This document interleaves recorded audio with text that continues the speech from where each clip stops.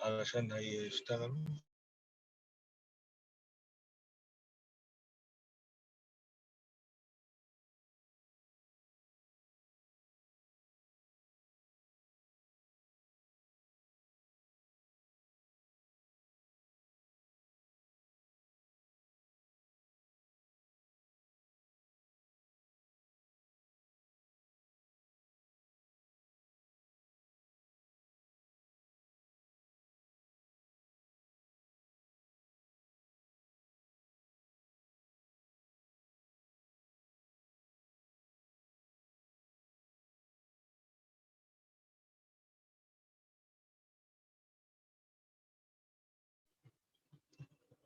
مساء الخير، كل سنة وانتم طيبين.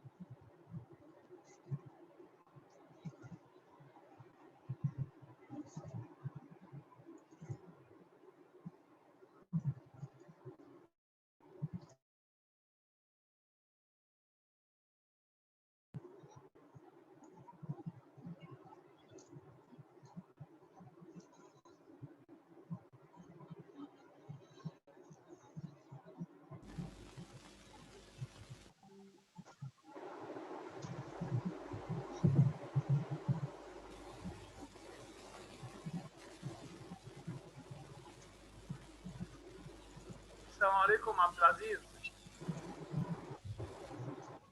وعليكم السلام. ازيك يا ازيك يا دكتور محمد؟ اهلا دكتور شريف، ازي حضرتك؟ كل سنه وانتم طيبين جميعا. حضرتك طيب يا دكتور. كل سنة وانت طيب. ان شاء الله كده كل سنه متجمعين في الخير. ربنا يكرمك ان شاء الله. ازيك يا عبد العزيز؟ كل سنة وانت ازي طيب. حضرتك يا دكتور؟ حضرتك طيب يا فندم، ربنا يخليك. اخبار حضرتك ايه؟ انا شايف فيها تنديز من دلوقتي، يعني في 22 واحد تقريبا ولا حاجة كده. تمام يا دكتور. على ما نبتدي ان شاء الله هيزيدوا كتير باذن الله. ان شاء الله. خبر اهلا جميل. دكتور جوزيف ودكتور غزوان، حبايبنا من لبنان والعراق. محمد الصوت عندك في حاجة، كويس ولا كويس؟ محتاج يبقى احسن. واضح ولا بعيد ولا ايه يا دكتور شريف؟ هو بعيد. بعيد شويه يا دكتور محمد. طيب اغير كده السبيكر دي بمايك تاني. ماشي اوكي، هحاول كده اشوف. شوف كده.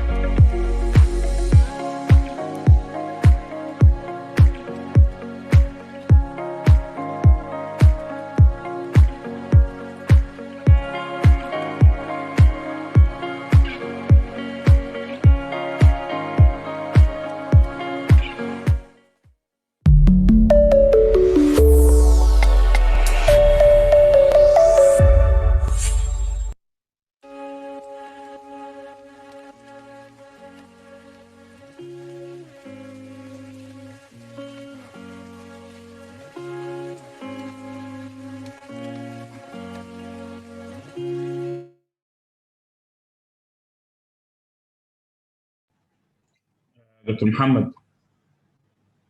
عبد العزيز، الصوت كده اوضح ولا ايه؟ اوضح شويه بس لسه بعيد برضه يا دكتور. لو المايك ممكن حضرتك تقرب المايك كده شويه من حضرتك كده ونشوف. قربه شويه. طب كده انا قربت خالص اهو. واضح كده؟ واضح بس يعني برضه بعيد شويه بعيد؟ بس واضح. بعيد شويه. غير طب ممكن التاني؟ حضرتك تجرب من المايك بتاع اللابتوب نفسه، يعني حضرتك تشيل السماعه خالص او المايك خالص. انا داخل من على الديسك توب، ادخل من على اللابتوب. طب استنى اما ادخل من على اللابتوب. اوكي يا دكتور.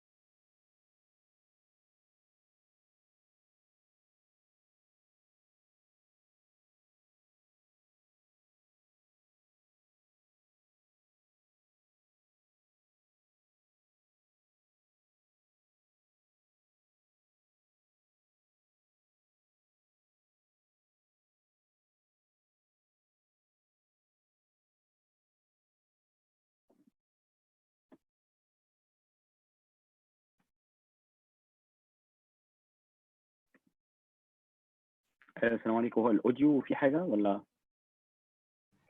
عليكم السلام دكتور محمد. لا هو احنا لسه يعني ما ابتديناش يعني. حضرتك تمام. سامعني كويس؟ احنا ان شاء الله انا يعني. صوتي، بس انا صوتي تمام كده مسموع؟ صوت حضرتك واضح يا فندم. تمام. خلاص اوكي، شكرا. العفو. صوتك منور يا دكتور محمد. انا مش سامع. ازيك يا محمد؟ انا دكتور شريف الغامري. اهلا دكتور شريف، ازي حضرتك؟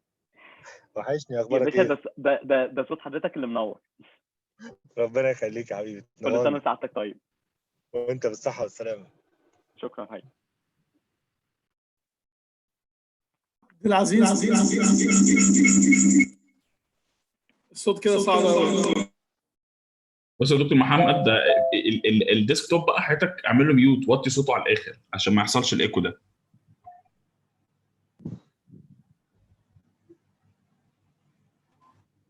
وطيت كده صوته على الاخر. اه كده الصوت اوضح بكتير يا دكتور محمد، صوت اللابتوب احسن. كده احسن. اه كده احسن والصوت واضح، بس برضه لسه الديسكتوب كده واضح ان لسه صوته عالي شويه. حضرتك اقفل صوته خالص عشان ما يعملش كده ايكو الايه؟ معاك. الديسكتوب اللي هو اللابتوب اللي هو الكمبيوتر التاني يعني يا دكتور، حضرتك اقفل صوته خالص لان هو ممكن كده. نبتدي بقى يا جماعه؟ يعني اللي انا هتكلم منه اسمع منه ولا اسمع من التاني؟ ايوه بالظبط كده يا دكتور، اللي انا هتكلم منه اسمع منه. بالظبط. اوكي كده يعني كويس. بالظبط ايوه يا دكتور تمام. احنا يا دكتور يسري داخل دلوقتي وممكن نبتدي على طول ان شاء الله.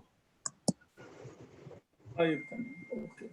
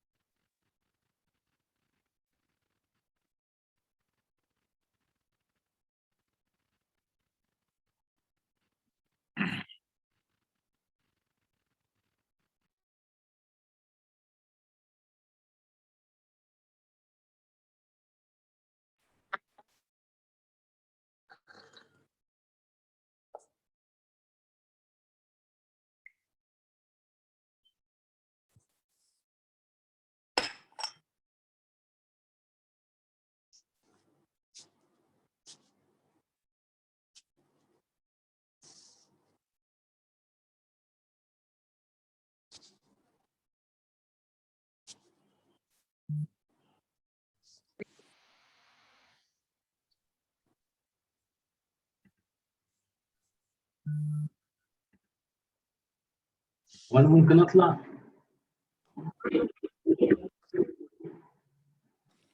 محمد ايوه محمد فوزي. ايوه يا دكتور يسري سامعين حضرتك، انا عبد العزيز، ازي حضرتك؟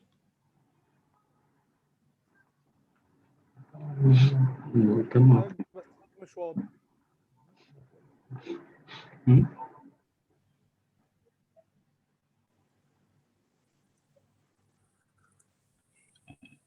دكتور يسري.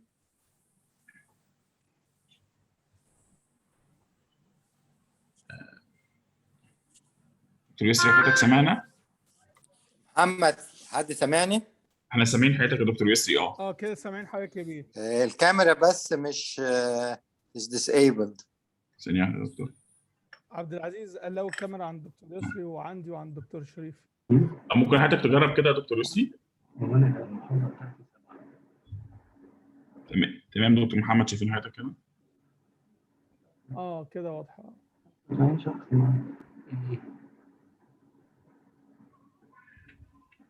مساء الخير يا جماعة.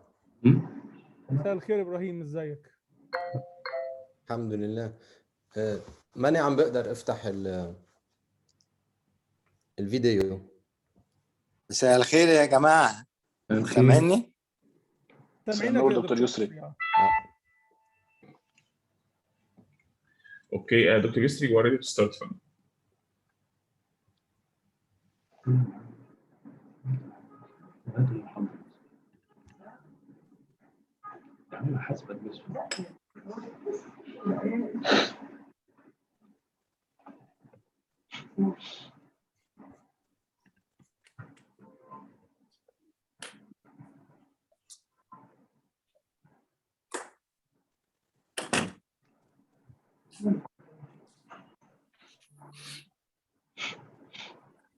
الو محمد.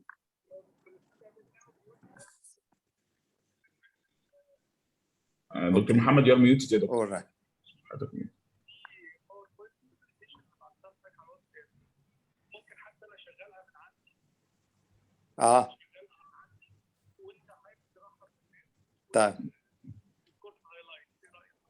طيب ابعتها. طيب اوكي. ابراهيم ازيك؟ الحمد لله، كيفكم؟ كيفك يا حبيبي؟ وانا مشتاق لكم. الحمد لله على السلامة. الله يسلمك. هلا من شوي كنت عم بحكي مع محمد، قلت له يا ريت نبقى نشوفكم عن حقيقة.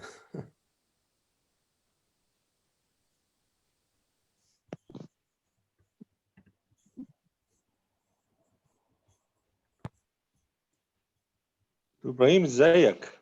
الحمد لله الحمد لله. كيف اخبارك؟ وحشني.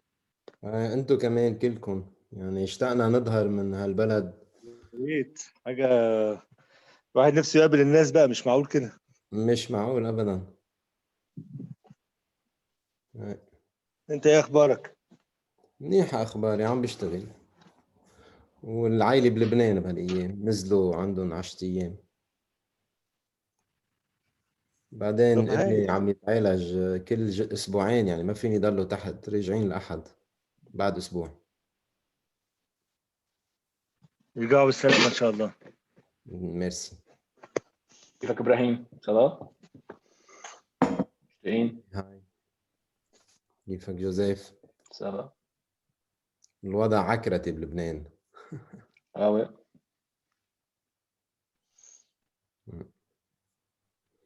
يلا بدنا يودوا لنا حليب من مصر.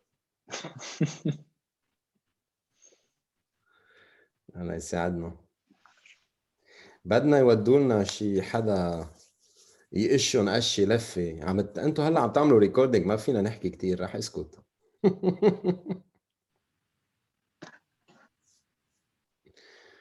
إيه. بس هذا كل لبنانية بيحكوه، يعني ما بعرف اذا عم تسمعوني.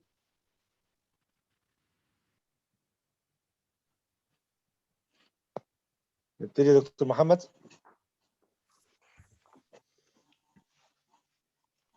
ايوه السلام عليكم. ان شاء الله ان شاء الله يا ابراهيم كله يبقى تمام والامور تبقى زي الفل. دكتور يسري، انا كنت عاوز الدكتور يسري يبدا. يا دكتور شريف اصلي. دكتور يسري هو شكله عنده مشكله في الكاميرا. عنده مشكله في الانترنت، هو مش معانا تقريبا. الكونكشن عنده فيه مشكله انترنت. مش معانا. طب ثواني انا هكلمه على التليفون. طيب اوكي.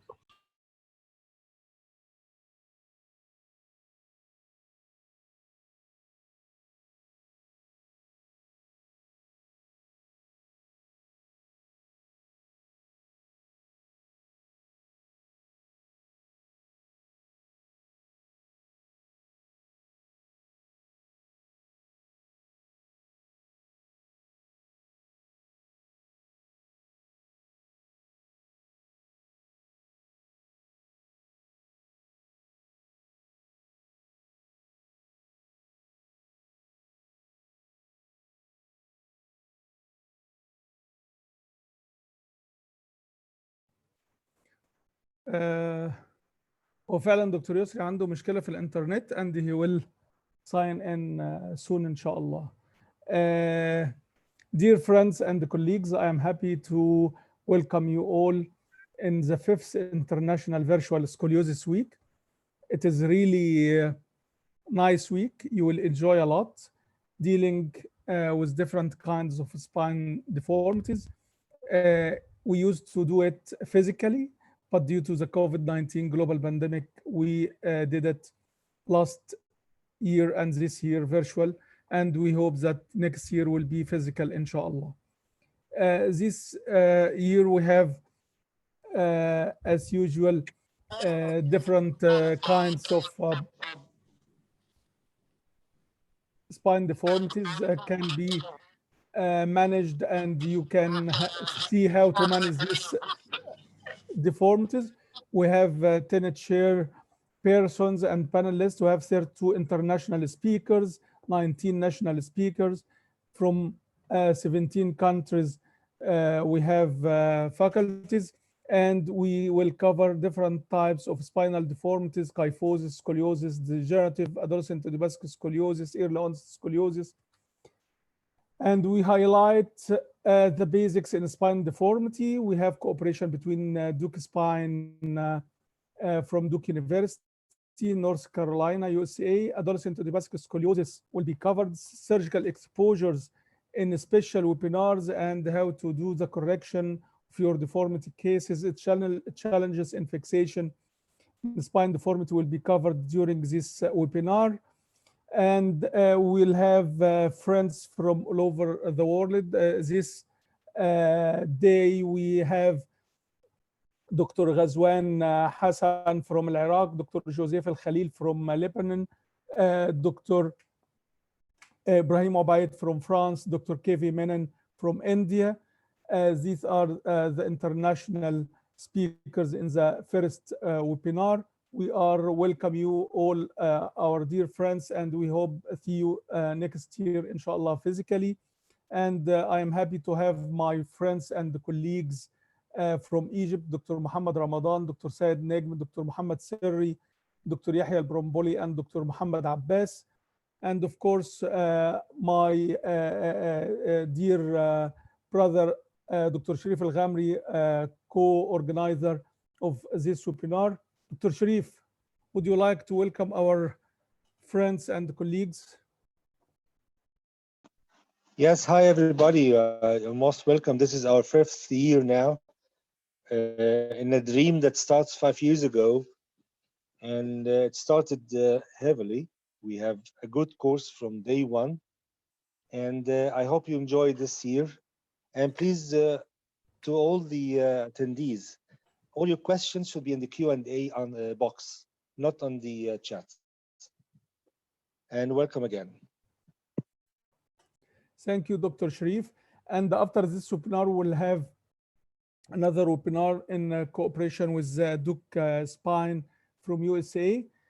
And I am happy to tell you that at the end of the meeting, you can have accredited certificate, and you can contact the COP, our organizing company, to send you this certificate. And let's start our event by telling you more about the basics in spine deformity. And the first presentation will be by Professor Muhammad Ramadan, Professor of Orthopedics and Spine Surgery from Tanta University, who will show us something about clinical examination. Dr. Yusri. Dr. Yusri signed in. You are muted, Dr. Yusri. Hello, everybody, and this is one of the flagship in our teaching program, the Scoliosis Week. We started it 5 years ago. The first 3 years were physical, with hands-on and having like 8 scoliosis cases for the week. So this year, because of the COVID, it's virtual, but we have. As we promised last year, we have recorded several scolio operation and deformity cases, and we're ready to share this with you and with live questions, and we'll try to answer this. So hopefully you would like it this time, and I promise next year it will be physical with hands-on surgery. So let's start our program. Mohammed, thank you very much. Thank you, Professor Yusri. Dr. Muhammad Ramadan. Dr. Ramadan. ايوه موجود. Okay, great. Muhammad, can you start sharing your screen and tell us what you want to present regarding the clinical examination of scoliosis cases?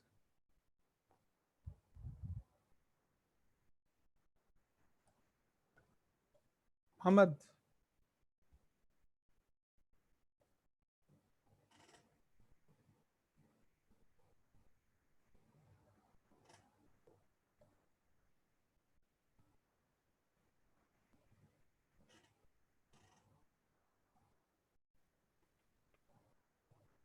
Okay, thank you, Dr. Khattab.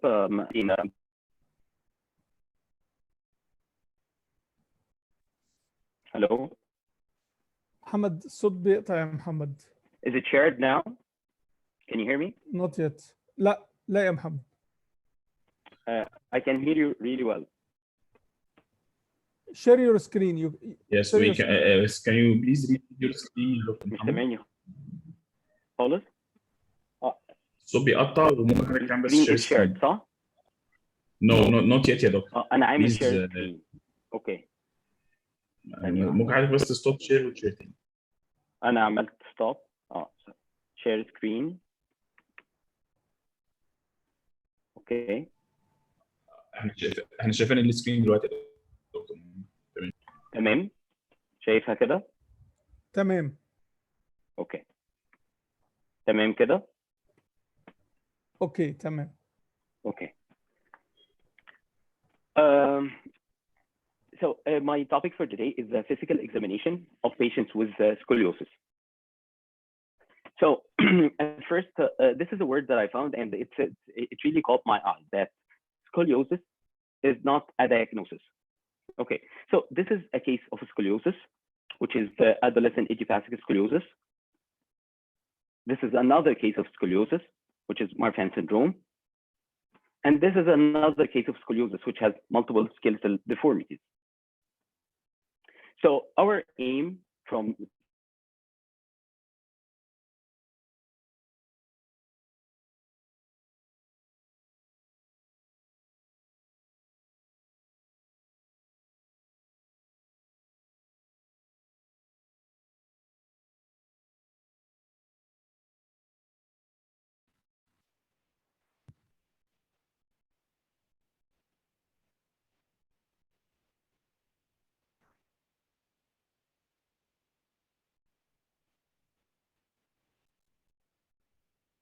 physical examination of any patient to confirm our diagnosis, evaluation of the general condition of the patient, and detect clinical features.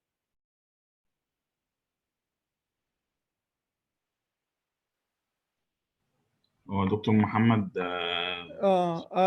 I think Muhammad has a problem with the internet. Yes. I will contact him. Meanwhile, we can shift to the next speaker, Dr. Ghazwan Hassan, spine consultant from Iraq. Ghazwan, are you ready? Ghazwan?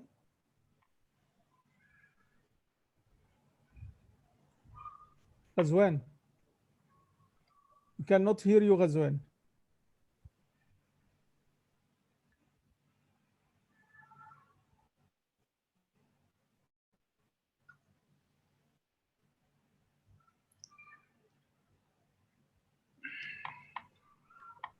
I think Muhammad Ramadan is landing again. Please, Muhammad, share your screen. I'm in Tani. Yes, please. Okay.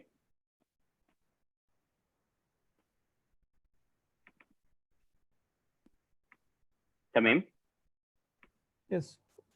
Okay. So our examination starts with general examination. So first we detect the gross parameters, the height, weight, and body mass index of the patient is recorded and shorted. Then we detect the arm span. Then we proceed with Tanner staging. Then the skin is inspected closely for abnormalities, such as hemangiomas, lumbosacral clefts, café au lait patches, such as in case of neurofibromatosis, or tuft of hair, such as in case of spina bifida. Also, leg length discrepancy is evaluated with the patient standing. We're able to determine whether the iliac crests are level or not. It can also be measured by block test. Steps for examination, it's like any other orthopedic examination. It's look, feel, move, and measure. So patients with scoliosis, they are usually examined in a 360 fashion. We look at the patient from the back, we look at the patient from the side, we look at the patient from the front. Patient should be completely prepared for the examination. He should be exposed from the shoulders down to the level of the pelvis.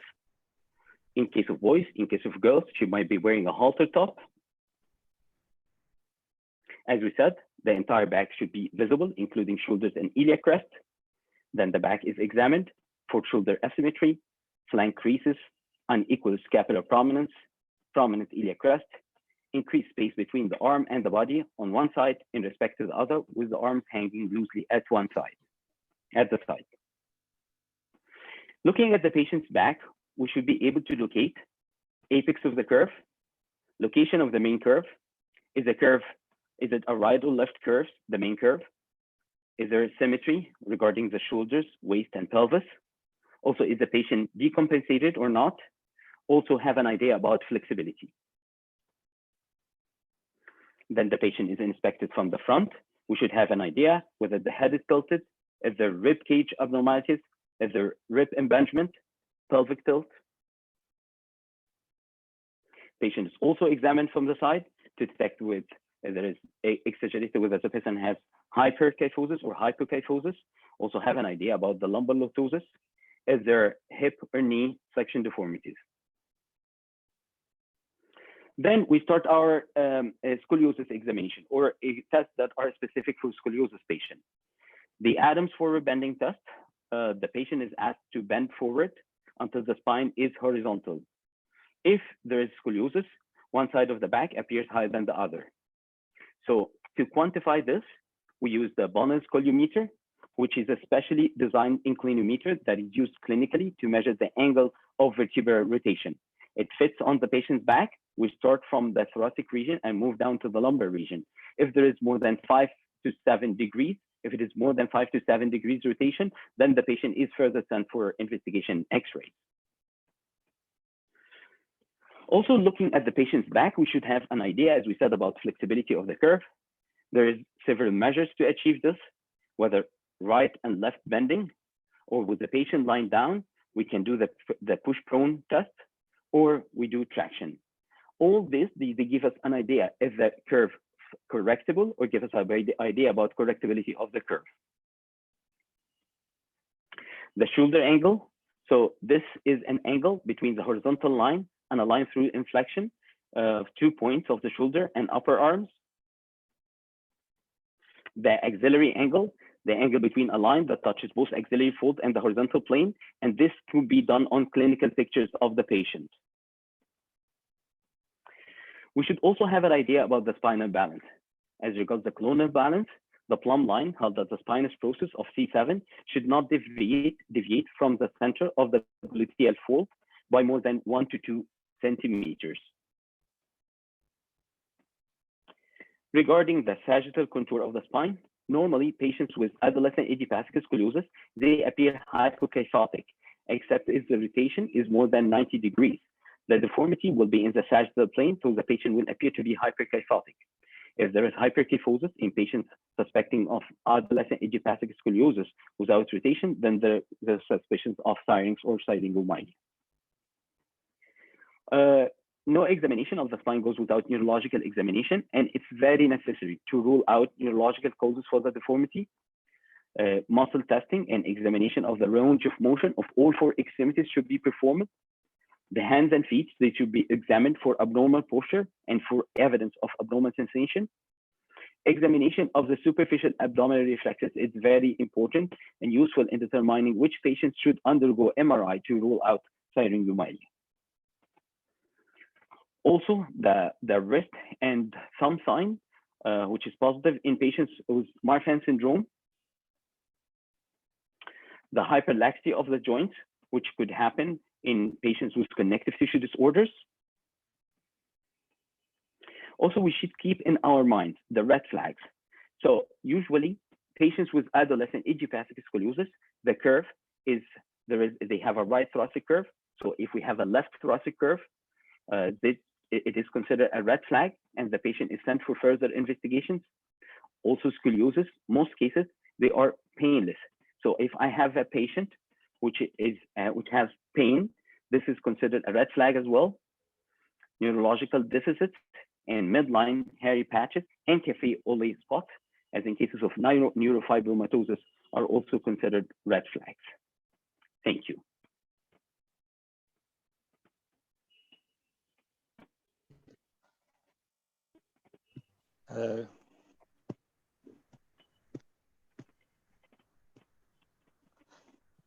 Thank you, Dr. Ramadan. Can we present Thank our you so next speaker, Dr. Ghazwan? He will present the radiological assessment of the AIS. Dr. Ghazwan, please. Hello all. Are you hearing me first? Yes, we hear you. Yeah. Can you share your First of all, I'm proud actually to be among the in spine and especially spine deformity, and I would like to thank you all for giving me the chance to present this presentation. Is it? Yes, please share your screen now. Yes. You can see the screen, Dr. Ghazwan. He's gone.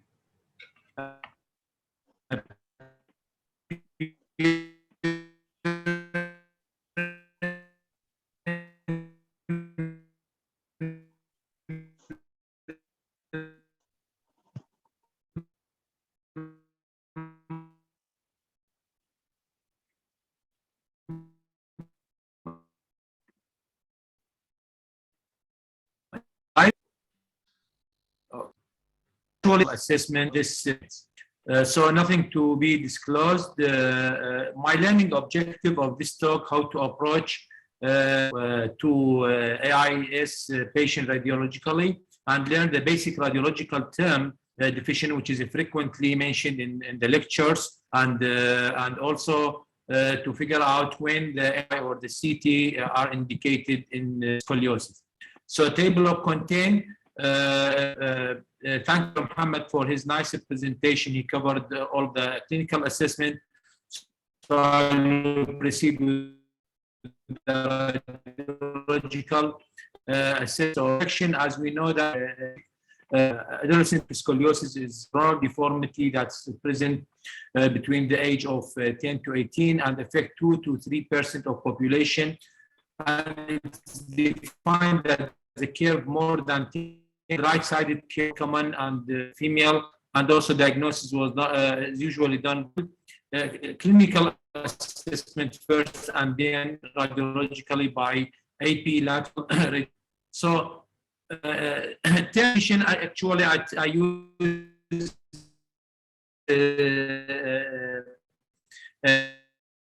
this is coming slide. Most of the spine, they think about terms that already present, divided into the vertebrae, rotation, which is that most the horizontal vertebra, it's and end the most the curve sites are and also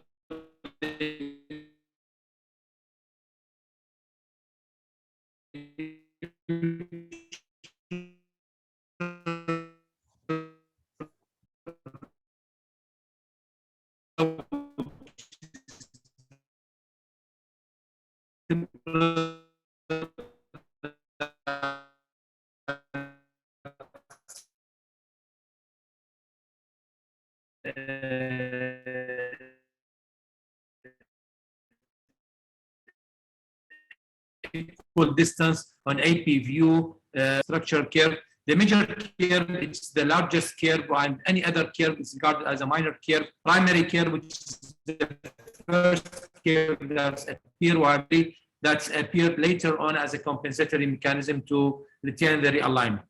The corpse angle, as we know, as I said in the thing, this is more than 20, more than 10, sorry, and according to the degree, they define the scoliosis as a mild between 10 to 20, moderate to 20 to 40, and 40 years scoliosis. And another definition, which is skeletal maturity.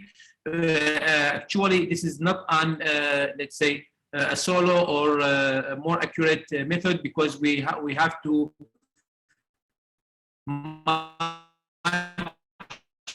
this finding with the clinical already Dr. Muhammad, they eased on iliac apophysis, that started from lateral to medial by dividing the iliac into the 4 parts, and the 5th one is when it's complete healing that indicate the cessation of the growth. While the vertebral rotation, we can measure it either indirectly with the scoliometer or periodically or biannually, which is an indirect, while the direct one, which is measured by axial CT, either pre or intraoperative, which is appeared to be more in let's say in detection. Clinical assessment, we cover we come to the X-ray, the routinely we allow, and also bending left to right of the curve. And the MRI CT scan is not always indicated, and it's requested in some condition I will mention later. So as I mentioned, this is the formula of the X-ray that should be done in every scoliosis patient, spine from head to including, and this is the right bending, left bending, and the lateral one. And when we come to the X-ray, we have many points to be let's say search for it and figure it out. About the first is localization of the curve that is in thoracic, thoracolumbar, and differentiation whether this curve is major or minor compensatory curve. We have to define the apical vertebra, coronal spinal plane, and also pelvic obligatory, sacral obligatory, skeletal maturity, as I mentioned, and vertebral rotation, and also different. Vertebral rotation is important to assess the progression of curve in early maturity. So the first we have to determine the curve.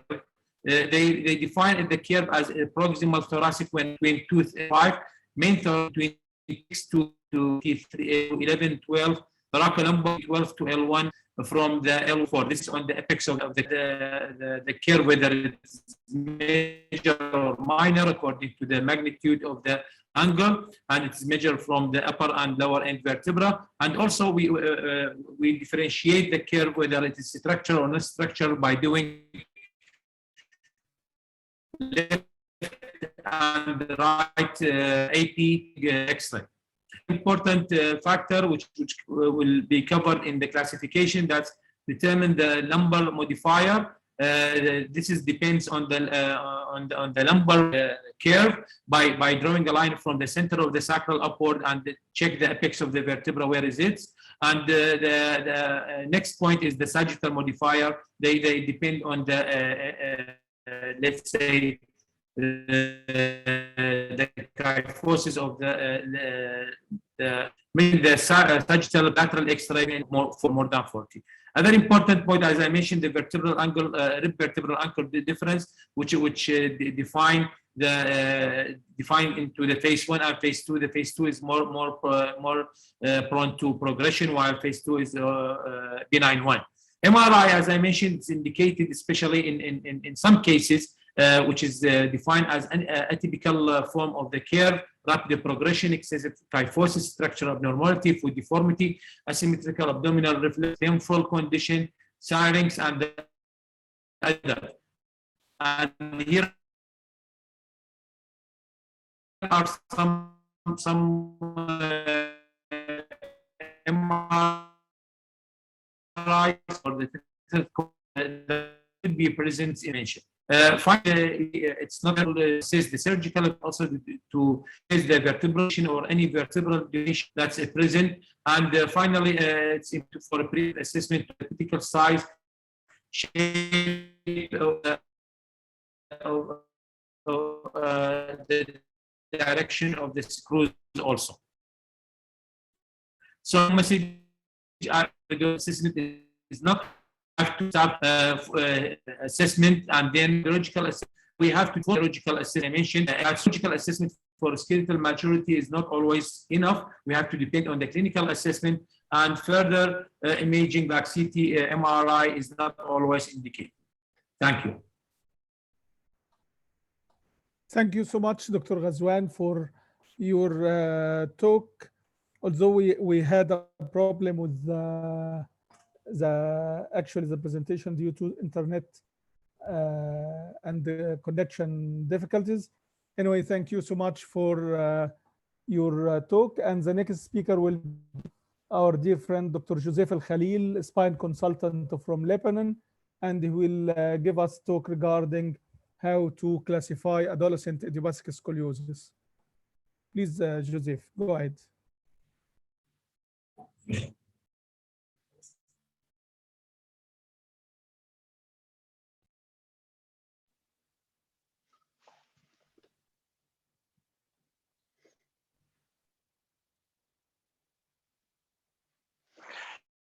Thanks, Muhammad.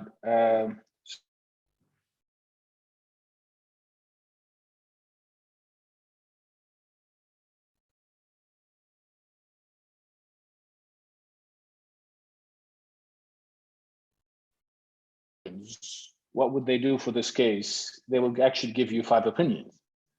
And that has been proven again and again and again since the 1980s. And this is not because we don't have enough classifications and algorithms. So back in 2001, just around the time that Lenke published his classification, we had around 50% non-agreement as far as what is the upper instrumented vertebra or lower instrumented vertebra. And again, in 2014, despite having the Lenke classification for around 13 years, the disagreement between surgeons was at least 30% for at least one issue, fusion levels, UIV or LIV. So despite all the classifications and algorithm and experience we've had with those, a third of the decision-making, it's still difficult to agree upon. And imagine if you had to deal with this every time you had to operate on a scoliosis. So sometimes algorithms, even if they are present, they complicate our lives. So I want to just remind you what is important in a classification. So a classification is good if it describes the problem, tells you what is the prognosis in the natural history, or if the patient is treated, and tell you what treatment is best for this case.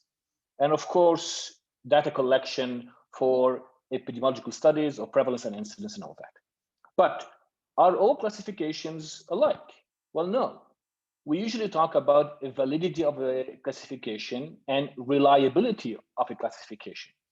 And I want to give you just a simple example. What is a valid and what is a reliable classification? Imagine there's a fracture and you ask 2 surgeons to see an x-ray and to see if it's displaced or not displaced. And if the 2 surgeons agree that it's displaced, then there's inter-observer reliability. That means both observers agree on this. If the same reader reads the same x-ray 3 weeks apart and he comes to the same decision, then there's an intra-observer reliability. So what is a valid classification? A valid classification shows that if the 2 readers say that the fracture is displaced and then intra-op the fracture is actually displaced, then it's a valid classification or technique. If it's not displaced, then it's not valid. Because it's difficult in orthopedics, especially in spine, to determine the validity of the classification, we usually rely on reliability, inter-observer and intra-observer. But what about chance? How do we eliminate chance agreement between readers? And that's where we get the kappa value, the K value. So the kappa value eliminates chance agreement.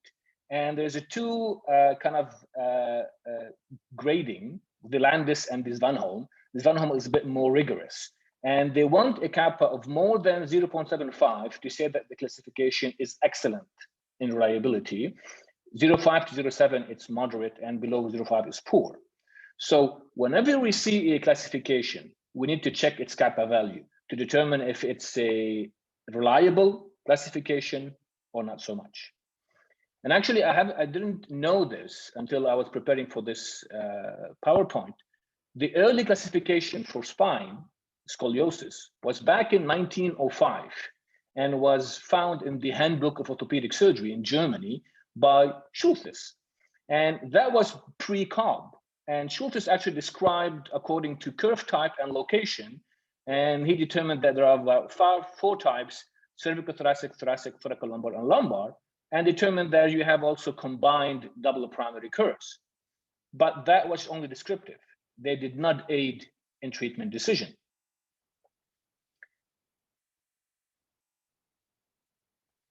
In 1948, Cobb came out with the Cobb measurement of the curve. And then 2 years later, we get the first actual description by Ponseti.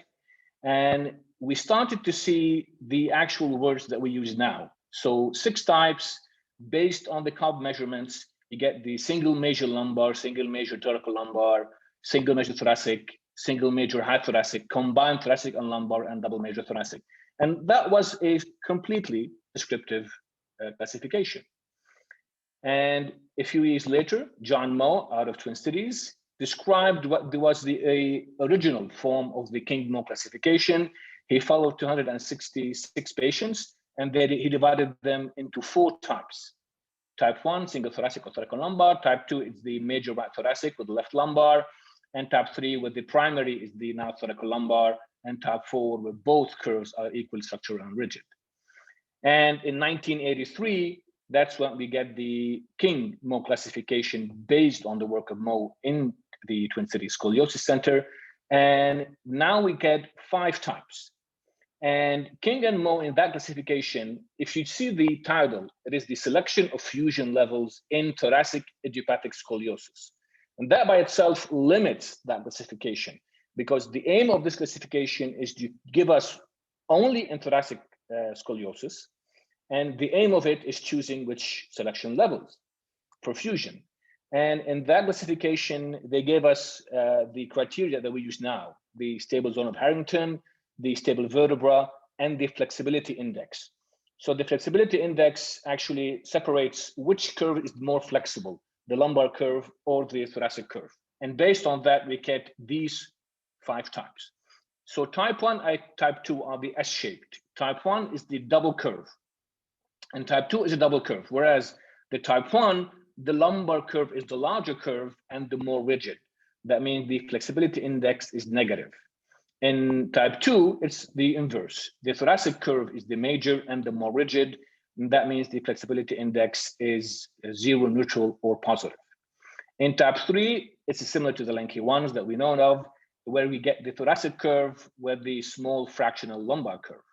The type 4 is a very long thoracic curve, which takes L4. At type 5, it's an upper thoracic problem where you get a proximal thoracic and the major thoracic. And in this case, T1 actually is tilted towards the concavity. But what does the King-Moe classification lack? Well, it lacks discussion about the single lumbar thoracolumbar curves, and it has no input into the sagittal or even axial part of the scoliosis, because we know the scoliosis is a 3-dimensional disease or problem. So this is a 2D coronal only classification. In the King and Al article, they actually published a reliability of 98% and 100%.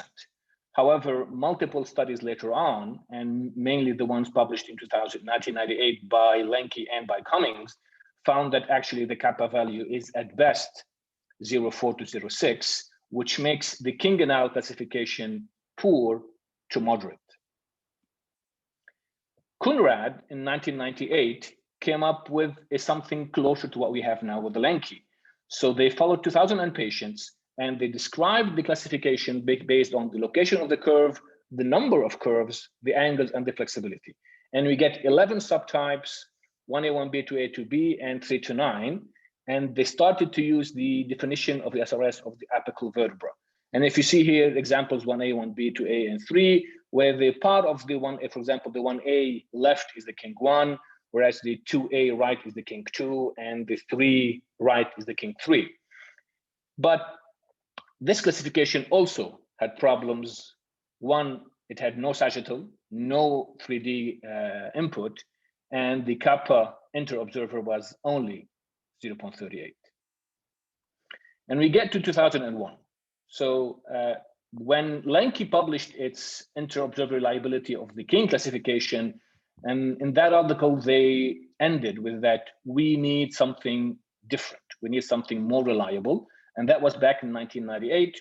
And in 2001, the Lenke team out of WashU published their new classification. Again, it's a classification to determine the extent of spinal arthrodesis, because that is the problem that we all face with. What do we do? What curves do we take? What curve we don't take? And if you look at this face on, it looks complex and confusing. To make it simple, we take it step at a time. And we see the Lenke classification as a 3-step procedure. So step 1 is the easier step, is measure the curves. So you measure the proximal thoracic curve, you measure the major thoracic curve, and you measure the thoracolumbar curve. So you get usually 3 curves, you measure all 3 of them. And according to the SRS, you know the location of the apex. If it's T12 L1, it's thoracolumbar, below L1 L2, it's lumbar, and above T11 T12 disc is thoracic. And you see which angle is the highest. So the biggest angle is the major curve, okay? And the second rule is the major curve is always structural. So you determine now which of the two, the major thoracic or thoracolumbar, have the bigger curve, and that's your major curve. You have 2 possibilities. What if the proximal thoracic, in the very rare cases, what if the proximal thoracic is the biggest curve?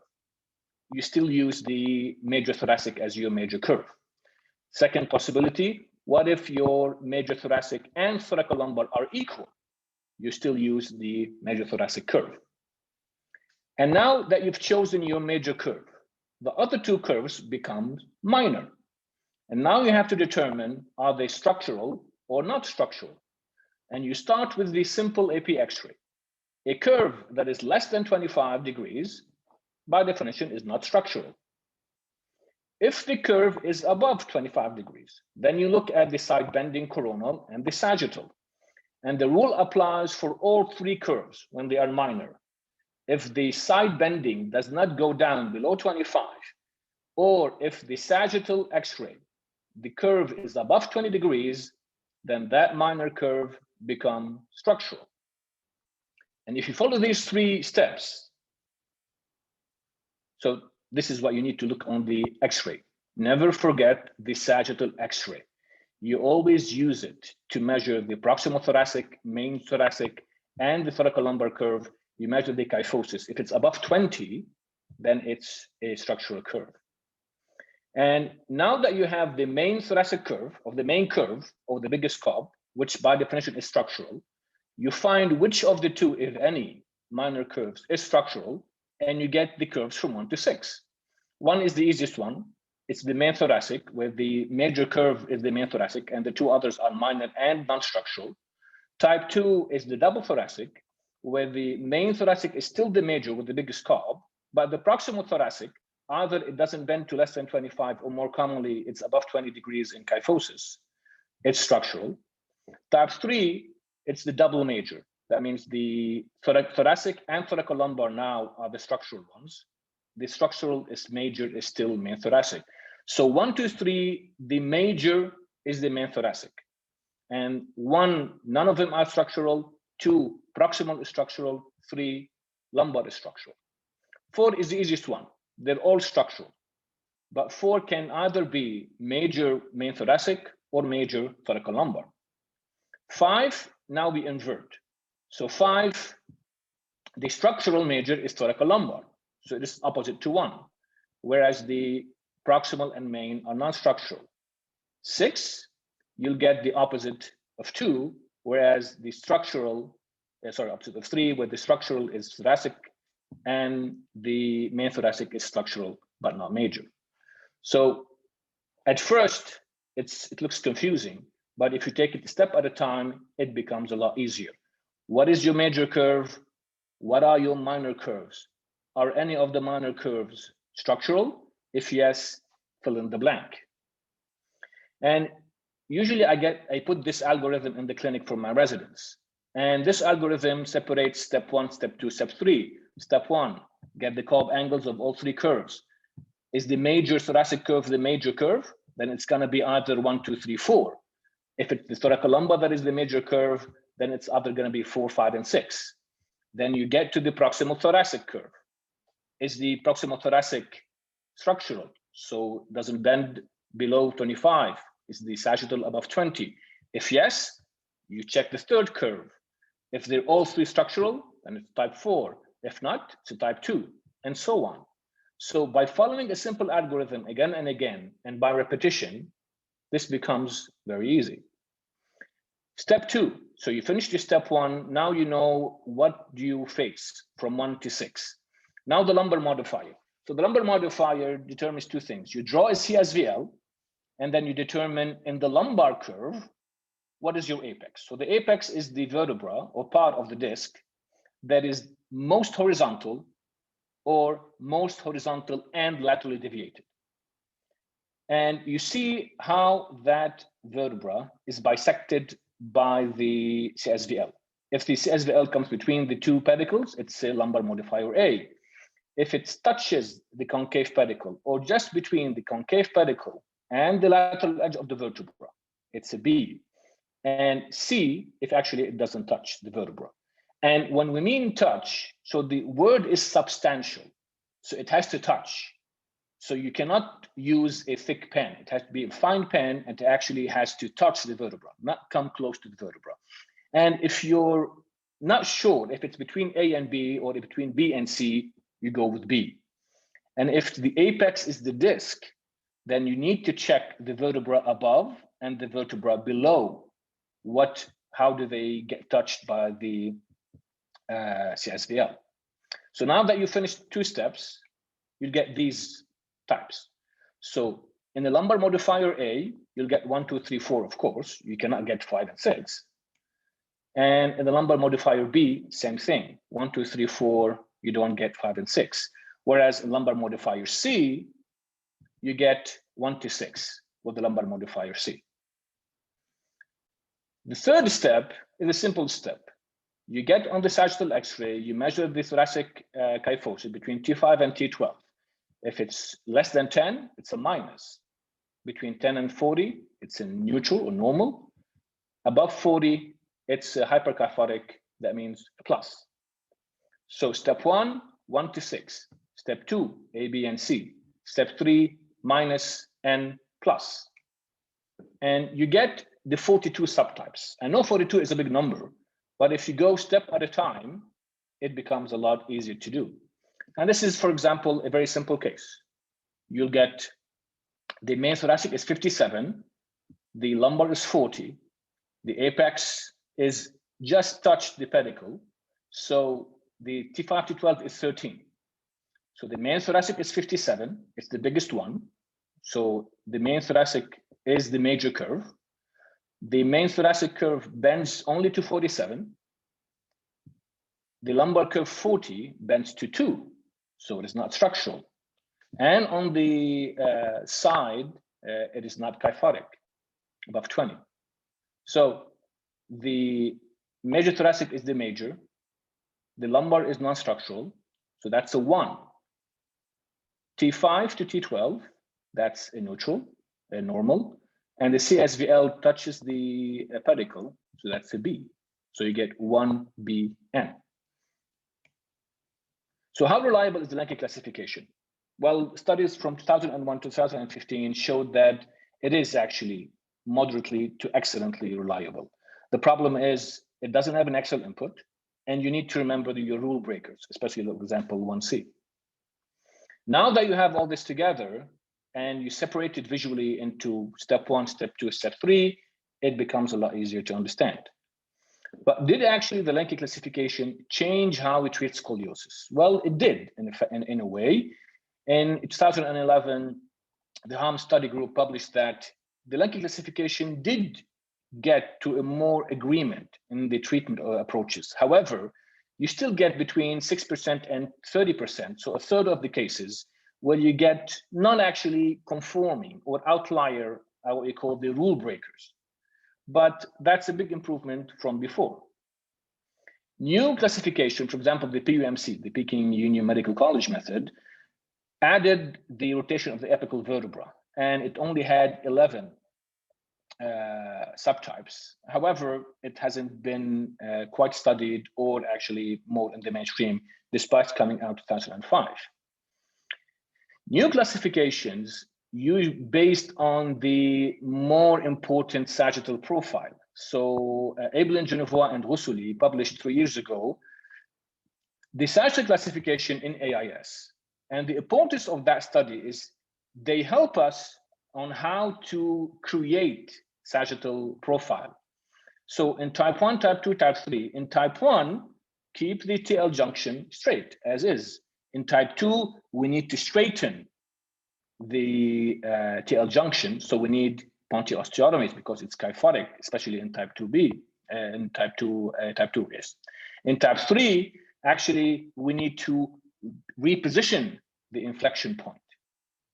However, as I told you, even if that study is very interesting, the recent study done by 2020 showed that actually the Genevois study isn't very reliable nor reproducible. So not every article or classification needs to be followed without critical thinking. But are the studies of the classification that we've seen, are they enough? Do we need a 3-dimensional classification? Well, we do. And in a recent meta-analysis, they found that even the ones that we use, so the Lenki, the PUMC, the King-Mo, it has a lot of deficiencies. It has no clinical input, shoulder level, trunk, spinal imbalance. Besides the PUMC, it has no axial rotation input. So I think in the future, we're going to start to see these kind of classifications. For example, you're going to hear more of the plane of maximal curvature. So with the more common use of EOS, we're going to start to see these kind of figures. And we'll know more of how these scoliosis are clustered and which plane do have to rotate the most, which plane is the most that we need to derotate, and which apical vertebra do we need to put maximal effort on. So what is the take-home message? There are no perfect classifications. You need to find your own algorithm and repeat it again and again so it becomes second nature. You need to know the rules of the classification, but also need to know the rule breakers. And every new classification, you have to have critical thinking until it's validated multiple times. Thank you. Thank you very much, Dr. Joseph Al-Khalil, for your nice presentation. Our next speaker will be Dr. Said Negm from Tanta University. He'll talk about the natural history of AIS. Dr. Said, please.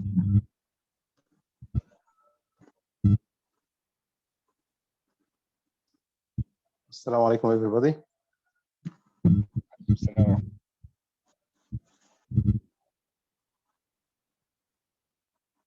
Bismillahirrahmanirrahim. Assalamu alaikum, everybody. I'd like to express my greatest thanks and gratitude for Professor Dr. Yusra Al-Hawari and Professor Dr. Muhammad Attab for inviting me for this great event. Eid Mubarak for all. I'm Said Negm, and I'll talk today about the natural history of AIS. I have nothing to disclose, and I'm talking today about the introduction regarding the natural history of AIS, curve progression, cardiopulmonary dysfunction and mortality, back pain, cosmesis, and psychological aspects of the deformity. The decision on optimal time for management of AIS can only be made by a good understanding of its natural history. Recent advances in conservative and operative treatment in AIS are managed successfully, making studies on natural history is difficult and non-ethical. Early studies on natural history of AIS are limited, as it included non-idiopathic etiologies in the studies, as well as short-term follow-up periods. For the last 3 decades, Iowa University studies have shaped our understanding of the natural history of AIS. The surgical treatment of AIS is dependent on several factors, including curve type and magnitude, degree of curve progression, skeletal maturity, and other considerations as pain, cosmesis, and psychological aspects of the deformity. Regarding curve progression before skeletal maturity, the age at presentation, the magnitude of the curve, menarchal status, Reaser sign, and skeletal maturity are some of the factors used to measure the risk of progression of curves in AIS. Factors associated with more progression are female gender, large initial curve magnitude, right thoracic curve pattern, and premenarchal status. Recent studies used other parameters as Sanders skeletal maturity index to predict curve progression. Sanders' system has 8 stages based on radiographic appearance of the epiphyses of phalanges, metacarpals, and distal rectus and ulna. In stage 1, all epiphyses are not covered, and in stage 8, complete closure of all indicating skeletal maturity and as well as the trunk cross and maturity. Stages correlate with skeletal cross velocity to predict curve progression. Those are greater risk are children with curves equal or more than 20 degrees at stage 2, and those of equal or more than 30 degrees at stage 3, for whom bracing is unlikely to succeed, considering 50 degrees curve as a minimal threshold for surgery. It was found that Sanders' skeletal maturity system be more useful and reliable than the Reaser staging system. In Reaser, the probabilities of curve progression based on Reaser and curve magnitude, the lesser the Reaser grade, and the more the curve degree is the more likely the curve progression will be. This was adapted from Lowenstein and Carlson. Nakimson and Peterson used the curve progression regarding the age and the degree of the curve. Also, the younger the age and the more the curve will be, the more likely for the progression of the curve. It is a standard skeletal maturity staging system, and as I've mentioned before, in stage 1 there is complete uncoverage of all physeal lines in phalanges, metacarpals, and distal ulna and radius, and stage 8 there is complete closure for physes. After skeletal maturity, there is evidence for progression, but at a slower rate. Studies have shown that curves more than 30 degrees progress at the rate of less than 1 degree per year. The progression of curves is influenced by the location of the curve, with thoracic curves more prone for progression. The slow progression of the curve after skeletal maturity occurs till degenerative changes and osteoporosis increase, leading to acceleration of progression of the curve with or without clinical deterioration. Regarding cardiopulmonary function and mortality, review of the literature does not support that AIS leads to cardiopulmonary dysfunction in the middle or old ages unless the patient have independent cardiac or pulmonary disease. These findings do not suggest that there is no cardiopulmonary consequences of moderate or severe scoliosis. In general, the larger the curve in the thoracic spine, the more likely the patient will have gradual progression into adulthood, and thus leading to gradual reduction in the vital capacity of the lung. In severe spinal deformity leads to pulmonary hypertension with subsequent right ventricular hypertrophy and cor pulmonale. Its proposed mechanisms are restrictive pulmonary functions with reduced inspiratory muscle strains as a result of abnormal shape and movement of the rib cage, limited range of movement, and structural stiffness of the chest case, especially with accelerated degenerative changes, leading more stiffness of the rib cage, especially with age. Here is a picture we see in severe thoracic scoliosis, especially in the convex side. There is very limited volume for the lung and thus restricted pulmonary function. If non-surgical management is chosen for large curves, it may be advisable to periodically monitor pulmonary functions. If vital capacity drops to 50% of the value predicted, earlier surgical treatment is advisable. In general, regarding the mortality, AIS patients with thoracic curves do not face an increased mortality risk compared with people without scoliosis. Regarding back pain, most adolescents with idiopathic scoliosis do not report significant back pain. In adult scoliosis, it may be a late manifestation for untreated AIS or may arise de novo as a result of asymmetric disc with or without facet degeneration, most commonly in the thoracolumbar or lumbar spine, or maybe occurs as secondary to other conditions such as congenital deformity, limb length discrepancy, osteoporosis with asymmetric fracture collapse. In adults with scoliosis, as compared to with adolescent, often present with back pain and disability. The causes of pain are spinal imbalance in the coronal or sagittal plane, facet arthropathy, muscle fatigue, or central spinal canal or foraminal stenosis.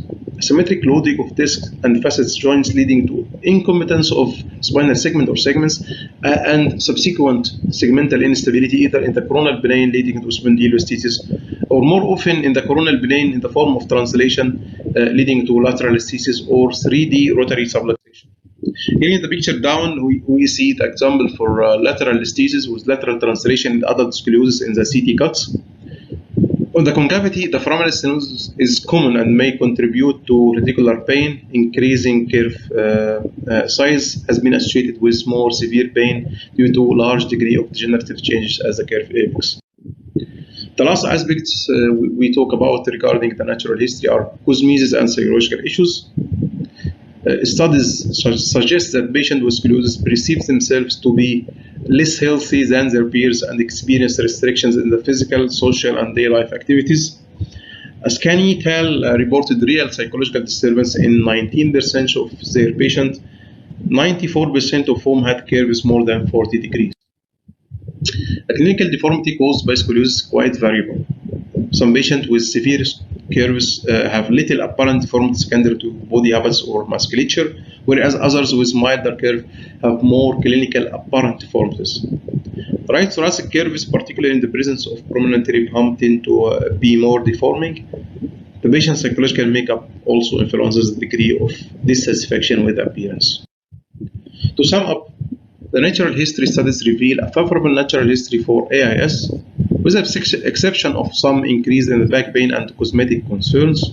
The patient tend to function fairly well into adulthood despite severe deformities. The mortality rate is not increased compared with that of the normal control subjects, although thoracic curve is more than 100 degree predisposed to more cardiopulmonary complications. Progression to this degree is often unusual. Curve is more than 50 degrees as skeletal maturity may be treated surgically to prevent severe deformity in the adulthood. But this recommendation is based on a small number of patients in long-term follow-up studies.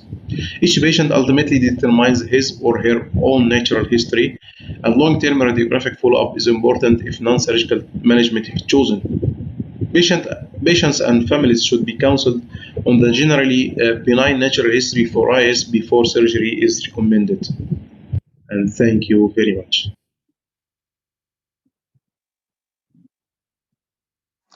Thank you very much, Dr. Saeed, for your nice presentation. May I ask our next speaker, Dr. Mohammed Sirri from Al Mansoura University? He will talk about the screws in the scoliosis surgery. Hello, Dr. Sharif. Mohammed, please. Dr. Sharif. Yes, you can hear me. Dr. Sharif. Yes, I can hear you. Thank you very much. محمد سامعينك دكتور محمد سيري سامعينك. Okay.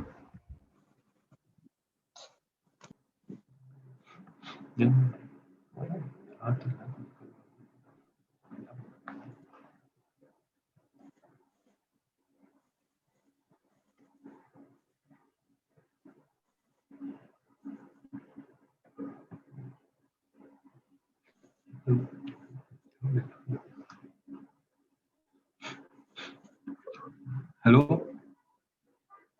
Yes, you can start now, Dr. Mohammed. Yes. Thank you, Dr. Sharif.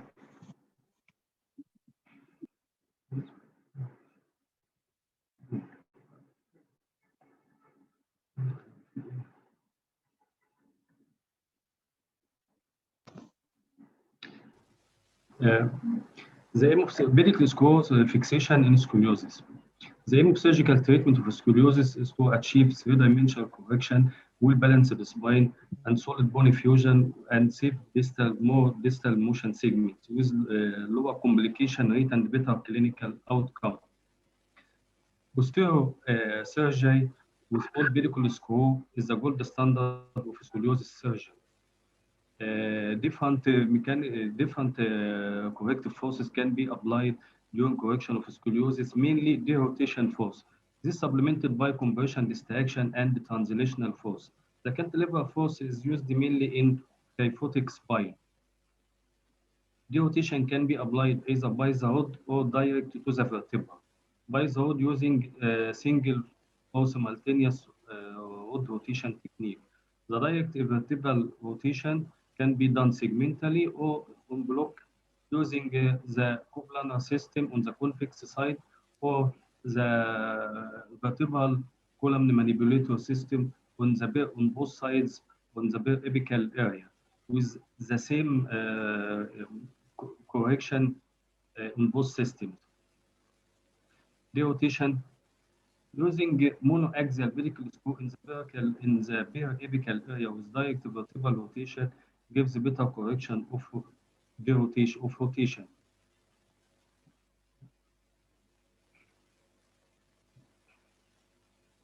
Okay.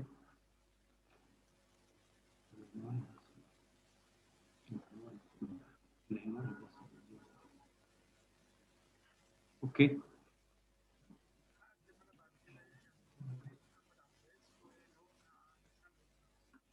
The ideal spinal implant should be stable, safe, and familiar to most spinal surgeons. You hear me? ايوه Dr. دكتور Yes, Sharif? محمد سامعينك كويس اتفضل. Yes. Pedicle screw provides the stiffest construct because it allows column fixation with larger moment arc. It allows better body control, controlling the rotation and the growth of the spine. As regards the morphology of the pedicle, the pedicle dimension is smallest at T5 and biggest at T12. In adolescent, in idiopathic scoliosis, the pedicle dimension is smaller at the apical area, with especially on the convex side. On the concavity, the pedicle is slightly larger than the convexity. These dysmorphic changes are lower in idiopathic scoliosis and higher in congenital and syndromic scoliosis, up to completely absent pedicle as in dystrophic neurofibromatosis scoliosis. The pedicle dimension can be described in terms of the outer cortical diameter, inner cortical diameter, and the pedicle unit used for the extrapedicular approach. According to the inner cortical diameter and the presence or absence of cancellous bony channel, Watnap classified the pedicle into two main types. No type 1, there is no cancellous channel with the inner cortical diameter less than up to 1 millimeter. Type 2, there is cancellous channel. Type 2A, the inner cortical diameter is up to 2 millimeter, and 2B more than 2.1 millimeter. The body rotates to the convex side and the spinous goes to the concave side. Concave screws are directed medially and the convex screws are directed laterally. According to the outside diameter of the pedicle, Darwin classify in his study on idiopathic scoliosis shows that the normal pedicles present in up to in more than 77% of cases with outer pedicle diameter more than 4 millimeter with presence of cancellous channel. Dysmorphic pedicles type C and D with no cancellous bony channel were present on only about 7.6%. Sometimes there's wind-swept deformity in the apical area, but this doesn't interfere with pedicle screw fixation. The pedicle in the immature spine can expand. This will allow screw fixation up to 6.2 millimeter in the upper thoracic spine. Techniques of screw insertion can be classified into non-assisted, fluoroscopically assisted, navigation assisted, and robotic assisted. The interpoint for thoracic pedicle screw is at the intersection of the mid transverse line and the vertical line just lateral to the mid facetal line. The freehand technique started by cortical bearing, gear shift, probing directed first laterally to avoid neural cord injury and then directed medially to avoid vascular injury. The funnel technique, in the funnel technique, the cancellous bone of the pedicle is removed up to the isthmus. Then the screwing technique as usual. This decreases the pull-out strength of screw by about 11% than the standard pedicular screw fixation. The slide technique, the enter is at the transverse process, which is decancellated using the anterior border of the spine of the transverse process and the lateral border of the pedicle as a slide into the body. The extrapedicular technique or in-out-in technique uses the rib pedicle unit.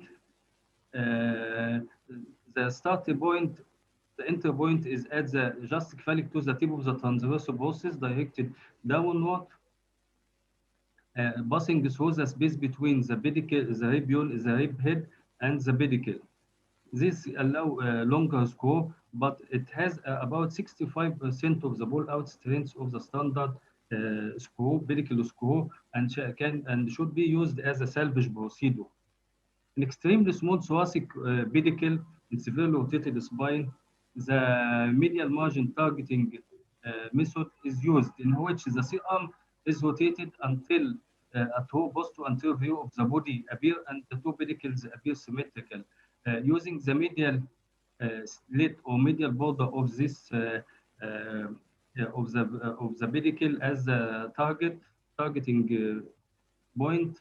The enter is at 2 o'clock and 10 o'clock for right and left pedicles respectively, directed towards the medial border, but should not pass this medial border.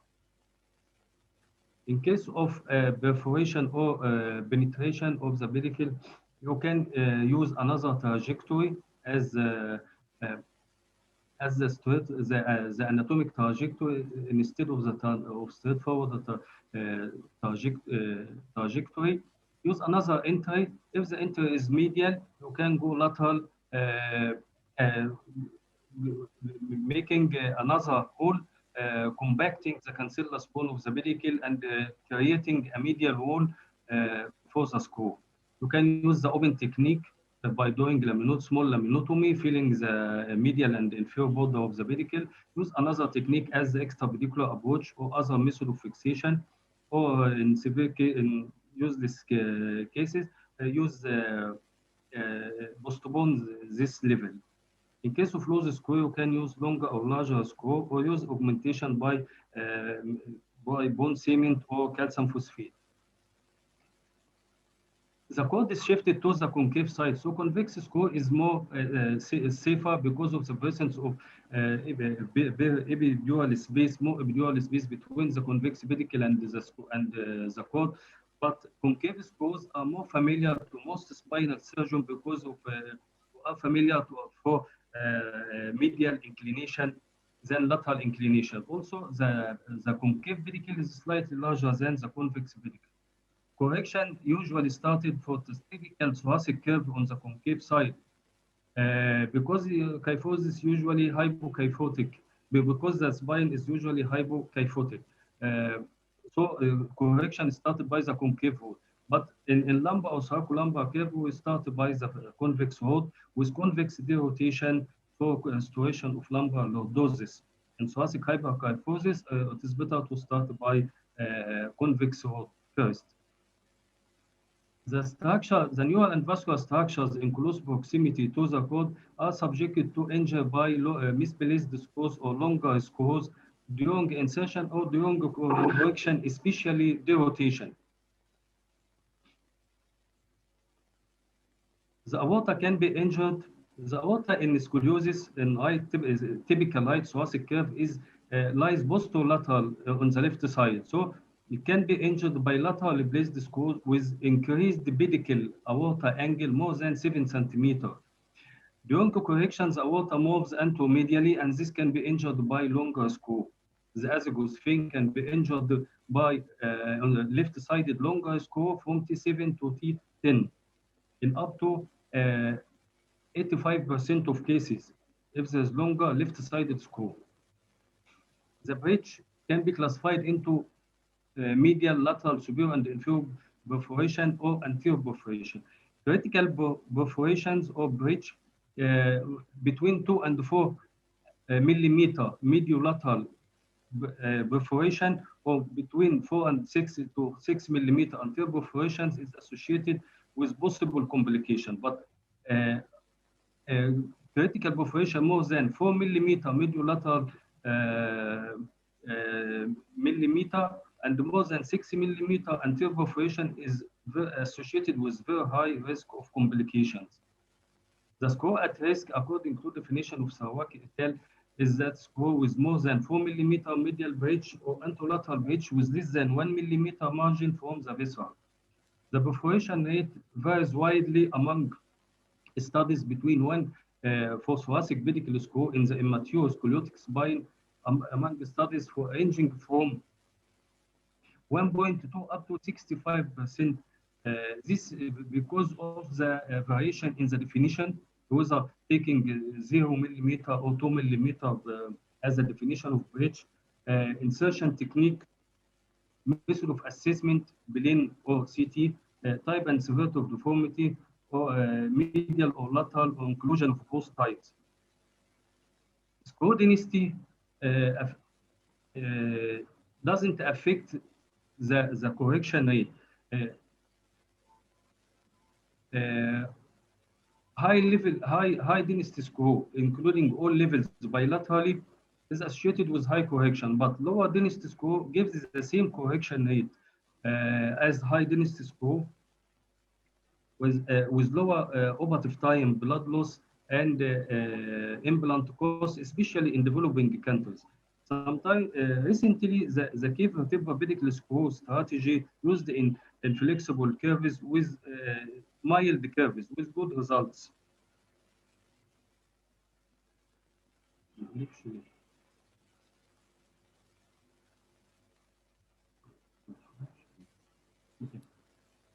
The rule is you should have a stable construct. Usually more than 60% is screw density.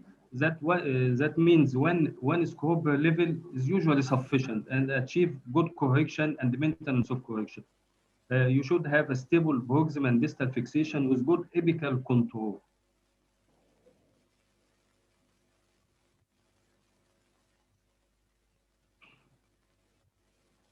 The spine is divided into 5 segments. The upper and lower segment, the apical and the upper and lower periapical area. Screw density in the concave area, apical area is associated or correlate with good correction, higher correction, apical vertebral rotation, and correction of thoracic hypokyphosis.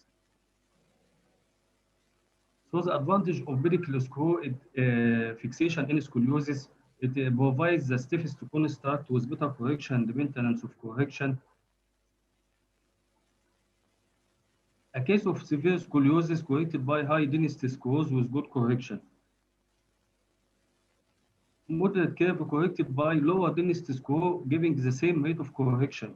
And stiff curve corrected by screws skipping some levels and giving a nice correction.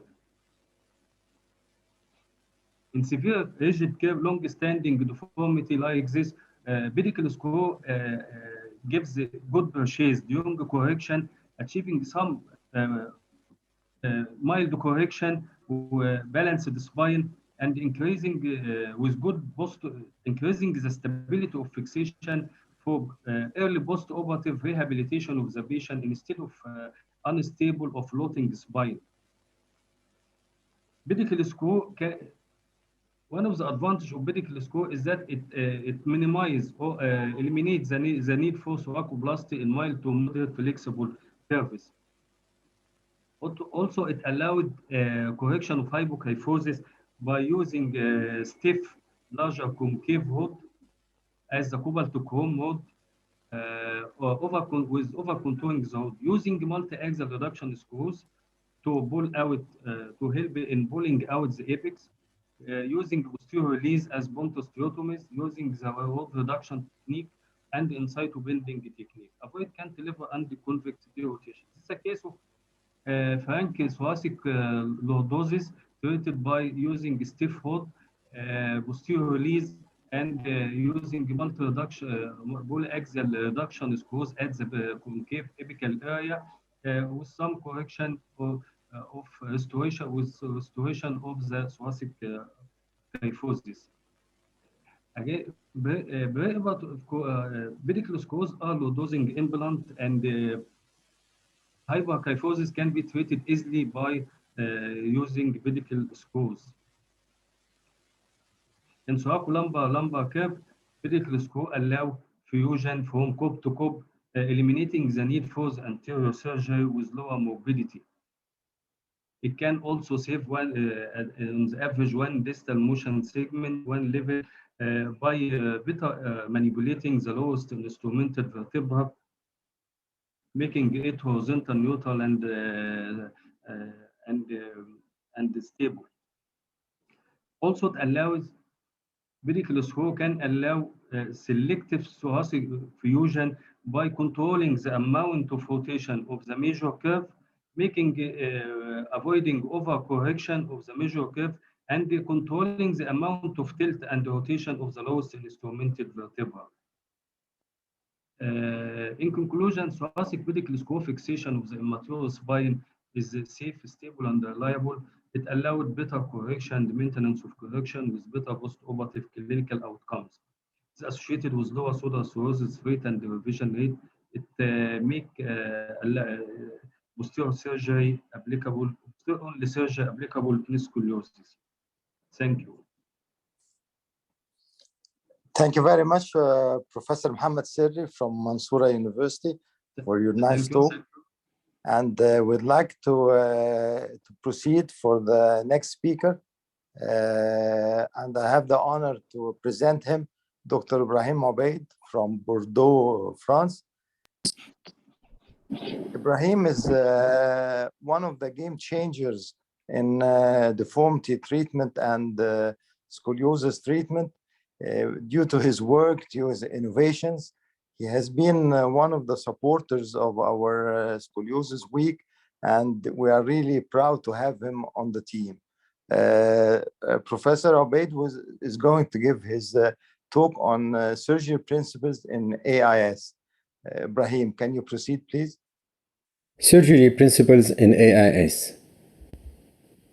In this conference, we will approach the surgical treatment of AIS. We will define surgical indications, try to find the ideal timing of surgery, give a summary of the most used classification which correlate with the choice of the curve to fuse and fusion limits. At the end, we will develop briefly surgical techniques and some frequent errors which could be avoided. Surgical indication depends on the magnitude of the curve, the progression risk, and the response to orthopedic treatment. The cosmetic and psychological aspect should also be evaluated and discussed. Progression risk is increased in thoracolumbar or lumbar curve with coronal malalignment that can lead to lateral stasis at early adult age. For this reason, surgery may be indicated for curve less than 40 degrees in the specific situation. If we look to this diagram where the growth velocity is represented in blue and the curve progression in red, we can identify an ideal period to operate. This period should be after the peak height velocity and as earlier as possible on P2 slope in order to avoid severe progression. This interval is represented by the green arrow.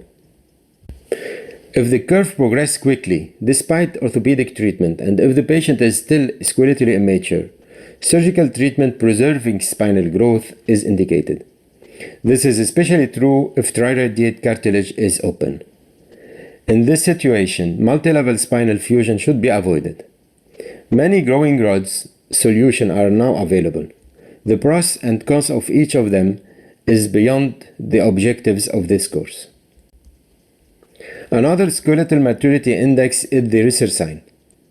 Its advantage is the possibility to measure it on the X-ray used routinely for scoliosis itself, and it doesn't need to do another X-ray. The risk of postoperative complication related to growth decreases dramatically after Risser 1. So surgical timing is a matter of balance between the curve progression and the remaining growth. We try to operate before a major progression, but also not too early in order to avoid major loss of height. We may schematically give these recommendations for patients having surgical indication. For young patients with Risser 0 and open triradiate cartilage, we recommend to use a growing friendly technique. If triradiate cartilage is closed, we recommend to wait until peak height velocity is reached, which correspond to Risser 1 and mean arch. If Risser sign is 2 or more, deformity correction and fusion is recommended. Many classifications were developed for AIS. They are correlated to the surgical technique used at the same period of time. For example, King classification was correlated to the use of Harrington rods, and each type gave an indication of treatment according to Harrington principles. Linke classification is the most used one since the development of segmental correction technique by Cottrell and Dubussy. Linke classification is based on 4 standard radiographs: standing full spine AP and lateral views and lateral bending films.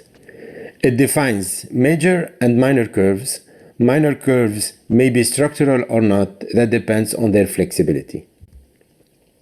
According to Linke classification, there is 6 curve types depending on the major curve location, and an important parameter is the lumbar modifiers. Lumbar modifier is correlated to the indication for including or not the lumbar curve inside the fusion. It is an essential parameter in the decision making, especially when a selective thoracic fusion is planned. This classification provides a template for analysis of the radiographic component of scoliosis and a basic guidelines for the surgical treatment with respect to the region of the spine to be included in the instrumentation and fusion. As any classification, there are some limitations, especially concerning lumbar spine. When surgery is indicated, the surgeon should always start by answering the first question, which is, which curve should I fuse? Then he can go to the second step to choose the levels. This order should be always respected, and surgeon should not think about fusion levels before deciding the curve which have to be fused. That help to avoid many technical errors, as I will show you later. Generally, the major curves should be fused, but there are some exceptions. It is the case of a double major scoliosis when the lumbar curve is flexible. In this situation, selective thoracic fusion may be indicated. Minor structural curves are also generally fused. The exception is still the same, lumbar curve and Linke 1C, when thoracic selective fusion may be indicated. The goal of these exceptions is to maintain lumbar spine flexibility. If a selective thoracic fusion is decided, the surgeon should avoid to include a part of the lumbar curve inside the fusion. He should aim a partial thoracic curve correction in order to avoid postoperative coronal malalignment and lumbar curve progression. The improvement of the lumbar curve may be progressive and may not occur immediately after surgery. The patient should be warned of the different scenario and possibilities in case of lumbar curve progression. Once you select the curve to be fused, the next step is to choose the upper and the lower fusion limits. The fusion should include the entire curve, so it should not be shorter than the end vertebra indicated by the Cobb angle. The selected vertebra should have small or no rotation. For the upper instrumented vertebra, the apex of the thoracic kyphosis should be avoided. The lower instrumented vertebra should not be at more than 1 centimeter of distance from the central vertical sacral line. I would develop 2 specific situations. The first is the fusion in type 2 double thoracic curves, and the second is selective fusion in Linke 1C curve. In Linke type 2, the decision to include the proximal thoracic curve depends on the 6 criteria cited above. The first 2 are the most important. If the decision was not to include it, the upper instrumented vertebra should be as low as possible to leave enough mobility in the proximal thoracic segment in order to permit a spontaneous correction of the shoulder height. The aim of including proximal curve is to avoid postoperative junctional kyphosis between the 2 thoracic curves and to avoid the postoperative shoulder imbalance.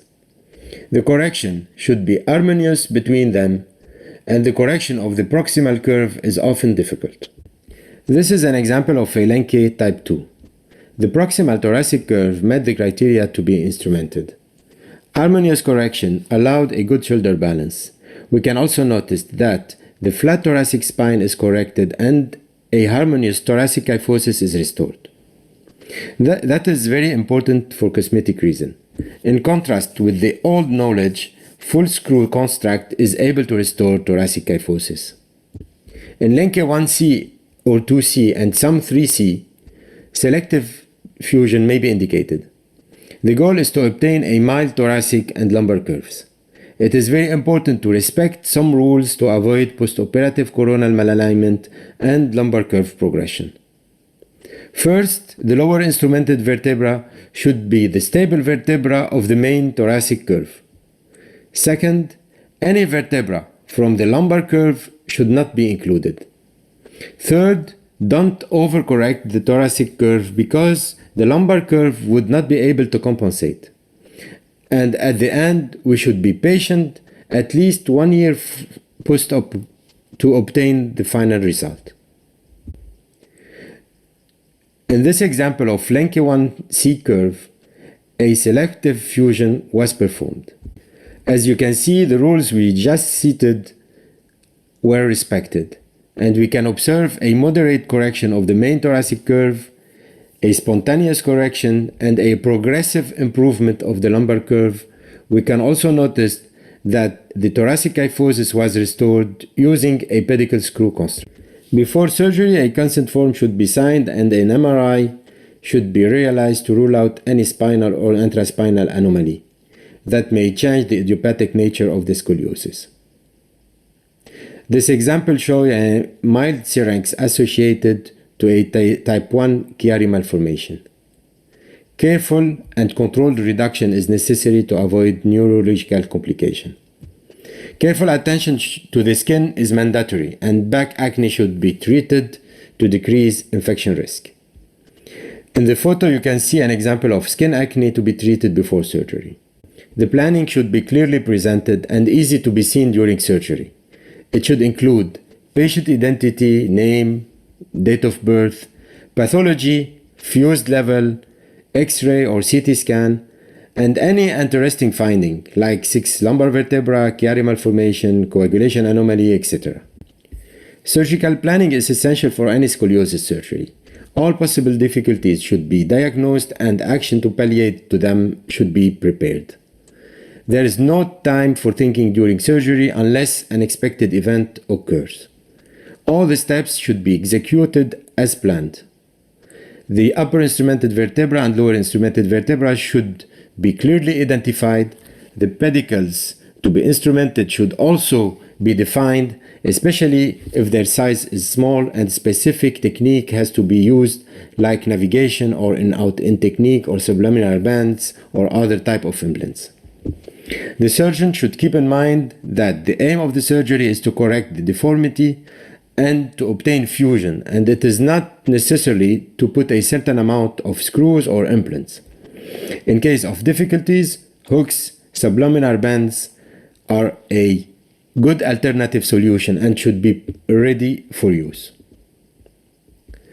In this example, you can see the use of sublaminar band at the apex of the concavity and the hook at the convex upper instrumented vertebra.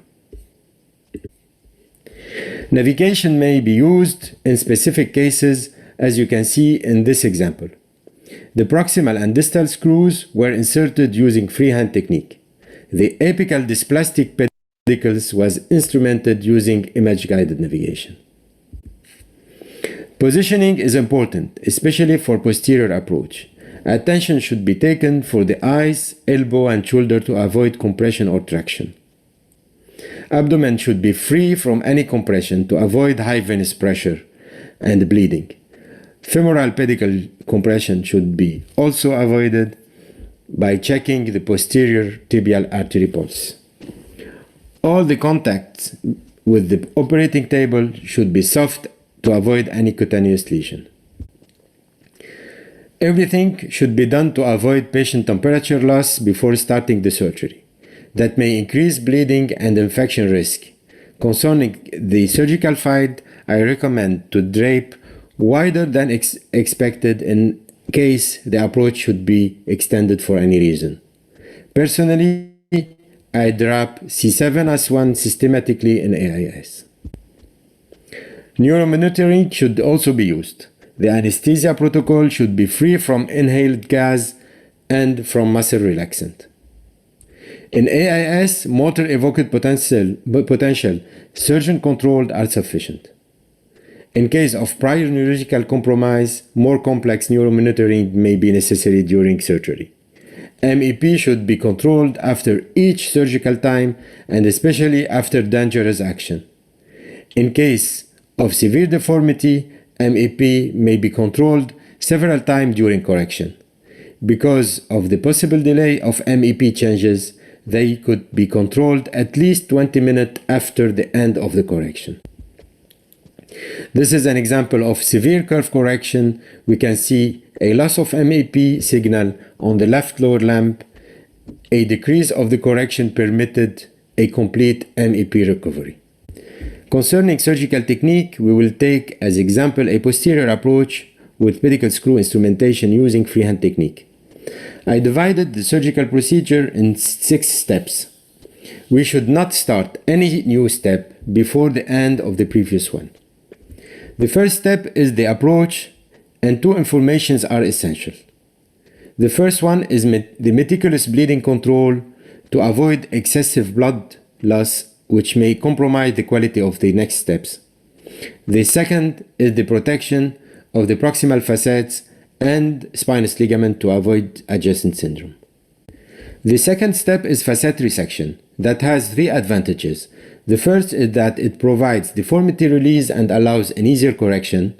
The second is that it permits to show and to prepare the anatomical landmark for pedicle screw insertion. And the third is that it permits to obtain a large amount of autologous bone graft. In our experience, we did never use bone substitute or allogenic bone graft or iliac crest in adolescent idiopathic scoliosis. Step 3 is implant insertion according to the preoperative planning. Step 4 is deformity correction. Many reduction techniques may be used. In all of them, 2 rules are essential. Don't put stress or forces on one implant in order to avoid implant pullout or bone fracture. Control MEP frequently during this step.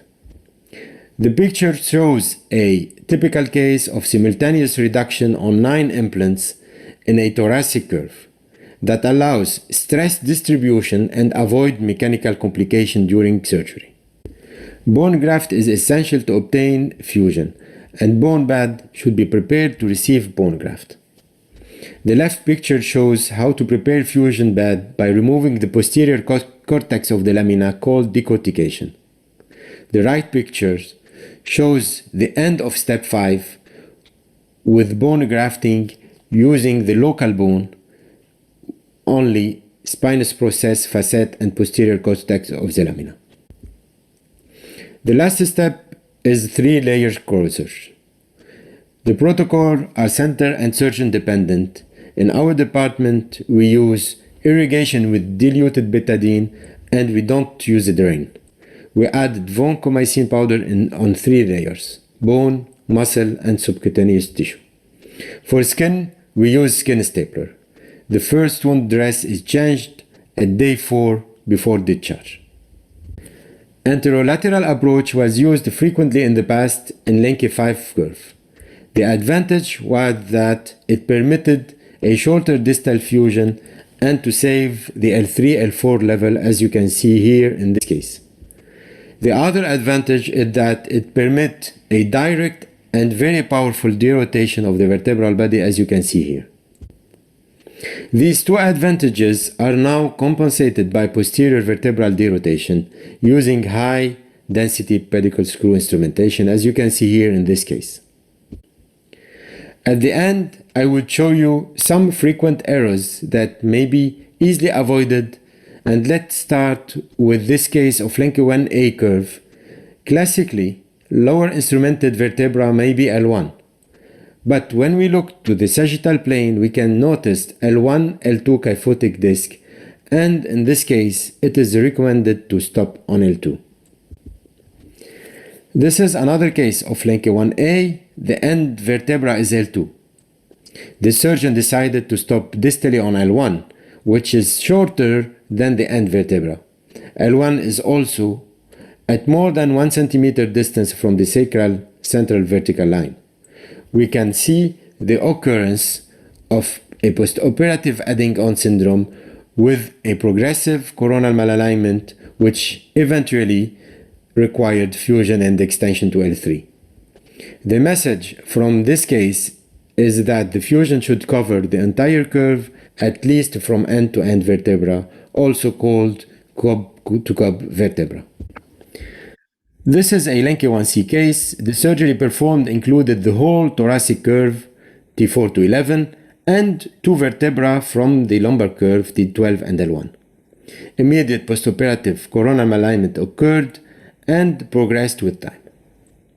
I think that in this case there were two possible strategies. The first one was to choose a selective thoracic curve, fusion, and we stop at T11, which should be my preferred strategy. Or we may include both curves, and at that time we should do from T4 to L3. The mistake done here was including partially the lumbar curve. As a take-home message, I may say that surgery is indicated for curves more than 35 to 45 degrees, depending on the location and risk progression. Linke classification is the most used and correlate with surgical strategy. When a curve should be fused, the fusion should cover it entirely. Posterior approach and pedicle screw instrumentation is now the gold standard of AIS surgery. Meticulous planning and respecting some easy principles permit to avoid many complications. Thank you very much for your attention. Thank you very much, Ibrahim. It's a great talk, and thank you for the tips. Thank you. And now we're going to proceed to another great talk by Dr. KV Menon from India. Actually, KV has started Scoliosis Week several years ago in Oman and in India, and he is a great supporter to our Scoliosis Week, either by attending or like a virtual talk. Today, KV Menon is going to speak in two important subjects, the strategic vertebra and how to level the shoulder. Kevin, can you proceed, please? Good evening, ladies and gentlemen, Professor Yusri, Dr. Sharif, Dr. Mohammed Khattab, and all my friends. It's good to see you again. I remember the wonderful times that we had in Cairo in the previous years of Scoliosis Week. So I will pitch on straight away with two of my talks. The first one is on the strategic vertebra. In this lecture, I will quickly tell you what are the strategic vertebrae and how we identify them, and what is the relevance in planning AIS surgery. And I'll also tell you how to plan a given case. So here's a list of all the strategic vertebrae: the apical vertebra, the end vertebra, the stable vertebra, neutral vertebra, intermediate, and the transitional vertebra. I have added a few, the last touch vertebra and the last substantially touch vertebra. Now remember, the first 6 of them have traditionally been called the strategic vertebra by the founders of the terminology. It's Yves Cottrell and John Dubosset who started their work using strategic vertebra. Now, if you look at the SRS website, you'll find the terminology, how to define end vertebrae, stable vertebrae, neutral vertebrae, etc. It's all there. I'll just quickly go through it once again for your memory's sake. The apical vertebra is, of course, the apex on the convex side of the curve, and it has got certain features. It is always done on a standing AP or PA filmer. It's typically farthest away from the center sacral vertebral line or from the C7 plumb line. It is also the most rotated vertebra. It's the most wedged vertebra and is also the most horizontal vertebra. Now remember, in clinical practice, when you have an X-ray in front of you, the most horizontal vertebra is the easiest way to identify the apical vertebra. The apical vertebra can also be a disc. It need not be a vertebra at all. Let's take this example. In this given curve, you'll find that the most horizontal vertebra and the farthest away from the center sacral line is the D910 disc. It's not actually a vertebra here. It's a disc which is the apical segment, horizontal segment. Then if you have a double curve, you obviously have two apical vertebrae. In this double curve, you have on the thoracic curve, the apical vertebra is the D8, and in the lumbar curve, the L23 disc is the apical disc, and therefore the L3 is taken as the apical vertebra. The end vertebra comes next. I think you understand that. The end vertebra are the two vertebrae which contain the entire curve. It's the cephalad and the caudad limit of the curve. Remember that these are the maximally tilted vertebra. They are the least rotated vertebrae, and they are also the least wedged vertebrae. So the end vertebrae are more or less rectangular in shape. And the easiest way to identify them in practice is to look at the disc spaces. So in this given example, you'll find the D910 is the apical segment. And if you start looking at the intervertebral discs, you will find that they progressively tilt as you go further and further, till at one point, the tilt starts reversing itself. And it is at that point where the discs are reversing itself, as you can see in this image. That is the point where you have the end vertebra. So the LEV is marked either by the disc spaces reversing itself or the disc becoming parallel. So let's tell you how to identify the UEV. You start walking along from the apical vertebra towards the upper end, and you will find each of the disc spaces are tilting more and more till you come to one particular level where the vertebrae start rotating in the opposite direction. The end plates start tilting in the opposite direction. Now that vertebra where the tilt occurs in the opposite direction is called the upper end vertebra, in this case the D6. The other way of looking at it is to look at the discs, which side the discs are opening. In the image on the right side, you will see the proximal, the D5 level, it's opening on the left, and the D6, it's opening on the right, which means that in between the two, you have a parallel disc. And now the parallelism of the disc denotes the end vertebra as well. So in practice, these are the ways of identifying the end vertebrae. Next comes the stable vertebra, is perhaps the single most important vertebra. You draw the center sacral vertical line, and this is typically drawn either from the dome of the sacrum or in practice from the intercrystal line between the two iliac crests and centering along the S1 spinous process. And the last vertebra that is reasonably neatly bisected, not just bisected, but reasonably neatly bisected, would become the stable vertebra. You have the neutral vertebrae. The neutral vertebrae simply means the unrotated vertebra, or the least rotated vertebra, the neutral vertebrae. And in practice, it means that you have to identify symmetrical pedicles on either side. Okay, I think you know the Nash and Moore grading, and Nash and Moore 0, which means the vertebrae are not rotated at all, as seen in the top of the figure, would tell you that's a neutral vertebra. Now remember, the lower end vertebra, the lower neutral vertebra and the stable vertebra are often very close to each other.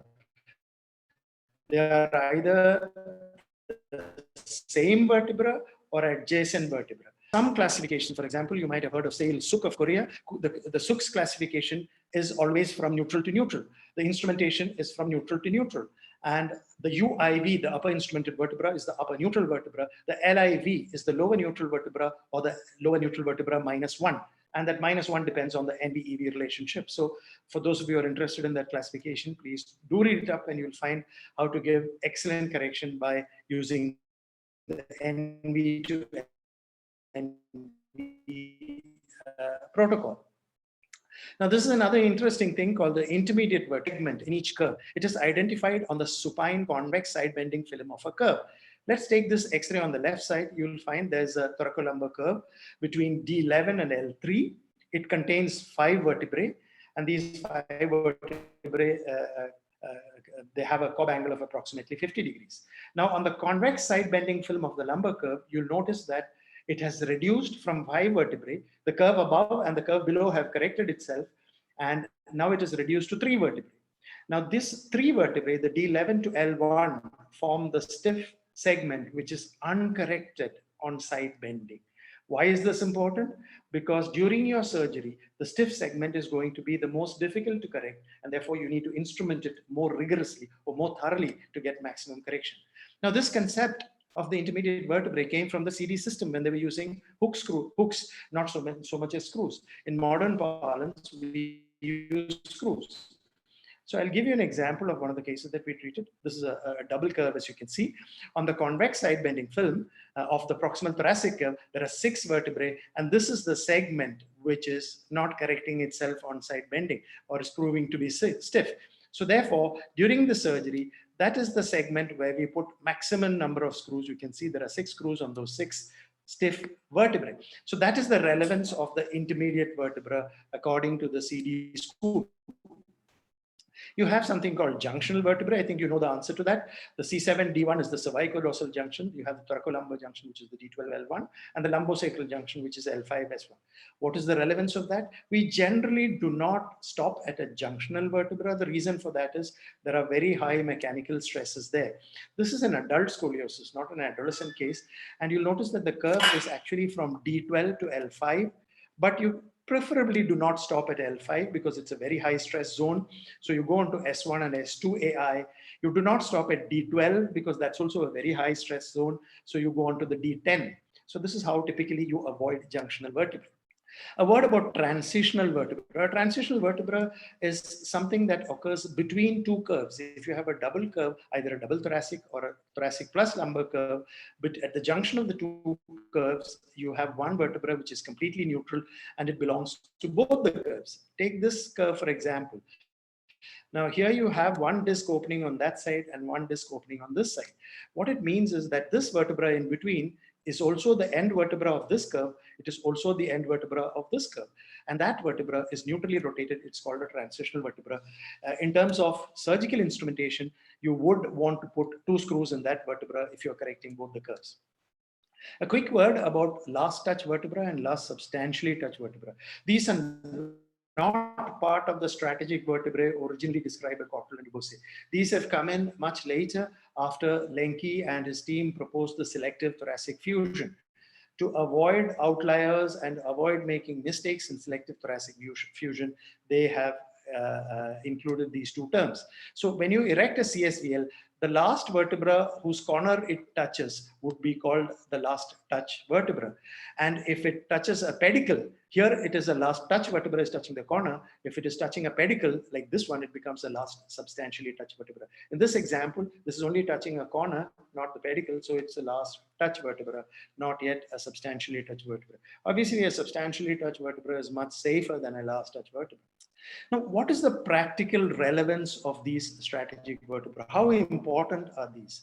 Now, I want you to remember that Cottrell and Dubose published their first paper in 88 in English. Before that, 84, 86 in the French language.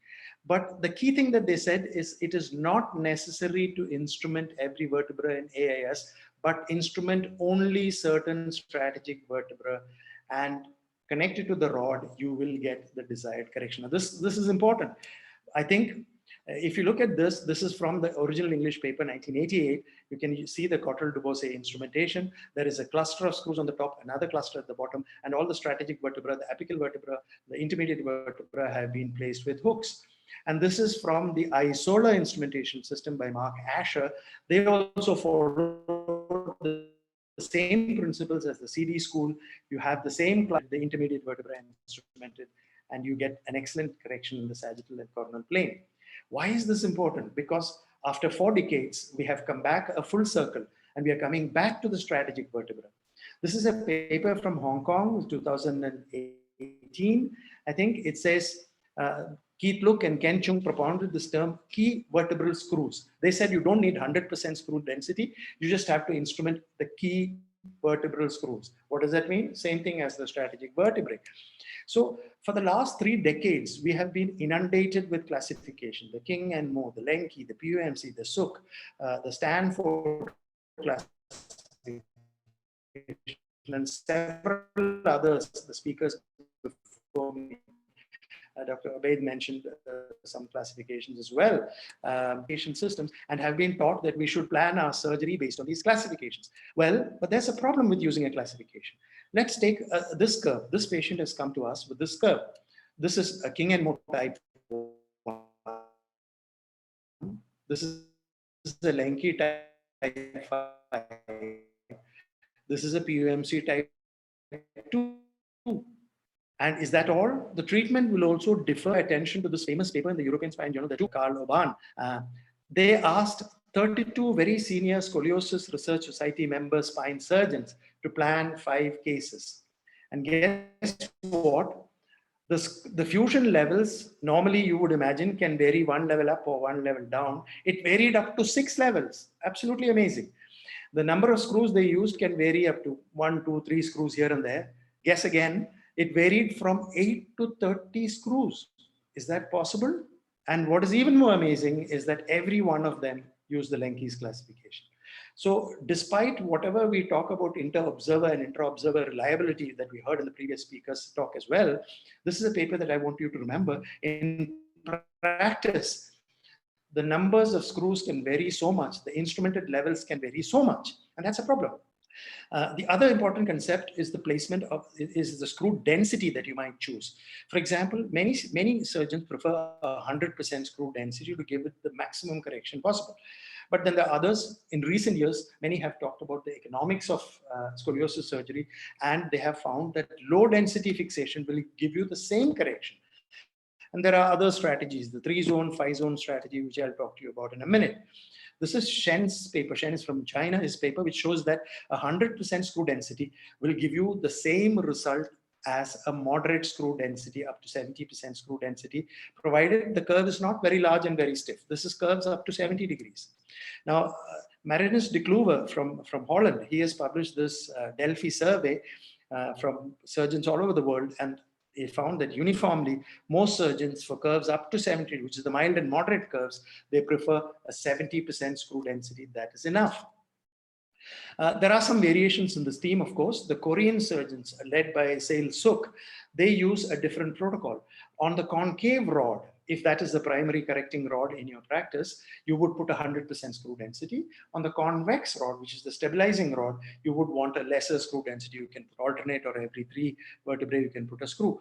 You can choose to use the convex rod as the correcting rod as well, in which case you would put 100% screw density on that. So that's one variable. The other is the 3-zone concept. Tanus published this paper in the Global Spine Journal in 2018. Basically, you have 3 zones. One is the end vertebral zone, and the apical zone. Common sense. And you get an excellent correction. But remember, this is exactly what Cottrell and Dubois was telling you about. They were telling you about the strategic vertebrae in the apical zone, the end zone, and also they included the intermediate, neutral, and the stable zone as well. So this is another paper, again by Carl Oban from the French-speaking Canada. They have divided the entire scoliotic spine into 5 zones. You have an apical zone, a proximal end zone, a distal end zone, and the periapical zones. There's an upper periapical, lower periapical zone. Obviously, the screw density has to be maximum in the apical zone and the end zones. The periapical zones, you can spread out your screws and you can distribute it sparsely. And so this is what I said. We have come back to our situation in 1988 when Eve Cottrell said, you need to instrument only the strategic vertebra. You do not have to instrument every vertebra in vast majority of the curves. If you have a 100-degree stiff curve, that's a different matter. So this is the summary of my current strategy, what I've been doing for scoliosis. I've put just the 4 steps here. Once you have decided that you're going to do a posterior surgery, not for anterior surgery, if you're doing a posterior surgery, first step is to identify the UEV, the upper end vertebra. My upper instrumented vertebra is always UEV +1. The next step is to identify the apical vertebra. On the apical vertebra, I'll put screws on both sides because I need to derotate it. Next, on the standing X-ray, I would identify the stable vertebra. Now, very often the stable vertebra is in the lumbar spine and we want to save lumbar motion segments. So we will revisit the stable vertebra multiple times, alternating between the convex and the concave side bending films and try and push the stable vertebra upwards. I use the Ibrahim's criteria for that, but there are other criteria as well. The CD criteria, Isola criteria are there as well. And you adjust the SV upward, and that is called the adjusted SV. So I push the SV upward and use that as the lower instrumented vertebra. Assign more screws on the correcting rod from intermediate vertebra to intermediate vertebra. If your concave rod is the correcting rod, intermediate to intermediate, put more screws. If your convex rod is the correcting rod, intermediate to intermediate, put more screws. The periapical regions can be sparse. And if you're going to do a DVR, direct vertebral rotation, at whichever level you want to do that, please assign bilateral screws. So we developed the strategy sometime in 2001. It is not our own. We based it entirely on the CD and the Isola system where we were trained in. About 3 years back, one of my juniors reviewed 582 cases of AIS with 2 to 12 years follow-up. And we have found some very good results based on all the parameters that we studied. And here's some example from that. Here's a patient with a Lenke type 2 curve. He's got a structural curve 34 degrees up and a main thoracic curve, which is 61 degrees. So those are the side bending films. So now I want you to look carefully at the instrumentation. It looks good. The curve has been corrected reasonably well. Why has it been corrected? Because we have put a cluster of screws at the top. We have put a cluster of screws at the bottom. And the intermediate to intermediate zone has been on the concave rod, which is the correcting rod. We have put all screws there, and the other screws, you can see 3 screws on the convex rod. This is for DVR because he's got a fairly big rib hump. We wanted to do the direct vertebral rotation at that segment, so it has been achieved, and the sagittal plane is also looking reasonably good. So and the periapical region, as I've shown, is relatively sparse. We don't instrument those segments as much. We don't put as many instruments there as the other segments. Now the summary of what I've been trying to tell you is that the concept of the strategic vertebrae, which the Cottrell and Dubois system innovators brought about in the 84-86 period, is coming back again. So the classification-based system perhaps is slowly going away. You don't need to stick to a particular classification to adopt this system. And it's a very effective strategy, at least in our hands it is, and I'm sure it is something that is trainable as well. All you need to do is identify the apical vertebra, the end vertebra, the stable vertebrae, the intermediate vertebra, and the neutral vertebra. The neutral vertebra, particularly if you're using the SUP type of system, NV to NV, or if you want to do DVR at every level. Otherwise, the NV is less critical. You can plan a 3-zone construct or a 5-zone construct. I personally prefer the 5-zone construct, and maximum 70% screw density is all that is required. This depends on the flexibility of the curve on the side bending films as well. I would assign more screws on the primary correcting rod and less screws on the secondary stabilizing rod. All the vertebrae where you're going to do a DVR would require bilateral screws. The apical vertebra and the end vertebra would also require bilateral screws. So this is a summary of what I've been trying to tell you in the last 15 to 18 minutes. Thank you. Thank you very much, KV. It's a very interesting talk and a lot of effort in it. And I would think, can we stop just to have some questions? Sure. Before proceeding to your other talk on shoulder leveling. Yep. Mohammed, do you have any questions lined up? Yes, some colleagues asking about how to determine the peak height velocity, and this can be directed to Ghazwan, the radiological assessment in scoliosis surgery. Ghazwan, can you answer this question, please? So is that question directed to me or one of the other speakers? No, other speaker, Ghazwan. I think Ghazwan is not here. Huh? He's not here in the panel. So, okay. Can you answer it? Can Ibrahim Obaid answer that? Or Ibrahim? Or KV? KV, can you answer it? Ibrahim is not here. So peak height velocity is measured based on a series of children who have been statistically analyzed for their growth. So the originators They looked at the limb growth, the trunk growth, and the overall total growth of the body, followed up children for a long period of time. Now, the peak height velocity typically corresponds to premenarchal age group in girls and RISA 0 on the X-ray. So from a strategic viewpoint, from a point of planning scoliosis surgery, the peak height velocity is less critical. You don't need to identify the peak height velocity in a given child. All we need to know that is the peak growth occurs before the child has attained the menarche, just before the child has attained menarche, or when the child is RISA 0. For example, in a given case of scoliosis, if you see that the child is already RISA 1, or the child has already attained menarche, you know that the child has passed her peak growth. She's going to continue to grow. In case of girls, they're going to continue to grow till 19.5 years, and boys are going to continue to grow till 21 years approximately. But having said that, they have already crossed the peak velocity of growth. So the growth is going to be much slower than it was at the peak height velocity stage. That is the only relevance of peak height velocity in clinical practice. But you don't actually have to measure it in a given case. KV, there Thank is you, KV. Two questions. Go ahead, اتفضل Mohammed. دكتور ياسر اتفضل. KV, KV, there is two questions. Sure. Two questions for you, KV. What is the importance of neutral vertebrae, and can you stop at D12 if it is a neutral vertebrae or not? So it's like this.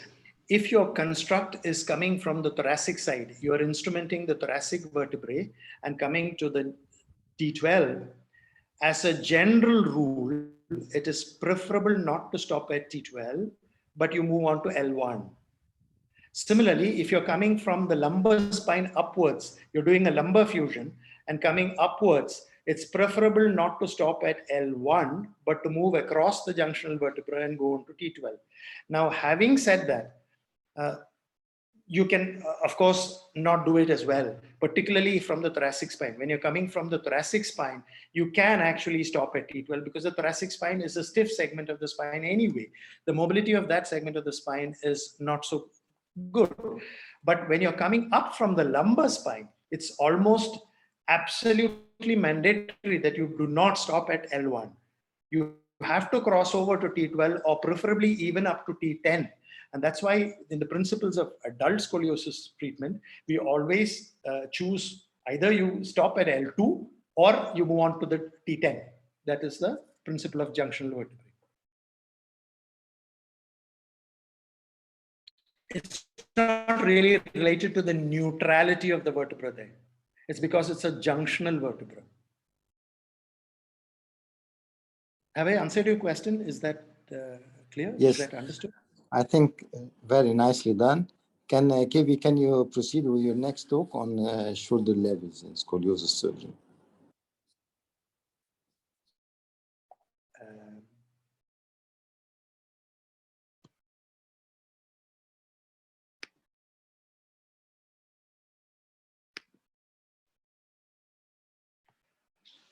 So I have presented this a little bit like a story. The reason for that is for better understanding the concept of shoulder balance. Because shoulder balance is not a very easy thing to understand. And there is a lot of confusion in the literature. I'll talk about the role of the proximal thoracic curve, the role of selection of UIV, the role of the main thoracic curve, the role of LIV selection, the concepts of medial and lateral imbalance, and I'll summarize it and term it as what do we know now and where do we stand. This is an important paper by Bob Winter, 1989. This was followed up by Winter and John Launstein. This was in 1993. Both of them introduced us to this concept of a structural proximal thoracic curve, which is the same as a Lenke 2 curve. It's a double thoracic curve where the proximal curve is structural. And they said the message in their two papers was you need to include the structural PT in your fusion. You have to stop at T2, otherwise you will have shoulder imbalance. Now, this is a picture from Bob Winter's paper. Though in this case, it does not show a shoulder imbalance, and it does not tell us what the structurality of the proximal thoracic curve means. But I've taken another paper from the Lenke's group, this is by Lee et al., which have shown what the structurality of the proximal thoracic curve is. It's 32 degrees is the proximal thoracic curve. They have done a very nice instrumentation. The spine looks excellently corrected, except that the UIV selected is T4. And possibly because of that, according to the authors, they have had this shoulder imbalance. You can actually see I have marked out the intercoracoid line and the T1. Both of them are tilted towards the right side. Now, the problem with all these concepts is how do you define the structurality of the proximal thoracic curve? According to Lenke, it should be at least 25 degrees on the side bending corrective film, and it should have at least 20 degrees of kyphosis. If one of these two parameters are there, or if both are there, it becomes definitely structural. If one are there, it is possibly structural. According to Suk, the proximal thoracic curve should be 25 degrees or more, and the left shoulder should be up. So it's not only the degrees which matter, but the shoulder level, which shoulder goes up also matters.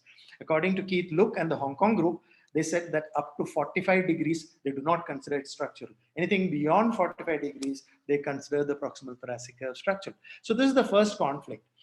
What is structurality in the proximal curve? Is it the Cobb angle? Is it the flexibility on side bending? Is it the clinical shoulder level? Is it the T1 tilt? Is it the sagittal plane kyphosis 2030? Or is it the degree of rotation? I'm going to introduce the concept of rotation to you in a minute. So the next question is, suppose you have identified the structural proximal thoracic curve. Once you have included it in your fusion, will the shoulder problem get solved? Now, this is another paper by Lenke's group, which have shown that there is a structural proximal thoracic group, proximal thoracic curve. It's a 50-degree curve. They have instrumented all the way up to T2, but look at the postoperative shoulder balance. Clearly, including the proximal thoracic curve in your fusion, getting an excellent correction in the coronal plane or the sagittal plane does not prevent shoulder imbalance from occurring. So addressing the PT curve is not necessarily the problem. The other question is, what about the non-structural PT? For example, you know that in Lenke 1 and Lenke 4, they are non-structural proximal thoracic. The proximal thoracic curves are non-structural. Yet, according to these authors, again from the Lenke group itself, they said that up to 30% of the patients can have shoulder imbalance, even when you do not have a structural PT curve. So what does it tell you? That probably the structural PT curve or the structurality of the PT curve itself does not have a great deal of bearing on the proximal thoracic curve. Here's an example from my own series. This is a case that I showed you in the last presentation. Everything looks very good. The proximal thoracic curve is not structural, yet post-operatively, the patient has developed a shoulder imbalance. And we have drawn the intercoracoid line and the T1 tilt. Both of them show that the shoulder has tilted upwards on the left side. So the solution recommended by the harm study group is to undercorrect the main thoracic curve, which sounds quite sensible because the secondary curves which remain are unable to correct themselves. So you undercorrect the main thoracic curve, which is the only thing you can do. So this brings us to the concept of the relative correction of the MT versus the PT. And again, from the harm study group, they said that if the MT corrects over 54% and the PT corrects under 52%, you get shoulder imbalance. That sounds very good. But intraoperatively, when you're planning your surgery or preoperatively, how do you determine 54% MT correction and 52% PT correction? It's not possible. How do you correct it like that? Preoperatively, these are postoperative statistics based on X-rays. Intraoperatively, it's simply not possible. So we have to look at other modalities. Now, what about the impact of LIV selection? If you haven't selected your lowest instrumented vertebra possibly, can you get a shoulder imbalance at the proximal end of the curve? Of course you can. So this is a paper from Yang et al. And he has shown that he has done this correction. Immediately post-operatively, the shoulders are looking balanced, possibly because there is some decompensation. The C7 plumb line and the CSVL are not meeting each other. They are moved away. 6 months to 1 year later, what happened is the decompensation, the trunk imbalance corrected itself, the C7 plumb line and the CSVL came together, and when that happened, the shoulder went into imbalance. So this is something that can happen. That happens if the LIV selection has not been appropriate. He probably should have gone a little more into the lumbar curve. So our own studies on shoulder imbalance started with this famous paper by Ackel et al. And the important thing about Ackel's paper is they said that 82% of the normal population who do not have scoliosis have shoulder imbalance. That brought us to think, I mean, what do you really mean by shoulder balance? What is balance and what is imbalance? What exactly are we measuring? What do people and patients perceive as abnormal? And this is where we started our first query as to why do patients be unhappy with their shoulders post-operatively. So we looked at our first series of 157 patients, of which 8 of them had shoulder imbalance. They were unhappy with their appearance. And we looked at them. We looked at several photographic parameters. They were all clinical parameters. None of them were radiological parameters. We looked at the inflection points of the shoulders, the inflection point of the neck, the axillary fold, the scapular prominence, the neck tilt, the shoulder centralization, the neck centralization, arm drop, etc., etc. We measured several parameters and we found that the shoulder torso region is not a single part. It includes 4 regions. It is the base of the neck, the apaullate region, which is the acromial region, the upper arm and the axillary region, and the scapular region. All 4 of them together contribute to what is called the shoulder region, and we have to measure, or we have to look at these parameters separately. Now, how do these correlate with X-rays? Kuklow's paper, again from the Lenke's group, they say that T1 tilt, they have looked at several parameters, radiographic parameters to measure shoulder balance. Clavicle angle, coracoid price height difference, trapezius length, first rib clavicle height difference, etc., etc. And they found that the least important of this is T1 tilt. Clavicle angle and coracoid process height difference are the best of the lot. T1 tilt is the least important. Now that's interesting because intraoperatively, when you're operating on the spine, do you have any purchase on the shoulder at all? No. The only purchase you have on the spine is on the T1. You can manipulate the T2, T3, T4, and indirectly the T1. You cannot manipulate the shoulder directly because you don't have any purchase on the shoulder. The shoulder is connected by 5 intercalated joints away from the vertebrae to the rib, from the rib to the manubrium, from the manubrium to the clavicle to the acromion, and then to the shoulder. So this is how it is connected to the shoulder. So if you imagine by adjusting the vertebra, you're going to adjust the shoulder, that's very far-fetched. That's not likely to happen. Look at this example. This child preoperatively had a very nice, perfectly horizontal shoulder, though his curve is very stiff and very large. And his T1 is tilted. In the first X-ray, please note his T1 is tilted, but his shoulders are level. Post-operatively, now his spine is corrected. His T1 is now dead horizontal, but the intercoracoid line and his clinical photograph shows that his shoulders are completely horrendous, which tells you that by manipulating the T1 or adjusting the T1 or adjusting the spine itself, you do not have any direct control over the shoulder joint itself. The shoulder girdle is a completely separate joint. Here is another example. Very large, very stiff curve. This child, preoperatively, the intercoracoid line shows a tilted intercoracoid line and a horizontal T1. Yet, postoperatively, the curve is corrected substantially. But if you look at the shoulders now, the intercoracoid line is dead horizontal, the shoulders are level, but the neck is tilted, and she's still unhappy. So, the complex of shoulder imbalance includes not only the neck base, the acromion, the axillary fold, everything together. And therefore, we came up with the concept of the medial shoulder balance and the lateral shoulder balance. The radiological surrogate of the medial shoulder balance is T1. So if you adjust or correct the T1 tilt, you can correct the medial shoulder balance or the base of the neck. Whereas the lateral shoulder balance is measured by the intercoracoid line, and at this moment, we do not have a foolproof technique of controlling the lateral shoulder balance because we don't have any purchase on the lateral shoulder. Several other authors have voiced the same. Peter Newton's study in 2012, they also said the same thing. There is the clavicle tilt and the trapezial prominence. They have shown 2 different parameters for the trapezial prominence is the medial shoulder balance and clavicle tilt is the lateral shoulder. A lot of work has done by Kwan, MK Kwan from Malaysia. They've done a lot of work on this subject, and this is from Kwan's paper.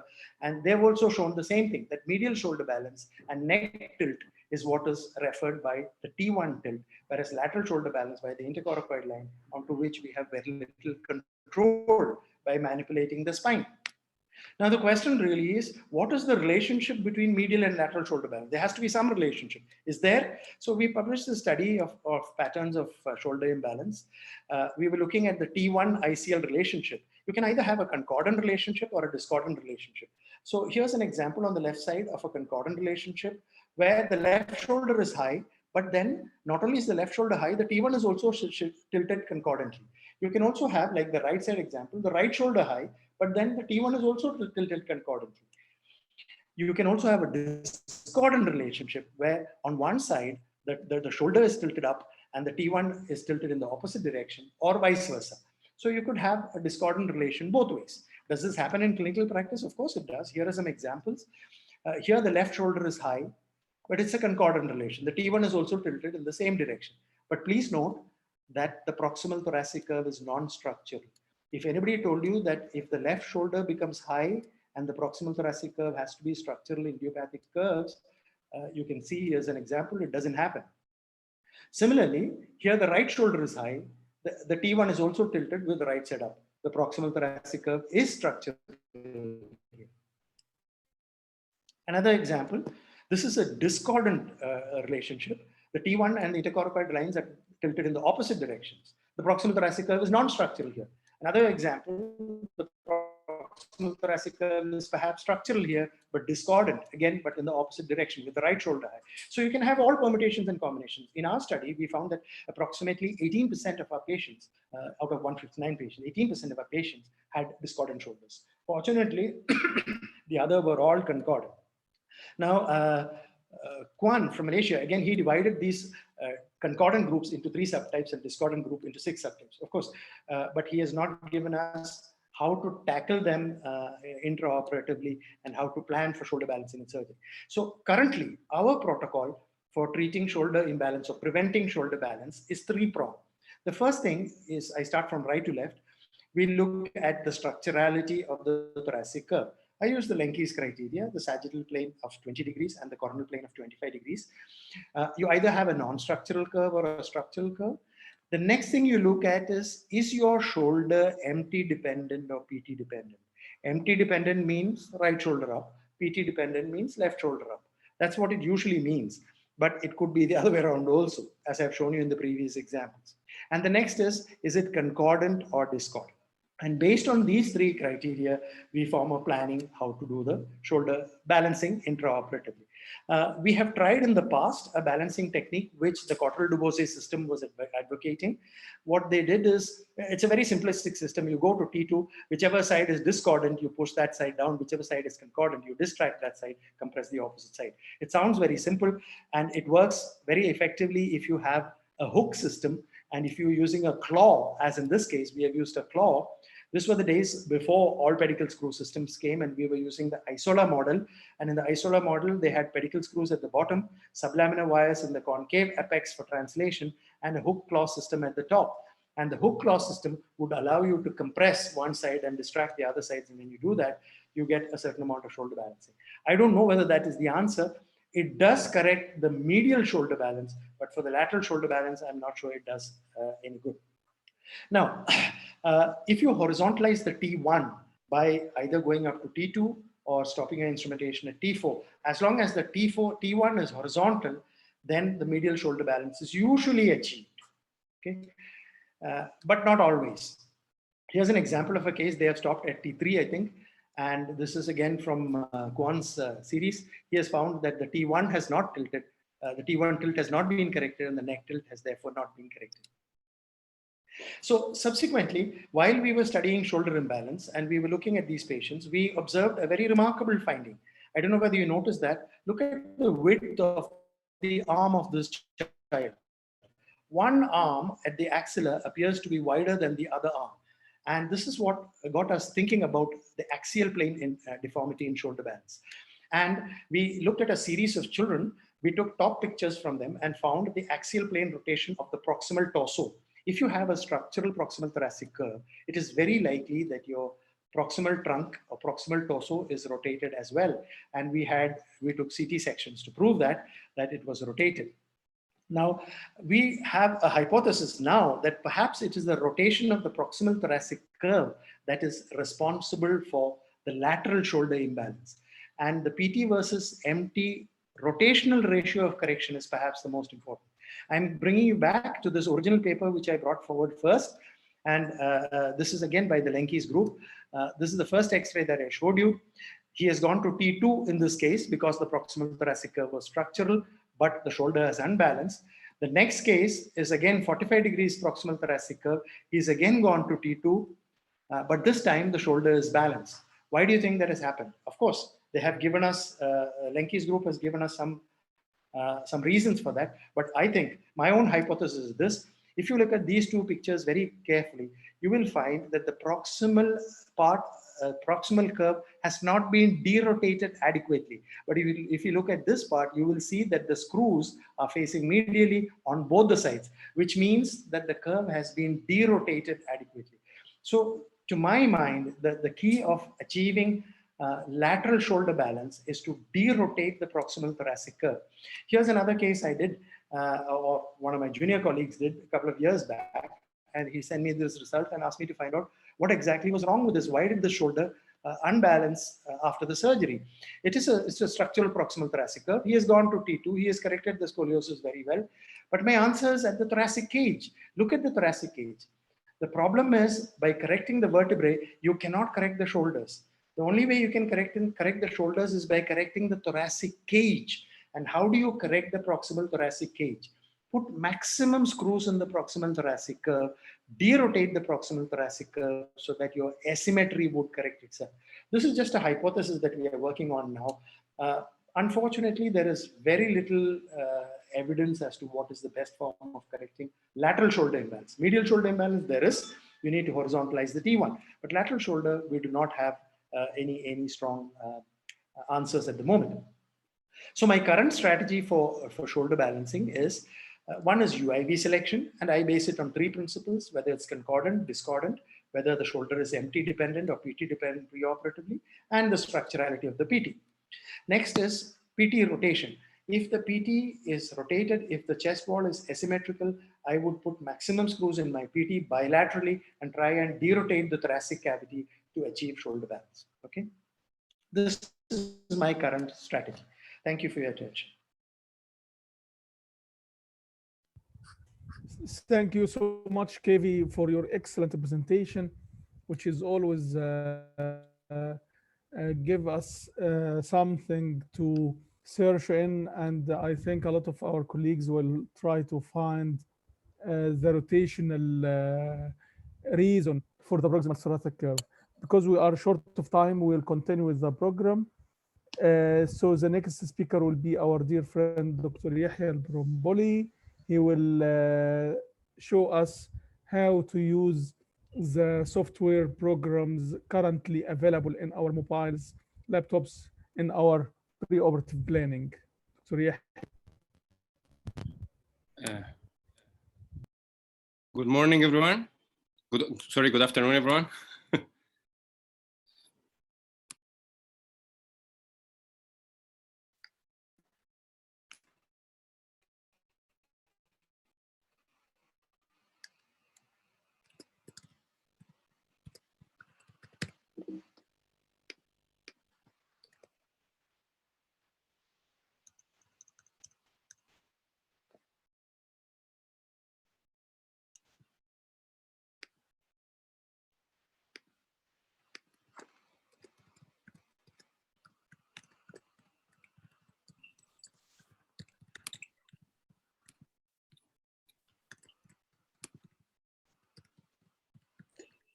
Hello.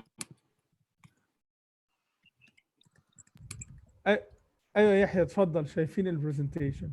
Okay, sorry about that technical error. So I'm Yahya Al-Bromboli. I'll be presenting a small talk about the role of software in spine deformity planning. There is a famous quote called failing to plan is a plan to fail. So planning is very important for deformity surgery. So a little overview over the talk. I'm going to speak about how to measure the deformity, what are the sagittal parameters and how to measure them, and how to implement the link classification and how to plan a case of AIS and sagittal correction planning using software. So the methods of measurement I'm going to speak about are coming from a small book published through the SRS called the Radiographic Measurements Manual. It's for free and it is available over the SRS website, and I encourage everyone to read it. So I'll be speaking mainly about one of the softwares. It's called SurgiMap. It's available for free. It's online and you can use it anywhere. There are multiple softwares that you can use, but for the sake of time, I will just explain how to use this one. So when you have an image and you want to start your measurements, the first step is to do a calibration. So the calibration measures it helps you to determine the magnification error. So how to use a magnification on SurgiMap, I'll show you in a second. So can you see my image now on the SurgiMap?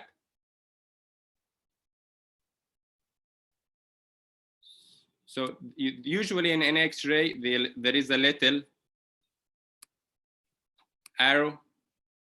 There is a little ruler on the left side. So you can use that using the calibration tool, and then you measure on the ruler, and then you type how long is the ruler. For this is about 100 millimeters, 10 centimeters, and then your image is calibrated. Okay, then for the second item, we start with the end vertebra. As it has been said, how to identify the end vertebra, either of the shape of the disc or the tilt of the vertebra, and then that is used for developing or measuring the size of deformity, the Cobb angle. So we measure it from end vertebra to the end vertebra. And as it has been said earlier, in any case of adolescent idiopathic scoliosis, we need to measure 3 curves: the mean thoracic, the proximal thoracic, and the thoracolumbar or lumbar. And if I have an example like this, so this is a case using the SurgiMap, using the angle method. You measure 3 angles. You start with the bigger one, and you pick the end vertebra. You mark the upper end vertebra of each one, and then you get the angle. I will show you how to do it on the SurgiMap right now. So this is an example, as you can see. So you pick, usually if it's the bigger one, the thoracic curve, so you pick it. So I'll look at the vertebra, then I will say that this is the end vertebra, and then I'll use the Cobb or the angle method and mark the lower end plate of the lower one and the upper end plate of the upper one, and then I'll get a measurement, which here is about 35. So if I pick the other one, then it gets a little bit bigger.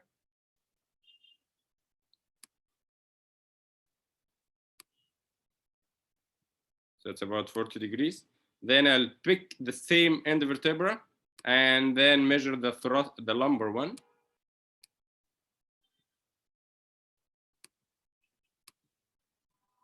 And here's a 40 degree as well. And then for the last one,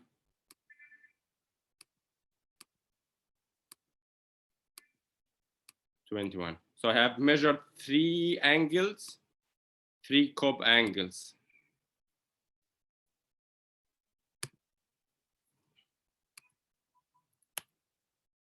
Then I'll get to the sagittal parameters. What sagittal parameters do we need to measure?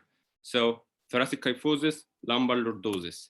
Thoracic kyphosis, we have multiple thoracic kyphosis to measure. First, the global thoracic kyphosis, which is measured from the upper end plate of T2 to the lower end plate of T12.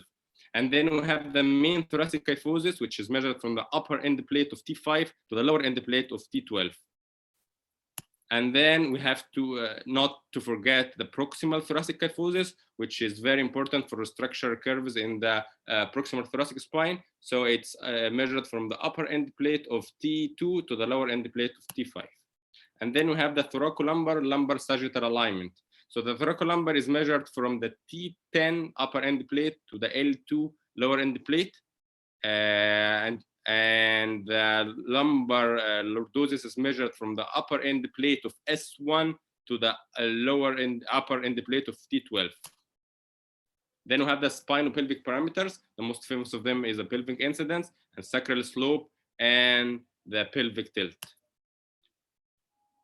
For the pelvic incidence, we put a line on the upper border of the sacral end plate, and then take a perpendicular line on it and connect it to a line midway between two femoral heads. So if you have, this is an example of an X-ray, if you can see here, then I will put a line over the upper end plate of S1 and then a perpendicular line on it. Then I'll connect that to a line midway between the two femoral heads, and that will give you the pelvic incidence angle. Sacral slope is a line between the upper end plate and the horizontal reference line, and the pelvic tilt is between the line from the midpoint of the sacral end plate to the midpoint of the femoral head and the vertical line. How do you do it on the surgery map? I'll show you in a second. So this is a lateral view of the same patient. So there is a specific icon for the pelvic incidence. So what you do is you press on it, then you can see here how it's giving you the instructions. So first you mark the upper end plate of S1, then you mark one of the femoral heads, then you mark the other femoral head, then it gives you pelvic tilt and the pelvic incidence. You can do it manually and you can do it over this.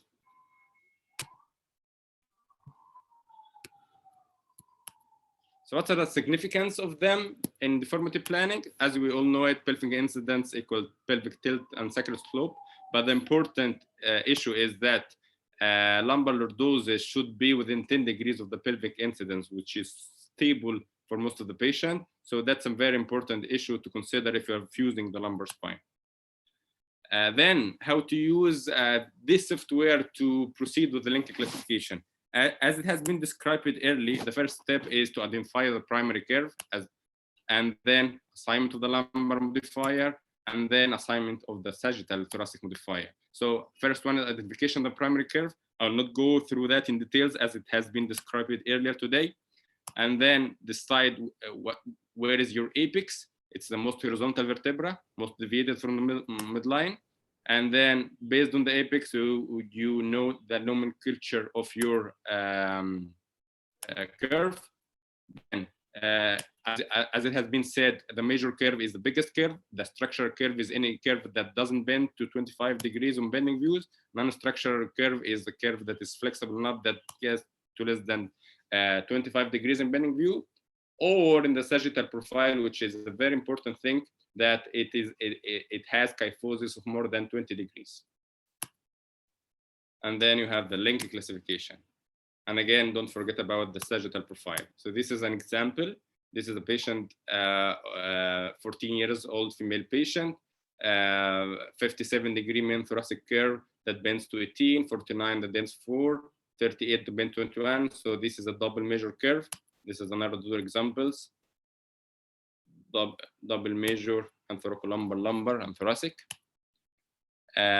This is another case illustrating the importance of the sagittal profile. If you look at the proximal curve here, it's just only 14 degrees, but on the sagittal view, it's quite kyphotic. It's more than 20 degrees. So this means that this proximal curve is structural.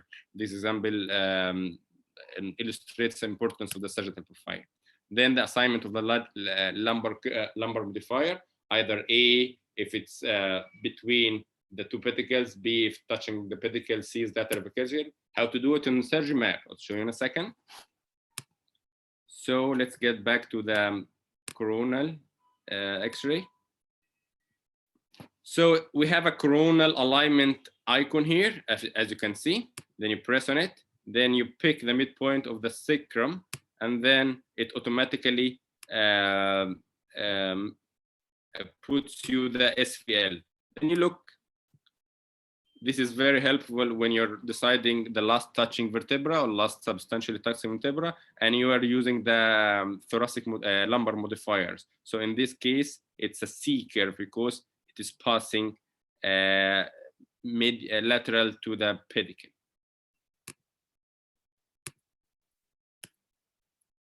Then the sagittal modifier.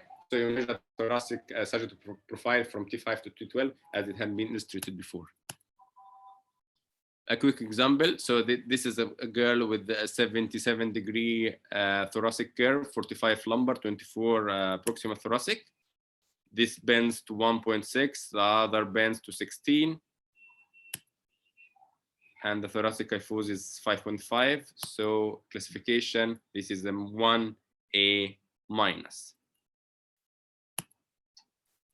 This is a nice paper published by Peter Newton, describing a little bit difference in Linky 1 curves when there are two types. One, when the lumbar curve is part of the main thoracic curve, or other one is a compensatory on the other side. And it has been said that it has either left L4 tilted to the left, which is opposite to the lumbar curve, to the thoracic curve, or tilted to the right.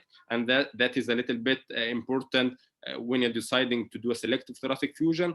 If it's a left curve, you can do just a selective thoracic fusion. If it's a right curve, then you need to fuse longer than usual to prevent adding on phenomena.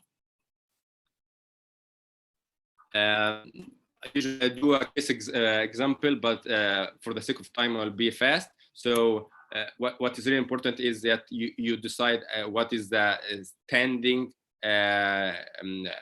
amount of Cobb angle, then the bending, then the apex, then you put your lumbar modifier, stable vertebra.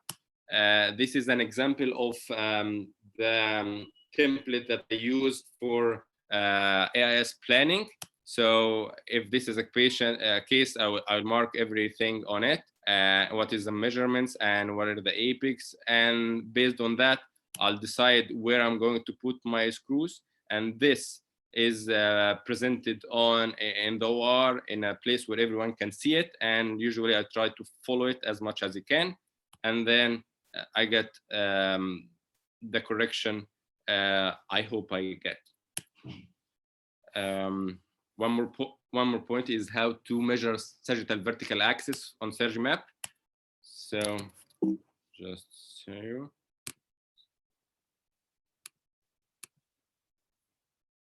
So there is another icon called sagittal vertical axis.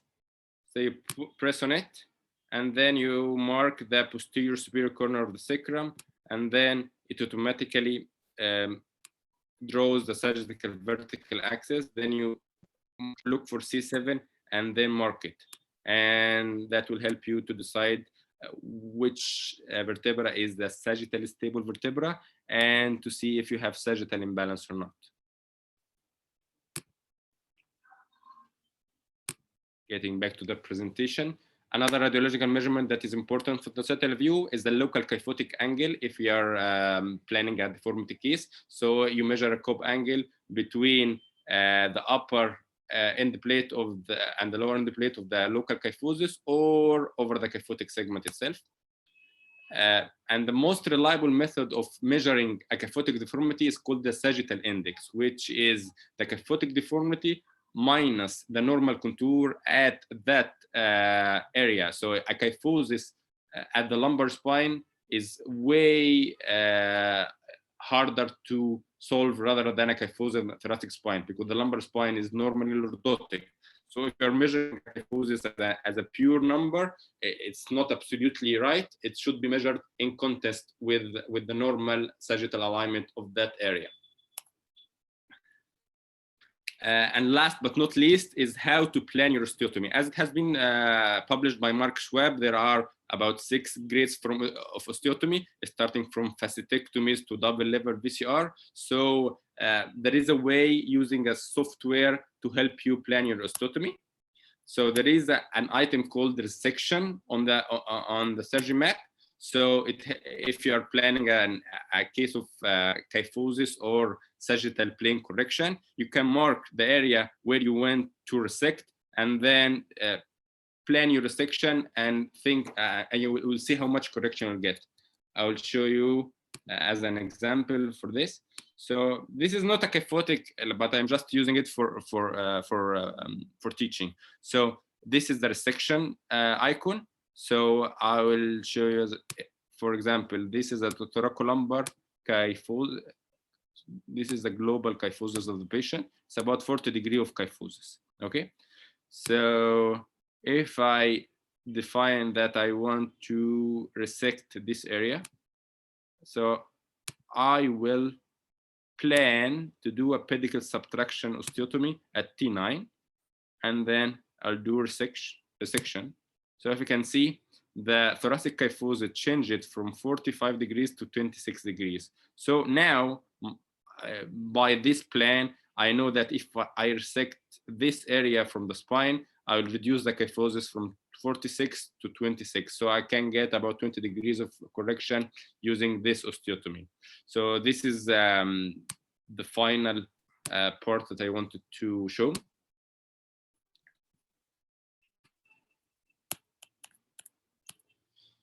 So as a summary, it's very important to use a specific software for spine deformity planning. You need first to calibrate your image to make that you account for the magnification error. Measure your coronal parameters right. Sagittal parameters are very important. How to do a linking classification using your software. You can plan your instrumentation, and you can plan your osteotomy as well. Thank you.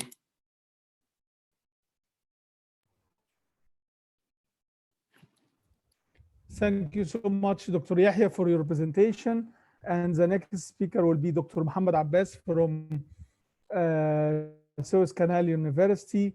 He will show us how to assess the patient satisfaction functionally and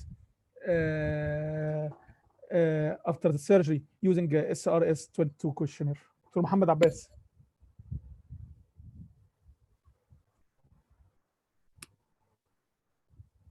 Yahya, stop sharing your screen.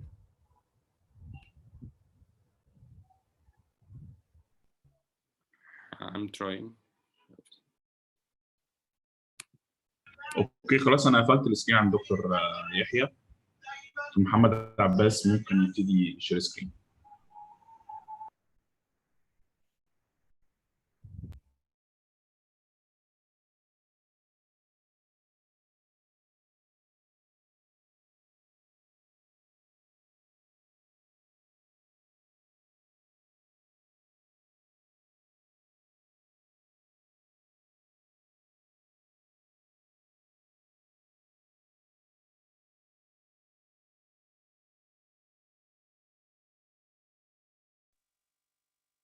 دكتور محمد.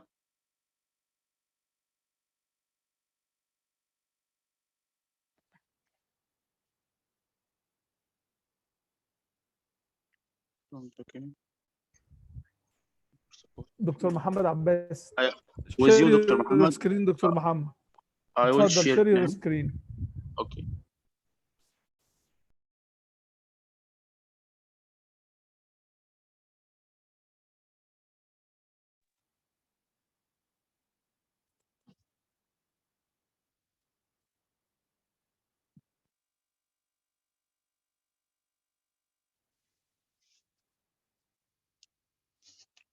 Showing now my talk. Yes, Dr. Muhammad. Okay. Good afternoon, everyone. Muhammad Abbas from Suez Canal University. I will talk about outcome measures in scoliosis surgery.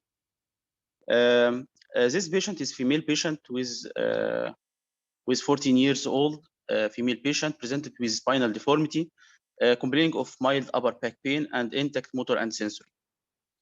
This is her image radiologically showing cup angle near to 15, and patient is operated for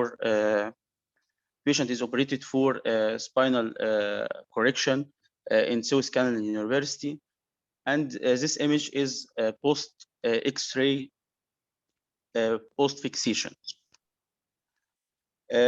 We will talk about why we measure the outcome after surgery and how. And the question here, what do you think about here? Answer to this question: are you satisfied with the results of your back surgery? And would you have the same surgery again if you had the same condition? From this, our target is to evaluate quality of life of patient with scoliosis after surgical correction. Why we measure after this quality of life measures for enable future systematic reviews to perform a constant meta-analysis of data from trials, mandatory for high quality evidence gathering and for improving of quality of life. Outcome evaluation requires both subjective assessment and objective assessment. Subjective should be patient-reported and measures physical function, OST, disability index, pain intensity, numeric rating scale or VAS, health-related quality of life by questionnaire, mortality and psychological stress and work status.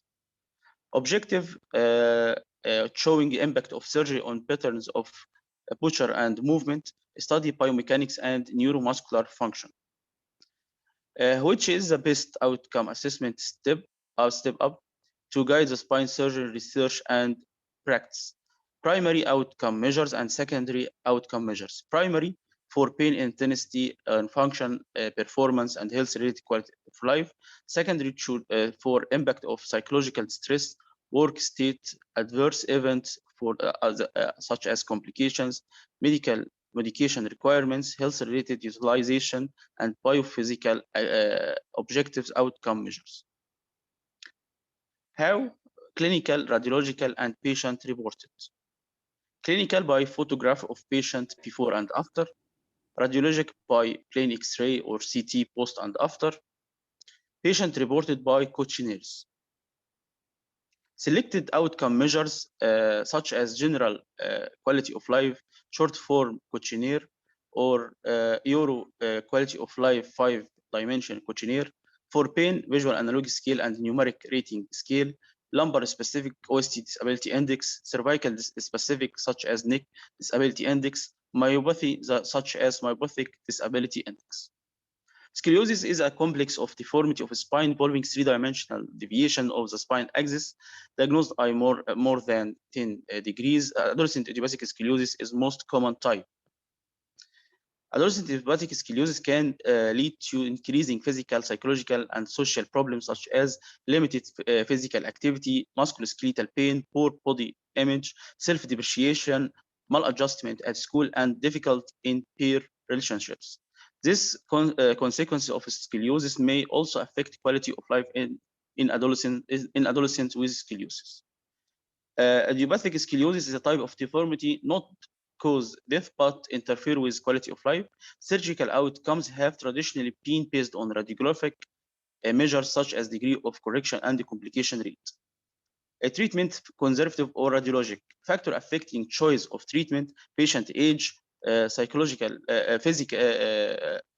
physiological maturity, curve magnitude, location of curve, and risk for progression. Surgical, a curve more than 45 or 15 degrees cube angle, high probability of progression. Surgical will increase self-image, self-esteem, and satisfaction, arrest deformity progression, correct deformity, restore truncal imbalance, and improve self-image. Quality of life and health-related quality of life. The individual's perceptions of their position in life in the context of the culture and value of systems in which they live and relation to their goal. There is a multi-dimensional concept including domains, physical, mental, emotional, and psychological function.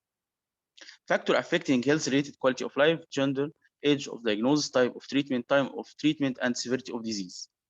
In 1995, WHO recognized the importance of evaluation of quality of life, and there are short form 36 health survey and short form 12 and 18, and by Hater et al. There is SRS 24.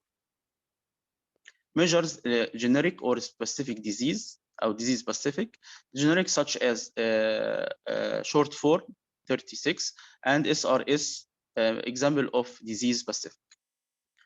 Short form of 36 health survey came from medical outcomes study done by Rand in 1992, and it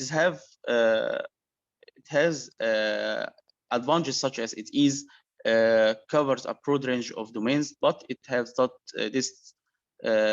disadvantage such as low response rate in population more than 65 and the complicated scoring method.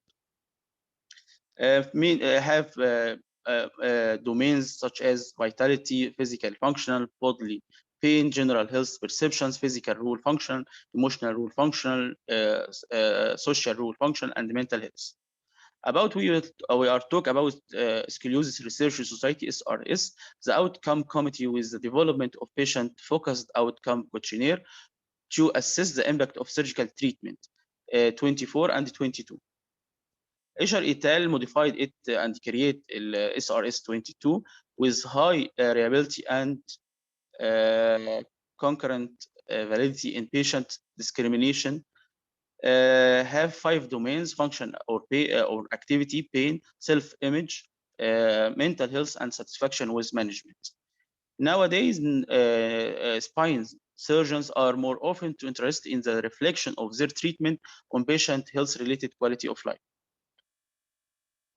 Up to now, SRS 22 questionnaire has several language, and Arabic translation is developed and evaluated for reliability and validity using international standards. And it is by Haider et al. It is paper from 2015 for reliability and validity of the adaptive Arabic version of Scoliosis Research Society 20. Aim of our study is to supply the healthcare providers by data describing changes of health-related quality of life in adolescent idiopathic scoliosis after surgical correction. A study objective to evaluate quality of life of patients with adolescent idiopathic scoliosis after surgical correction using SRS 22. Second objective to determine the factors that affect the outcome and to assess the outcome using dicular screw fixation. Patient and methods, prospectively cohort study to evaluate quality of life, study location in Department of Neurosurgery, Suez Canal University, surgical team by spine team of staff of Neurosurgery Department in Suez Canal University, source of patient from outpatient. 25 patients with adolescent idiopathic scoliosis were prospectively followed up to 6 months after posterior approach of spinal fusion and internal fixation using rod and pedicular screw, and clinical assessment by VAS and Arabic version of SRS 22, and radiologically by sagittal and coronal balance by plain X-ray and CT. Inclusion criteria: Cope angle more than 45, patient from 10 to 17, patient both fixed and all type of curves. Exclusion: other type of scoliosis, patient with Cope angle less or more less than 45, previous spine surgery. Pre-operative assessment, history, examination, back and neurological measurement in instrument, VAS and SRS questionnaire, investigation, laboratory and radiologically all spine X-ray films, CT and MRI. This image for planning skin incision and muscle dissection and insertion of the fixation system and skin closure steps of surgery were done. Post-operative follow-up, clinical outcome, neurological examination, and radiological outcome, whole spine X-ray and CT, SRS 22 questionnaire, and VAS 3 months post-op.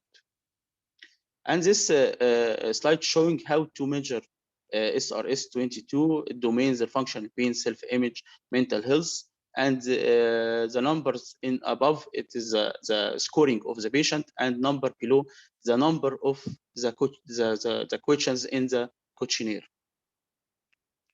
Our study showing a visual analog scale before and after surgery, it is decreased post-operative from 3.4 to 2.4. And the Scoliosis Research Society SRS 22, satisfaction with management was 4.9, and subtotal scoring 4.6, and total 4.4. And our study were published in the Egyptian Spine by the name of Evaluation of Quality of Life of Patients with Adolescent Idiopathic Scoliosis After Surgical Correction. And this is papers about for this topic, the validity of SRS instrument in adult and spinal deformity, and showing that it is disease-specific instrument more effectiveness. And this is a study about discrimination, validity, and of the Scoliosis Research Society 22 patient, and showing useful in choosing non-surgical versus surgical treatment in borderline cases. And this is for reliability and concurrent validity of the Scoliosis Research Society, and showing it is more reliable and validity. And this paper from the SODEA and showing the validity of the using SRS-22 and reliability and validity for another language such as Greek version. Next.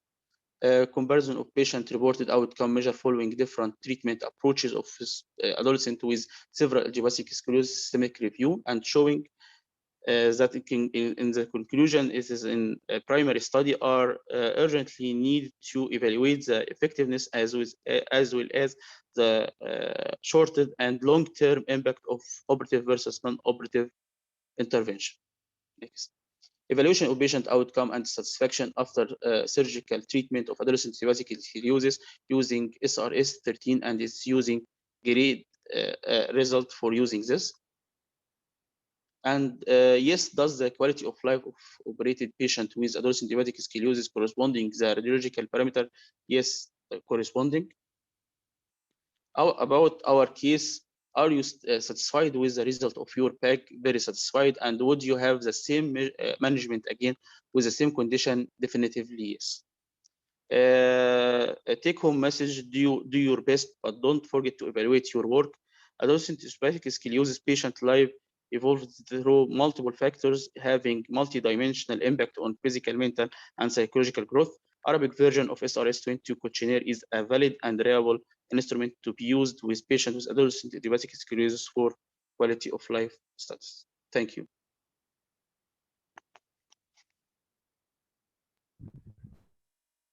Thank you so much, Dr. Muhammad, for your presentation. And the last talk for this, the first webinar in our meeting, will be presented by Dr. Muhammad Mahmoud from Sandoz. Dr. Mustafa Mahmoud from Sandoz, kindly deliver your talk and show us what is you want to tell us about your company. Thank you so much. Thank you, Professor. I'm sharing my screen now.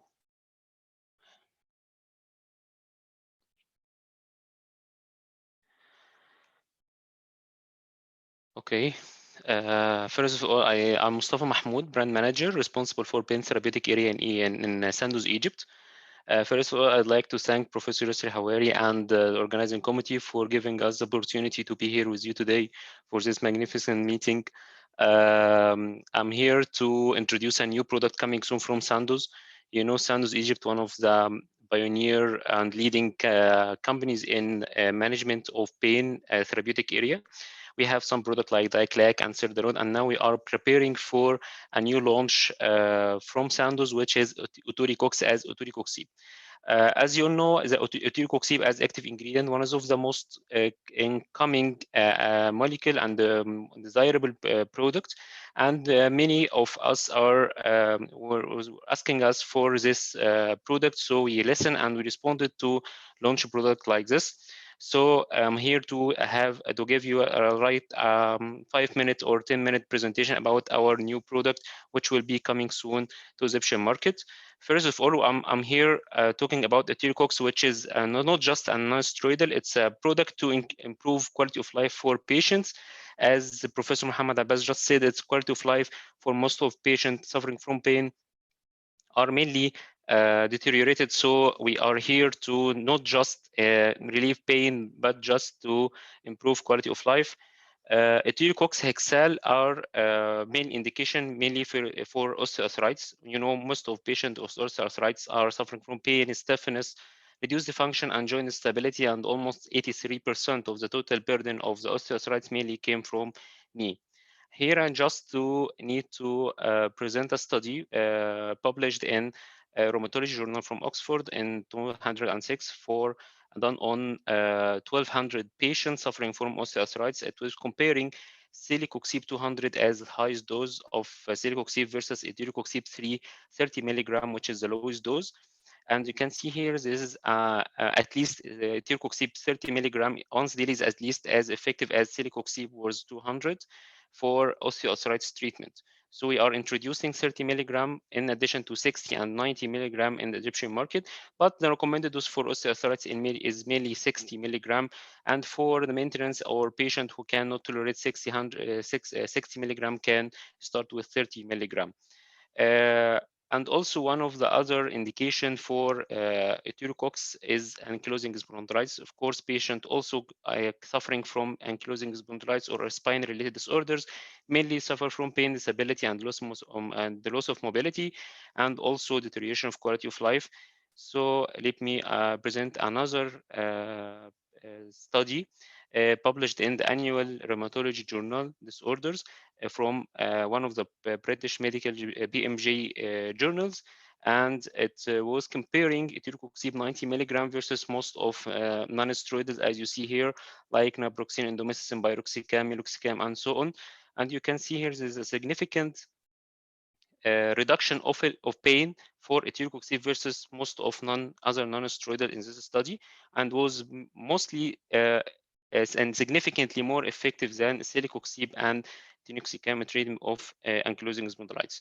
Of course, you know, etyrocoxib is a selective COX-2 inhibitor. Was introducing it now, it filled the gap of efficacy from previous came from previous selective COX-2 inhibitors, and also offers this selectivity offers high safety profile for GIT patient or patient at risk, because you know almost up to 150 milligram etyrocoxib per day doesn't lose selectivity on COX-2. So till 150 per day, etyrocoxib is the lowest active ingredient of side effect on GIT. We are introducing etyrocox in 3 concentrations, 30, 60, and 90 milligram. 30 milligram is 10 tab for 32.5 Egyptian pounds, 60 milligram 10 tabs for 49, and for the 90 milligram it's 52 Egyptian pounds. So we are offering product with high quality. It's fully imported from Germany, and we are offering it with average price of Egyptian market. And I will, let you know that the product will be available soon. Once it will be available, you will receive a call or SMS or any type of communication to let you know that the product is fully available in the pharmacies. And we will not asking you to prescribe the product till it will be fully available in the Egyptian pharmacies. And I'm looking forward to have your feedback in the coming months after the launch. Also, if you have any question or feedback, I'm totally here for you. Thank you so much, Dr. Mustafa, for your presentation, and we hope you will have great success in the coming months, inshallah. So I am happy. I'm happy to proceed for the next webinar directly, because we are behind the scheduled time. And can you stop sharing your screen, yes, sure. Please? Sure, yes. And the next webinar will be cooperation between Egyptian Scoliosis Society and Duke Spine. We have 4 distinguished speakers, 4 stars from Duke Spine, Dr. Christopher Shafri, Dr. Isaac Karikari, Dr. Koitan, and we are happy to have our dear friend and colleague, Dr. Muhammad Abdelbar from Duke Spine. They will present some talks regarding their experience and how to manage spine deformity in Duke Spine. And we are happy to have Dr. Muhammad Abdelbar as a co-moderator and the presenter for this session. Dr. Muhammad Abdelbar, can you proceed and start this unique webinar? Thank you so much for being a part from our Egyptian Scoliosis Week. Good afternoon. Can you hear me, Muhammad? Yes, Muhammad, we can hear you. Okay, great. It's a great honor to be involved here in the Egyptian Scoliosis Week. And I'm very happy to moderate this session. It gives me a great honor to present my chief, Dr. Christopher Shafri, who is the chief of spine surgery here at Duke University. One of the greatest things that he's done since he's been at Duke has implement a indications conference where we discuss difficult cases and know, how to say yes and how to say no. And today that will be the topic of this talk, is when to say no to major surgery. So Dr. Shamfir, please go ahead. Well, thank you, Mohammed. And I want to thank all my great friends in the Middle East. It's getting late there for you. So I'll tell you, there's a certain, that I appreciate that there's so many people on, considering the time of the evening. So one of the things that is happening is that for all of us who do adult deformity surgery, there's a real realization that we make a profound difference in people's lives, that we are able to go and transform people who are in just horrific pain and make an enormous improvement in their day-to-day function. So what's happening is as part of the International Spine Study Group, we looked at how adult deformity compared to other major medical conditions. And what was found was that depending upon what the deformity you had, the impact could be small or the impact could be enormous. For example, if you were 35 years old and had untreated idiopathic thoracic scoliosis, the impact was pretty minimal. On the other hand, if you were an elderly individual who had scoliosis and severe sagittal imbalance, the impact was enormous. And what it showed is that the patient on the right, the 78-year-old with scoliosis and severe sagittal imbalance, had a comparable disease state to somebody who was blind, had bilateral above knee amputations, and who had heart and lung failure. And it's because of this enormous impact that there is such a quest from patients to be treated to improve how poor they are, they're doing from both a pain and functional perspective. Now, what's happening is, and this is a recent case that I showed in our indications conference, it shows you that we have the techniques and the tools to make an enormous difference in people's alignment and subsequently as far as their pain and function. And you can see that this is a person who had a pretty profound deformity. He had severe disability with a ODI in the 70s, and the patient after surgery has an ODI of 12, showing the impact of us doing an appropriate correction. But these impacts come at a cost. And this was a study out of University of Washington that showed that major medical complications and the trends towards doing more aggressive surgery came with a cost. And what they found was that in a 5-year period, the rate of complex fusion procedures increased 15-fold, but the number of patients having significant complications similarly increased. This was a study that was done again through the International Spine Study Group, and what we found that for older adults, that the complication rates were quite high. And if you combine minor and major complications, about 70% of patients had some type of real complication following surgical treatment. And this is another study, again, looking at complication rates. And again, it found that certain factors like greater body mass, increased comorbidities, 3-column osteotomies, and previous fusions all increase the risk of having a major complication. You can see there are a host of different, not one specific thing, but a variety of different complications occur with this surgery.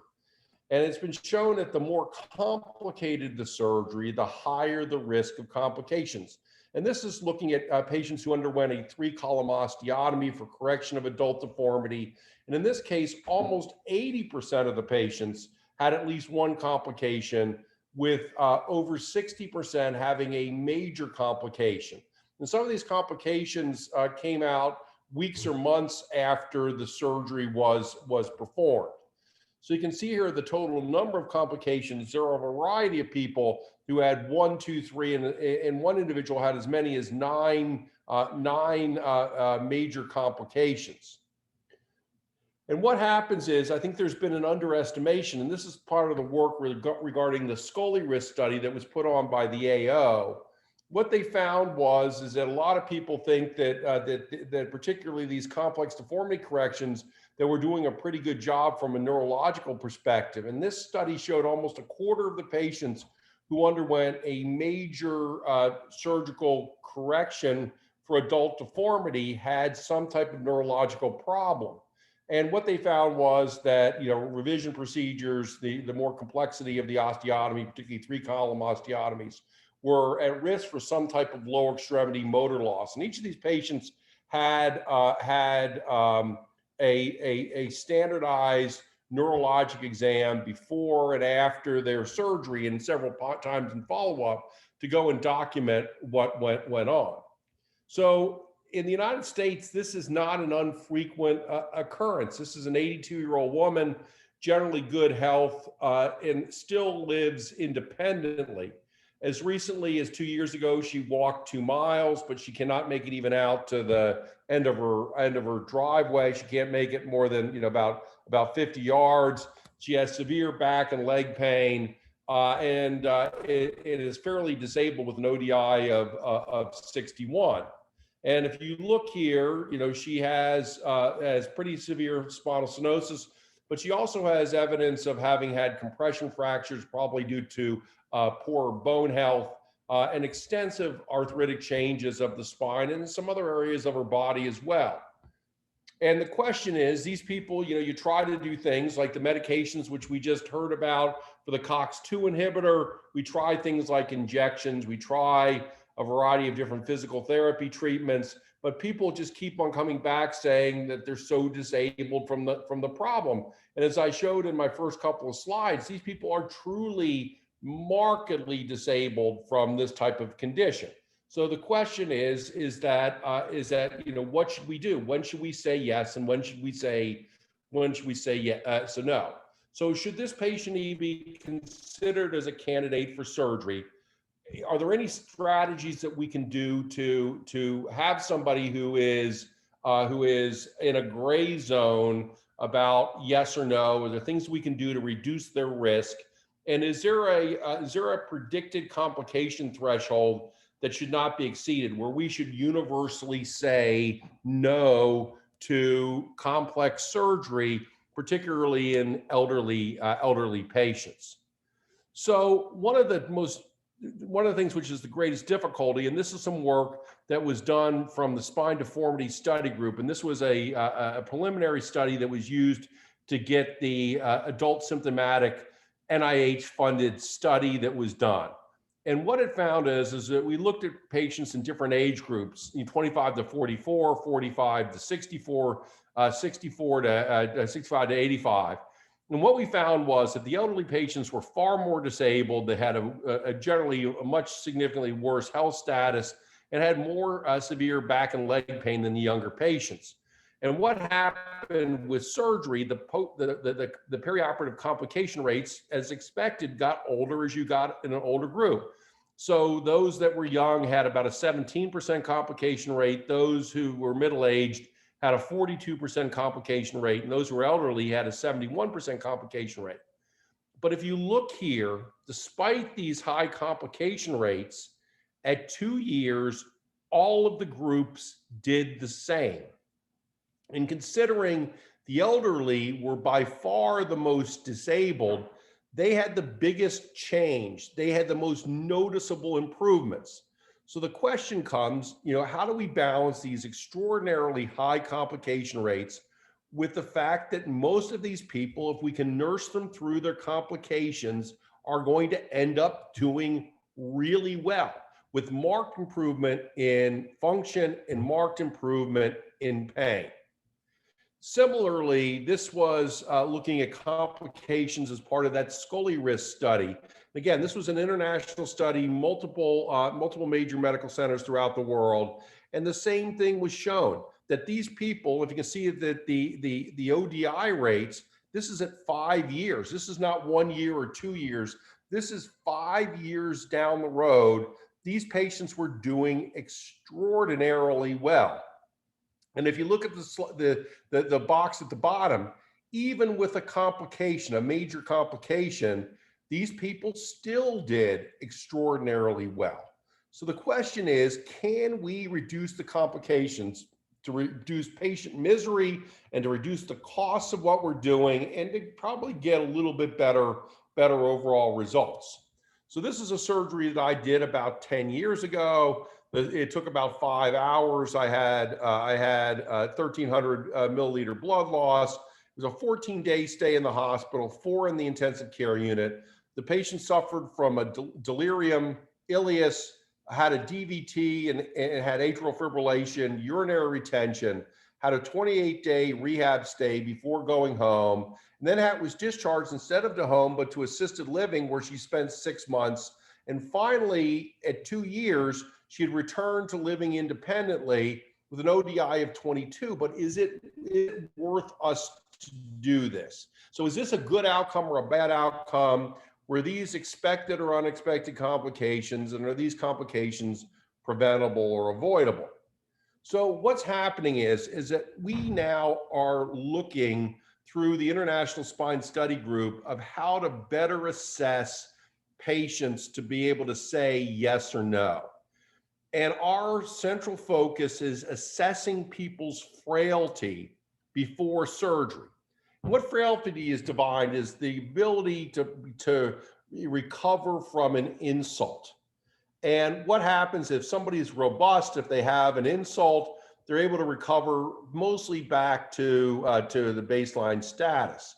But as they become more and more frail, the ability to go and to recover from a surgery is lower. And it's been also shown that these people are far more at risk of having major complications.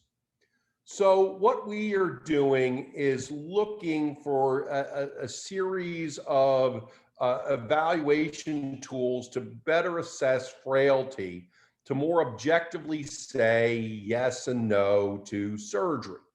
So what's happening is, as usual, spine surgeons were a little bit behind the times, but this was a study looking for evaluation for people undergoing major abdominal surgery. And what they found in this study was by using a variety of different tools, including nutritional status, their current functional status, an assessment of cognitive function, a risk for delirium, and other factors, they were able to go do and assess for frailty. And this is one of the tools that was used, asking questionnaires about how functionally active these patients were. And what they found was, by using this model, they could far more accurately predict the patients who were going to die, the patients who were discharged to a nursing facility, and the risk of having post-operative complications. And what happens is, you have these two people, these two women, who are both 79 years old. And which one do you think is going to be able to tolerate a major spine surgery better? So what's happening is, Chris Ames, as part of the ISSG group, has done a frailty tool. And right now, the problem with this tool, it's fairly complicated. There are 40 variables that are used to go and to determine frailty. And right now, for research purposes, we've divided people up into non-frail, frail, and severely frail. And what has been shown is greater fragility was associated with a higher risk of major complications and things like longer hospital stay, mortality, and discharge to a place other than home. And this right now, these are the factors that were utilized for looking for the frailty scale that Chris Ames had put together. And this is something for all of our ISSG patients that we were routinely obtaining as part of a research study. And what they found was that there were differences between frail and non-frail, but there was even a bigger bigger separation between those patients who were severely frail. And what happened was that that when looking at patients, they found that the frail and severely frail were older and had more comorbidities. And what's happening is they compared the outcomes. And what happened was that patients who were frail, but not severely frail, and patients who were frail and compared them to non-frail patients, it was the frail patients that did the best after surgery. Now, what happens is the severely frail patients did not do well, and they had by far the highest rate of complications. So what our goal has been is to find a way to get severely frail patients into the frail category. And some of these factors that we use to determine the level of frailty are modifiable. So the question is, can we alter frailty? So we have at Duke instituted, Bill Richardson, who's speaking later, was really somebody that spearheaded this, but we have a relatively robust preoperative screening process. And these are the things that are done in my clinic, and this is now done almost universally across, where we look at things like blood sugar to see if they have diabetes, and we're assessing the hemoglobin A1C, bone quality, the BMI, cardiac factors, infection screening, mental health screening, and other factors to be able to go do this. And we're working into place at Duke right now something called the Pythion risk calculator to be able to use predictive analytics to determine whether someone is too frail to undergo surgery. So we always make sure that we do smoking cessation, and we're going to talk a little bit more detail about prehabilitation in this group of patients. So this is the way that the Duke, and this has been a relationship between the anesthesia team at Duke and Dr. Richardson and the spine team. And these are the different blood work that we've gotten that we routinely get to go and optimize the patient before we do surgery. So it's been shown, for example, that an elevated hemoglobin H1C is independently a risk factor for both surgical site infection and poor outcomes. So we're generally pushing, at least in my patients, for a hemoglobin H1C of less than 6.5%. It's been shown that people who have poor nutrition do extremely poorly, have very high complication rates, problems with wound healing, trouble with consolidation of their fusion. And what happens is just because you can be obese and malnourished simultaneously. And what they found was that and this is work out of Duke, that they found that despite when they looked at their malnourished patients, a number of patients had a BMI greater than 27, and they say, how can this possibly be? And this is a YouTube video of this gentleman here who made something what he called holy water, which was a bag of Doritos and a half gallon of Mountain Dew soda, sugary soda, and he'd mix that in a blender, and he would drink this concoction for 3 meals a day. And they went and assessed, his weight and his and a number of metabolic factors. And by having this diet, it would just wreck his health, and he was extremely malnourished despite having plenty of calories from this. And I think many of our patients in North Carolina and the United States, I think, pursue a similar diet to this gentleman here. Now, one of the things which we have recently initiated is doing a preoperative supervised exercise program. And this work started originally for the treatment of elective abdominal aortic aneurysms. And what they found was that those people who got 6 weeks of dedicated supervised exercise prior to their surgery had a dramatic, greater than 50% reduction in complications compared with a non-exercise group. Their hospital stay was shorter, they did better, they were discharged to home more frequently, with this prehabilitation program. This is another study, again, looking at the advantages of it. And at Duke, we are preparing to join two different studies looking at prehabilitation prior to spine surgery. An important consideration for elderly patients is the treatment of osteoporosis. It has an effect on screw fixation. It has an effect on a variety of other things, such as bone healing. Many patients have vitamin D levels that are low. These are people that have been debilitated. They've been in their homes. They're not getting an adequate amount of sunshine. Their diets are frequently poor, and checking vitamin D status is something we're routinely doing. And it's been associated with non-union, time diffusion, and other complications. When the time comes, if the bone is poor, we're aggressively going and treating poor bone density with things like synthetic parathyroid hormone analogs to make it better. And these treatments have been shown to improve the insertional torque for screw fixation. It's been shown to increase bony union that reduces the risk of rod fracture and other complications. It also has an impact on the development of proximal junctional kyphosis. So by using predictive analytics, we can predict with very high accuracy the patients that are going to go on to have these complications. And by modifying many of the different frailty indices by making the people more healthy, it reduces the risk of complications. And so what I've been moving towards doing about saying yes or no, that I have a certain threshold of frailty that goes through this predictive analytics calculator where I just say no. I said, until you can get healthier by doing this and this and this or other factors, I am not going to go and perform your surgery. So looking at this, the ISSG went and did exactly what I said.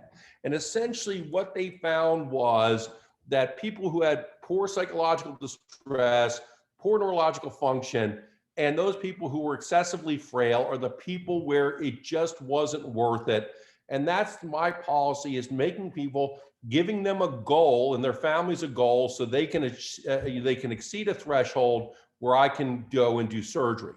At Duke, we're doing this thing. It's part of the electronic medical record. This is from Oren Godfrey, one of our partners. He uses something called Pythion to be able to go and to assess in real time the risks for a variety of different complications where I've set thresholds that I'm not going to succeed. And we finally, for the ISSG, are even doing a more detailed fragility assessment with a variety of different questionnaires. But we're also doing a number of functional outcome tests to try to see if we can more clearly identify these severely frail patients and move them into the frail category. And this is the work we've done. This is the first work that was submitted for the SRS this year. The paper was accepted looking at the relationship between the patient population and how often they had a moderate or severe frailty. So usually it's not a technical problem now that's limiting our outcomes or causing complications, but it's more related to patient fragility and medical comorbidity. Considering that the number of medical risk factors are modifiable, we should be working together to try to go and get our patients healthier so that they can get through major surgery. Thank you.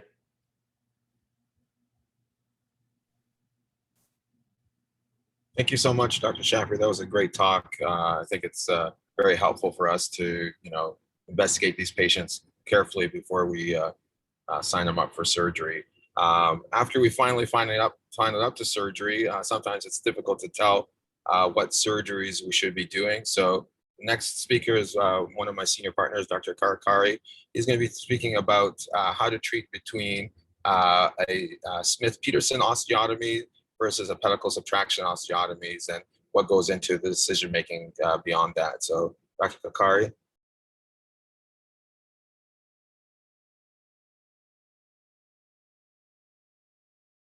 All right, thank you very much, Mohammed. Please confirm if you can hear me and if you can see my talk and presentation mode. Yes to both. Okay, fantastic. Well, I'd like to thank the Egyptian Scoliosis Society and the course directors and Mohammed for allowing me to give this talk. These are my disclosures, which have nothing, no impact on the talk that I'll give today. So the goal of spinal reconstructive surgery is to create and obtain global spinal alignment such that the patient falls within the cone of economy and does not spend additional time wasting out of this cone of economy as described by Professor Debussy. Now, Pierre Rousselet and others have described different sagittal plane deformities, and in the simplest form, he has categorized patients who are presented with sagittal malalignment either as compensated or decompensated. A patient that's presented in a compensated fashion typically will deploy all compensatory mechanisms, which include hip extension, increased pelvic tilt, knee flexion, ankle dorsiflexion, to able to achieve horizontal gaze. A patient that's presented in a decompensated state has already maximized on all of these compensatory mechanisms, but still have significant difficulty maintaining a horizontal gaze. Such patient then cannot maintain a horizontal gaze. In general, patients who have a large pelvic incidence have a significant ability to have a wide range of ability to compensate for kyphotic deformities because they're able to retrovert their pelvis at a significant degree, more so than patients that have a low pelvic incidence. So it's good in some sense to have a high pelvic incidence. This is an example of a patient that's presented in a compensated fashion. You can see how this patient is deploying all compensatory mechanisms on the left, whereas the patient on the right has maximized all mechanisms for compensation and is no longer able to obtain a horizontal gaze. The goal of spinal deformity surgery and alignment objectives is to achieve an SVA of less than 5 centimeters, T1 tilt of less than 0, pelvic tilt of less than 25 degrees, and a PIL mismatch within plus or minus 9 or 10. So Frank Schwab and the ISSG have described 6 osteotomy grades, which has already been presented by some of the presenters in this symposium. So grade 1 is facet, minimal facet releases. Grade 2 is complete facet release. Grade 3 is your classic pedicle subtraction osteotomy. Grade 4 is extended PSO, which involves removal of the rostral disc. Grade 5 is your vertebral column resection, and grade 6 is multiple VCRs.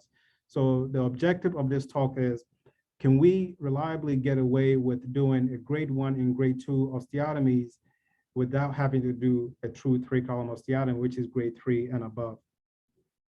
The reason why this is important is because, as you can see from this table, despite achieving significant degrees of correction with PSO and VCR, that comes with a substantial risk. So the higher your bone resection or the more complex your procedure, the higher your overall complication risk, including your neurological injuries. These are 3 patients that were sent to me for consideration for 3-column osteotomies, but after assessment of these patients, none of these patients actually need a 3-column osteotomy, and I will explain that later. In the United States, there have been a significant increase in the number of patients that have undergone spinal fusions, and some of these patients undergoing spinal fusions have also undergone a significant amount of 3-column osteotomies. In fact, osteotomy codes were the second fastest growing spine-related codes for Medicare patients between 2008 and 2011, and I believe that this trend has not changed since then. But the main question is this growth in osteotomies justified? Several attempts have been made to assist or to help us in making that determination of whether a patient needs a 3-column osteotomy or not. Sometimes it's very straight and simple, but other times it's not very easy. This is a chart from a manuscript that was written by Ian Dorwood and Lanke back in 2010. And in this diagram, they attempt to help surgeons to determine how the workflow in terms of how you determine who needs a 3-column osteotomy and who doesn't. And for the purposes of this talk, if you look at the deformity assessment, and if you look at the degree of sagittal imbalance, in this chart, they state that a patient with 10 centimeters or more of sagittal plane imbalance is a patient that should be considered for a PSO. However, as I will show later, this is not true. And so the trend now, and there's a gradual shift in paradigm that patients can have even as greater as 25 centimeters of SVA, sagittal plane malalignment in the form of SVA greater than 25, that may not even need a 3-column osteotomy.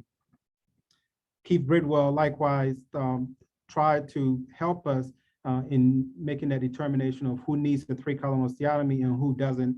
He came up with this diagram that grouped patients with sagittal plane deformity into a type 1 deformity and a type 2 deformity. And similarly, here he stated that patients with major imbalance, whether or not they have a smooth kyphosis or sharp angular kyphosis, are patients that need a 3-column osteotomy. This diagram is also not accurate because a lot of patients with major imbalance do not need a 3-column osteotomy. The biggest thing in the assessment of whether a patient needs a 3-column osteotomy or not is to determine the spine flexibility. That is determined by examining the patient in an upright position, placing the patient in a supine position, performing push-prone assessment, side bending, traction x-rays, and hyperextension over a bolster. This is performed in a clinic setting. Once the patient is assessed in the clinic, then you have to categorize the patient as either having a flexible deformity versus a stiff deformity versus a stuck or fused deformity. In general, patients with flexible or stiff deformities are patients that can be successfully realigned without having to do a 3-column osteotomy, whereas patients who have fixed deformities, you don't have a choice but to do a 3-column osteotomies. Patients with stiff deformities are often patients that sometimes may benefit from anterior column reconstruction as well. So these are examples of how the flexibility assessment is performed in clinic. So the patient here is shown in a supine position. This is the middle image is the clinician performing a push-prone examination, and the image on the right is the clinician performing a manual skull traction to determine how flexible this patient really is. This is very common for adolescent scoliosis surgeons, but in adult spinal deformity, these clinical assessment is not all that common. So it has been shown that in the intraoperative setting, the way you position the patient is really important. This was demonstrated in a study done by Dr. Lanke and his crew at WashU back when he was at WashU, where they showed that when you position the patient in a prone position, there's sometimes a substantial increase in the amount of lumbar lordosis, especially with a Jackson frame. The same is observed in patients with coronal malalignment, where you are able to achieve some correction in your coronal deformity with just positioning. So how you position the patient is very important. By no means should anyone these days should be operated on in a Wilson frame or in any position that does not maximize your lumbar lordosis. You can see the impact of how you position the patient in this study that show that in a Wilson type frame, the lumbar lordosis is 17 degrees, but in the Jackson frame, the lumbar lordosis increases significantly to 52.7 degrees. But believe it or not, there are still a few folks that are still instrumenting patients in a Wilson type position.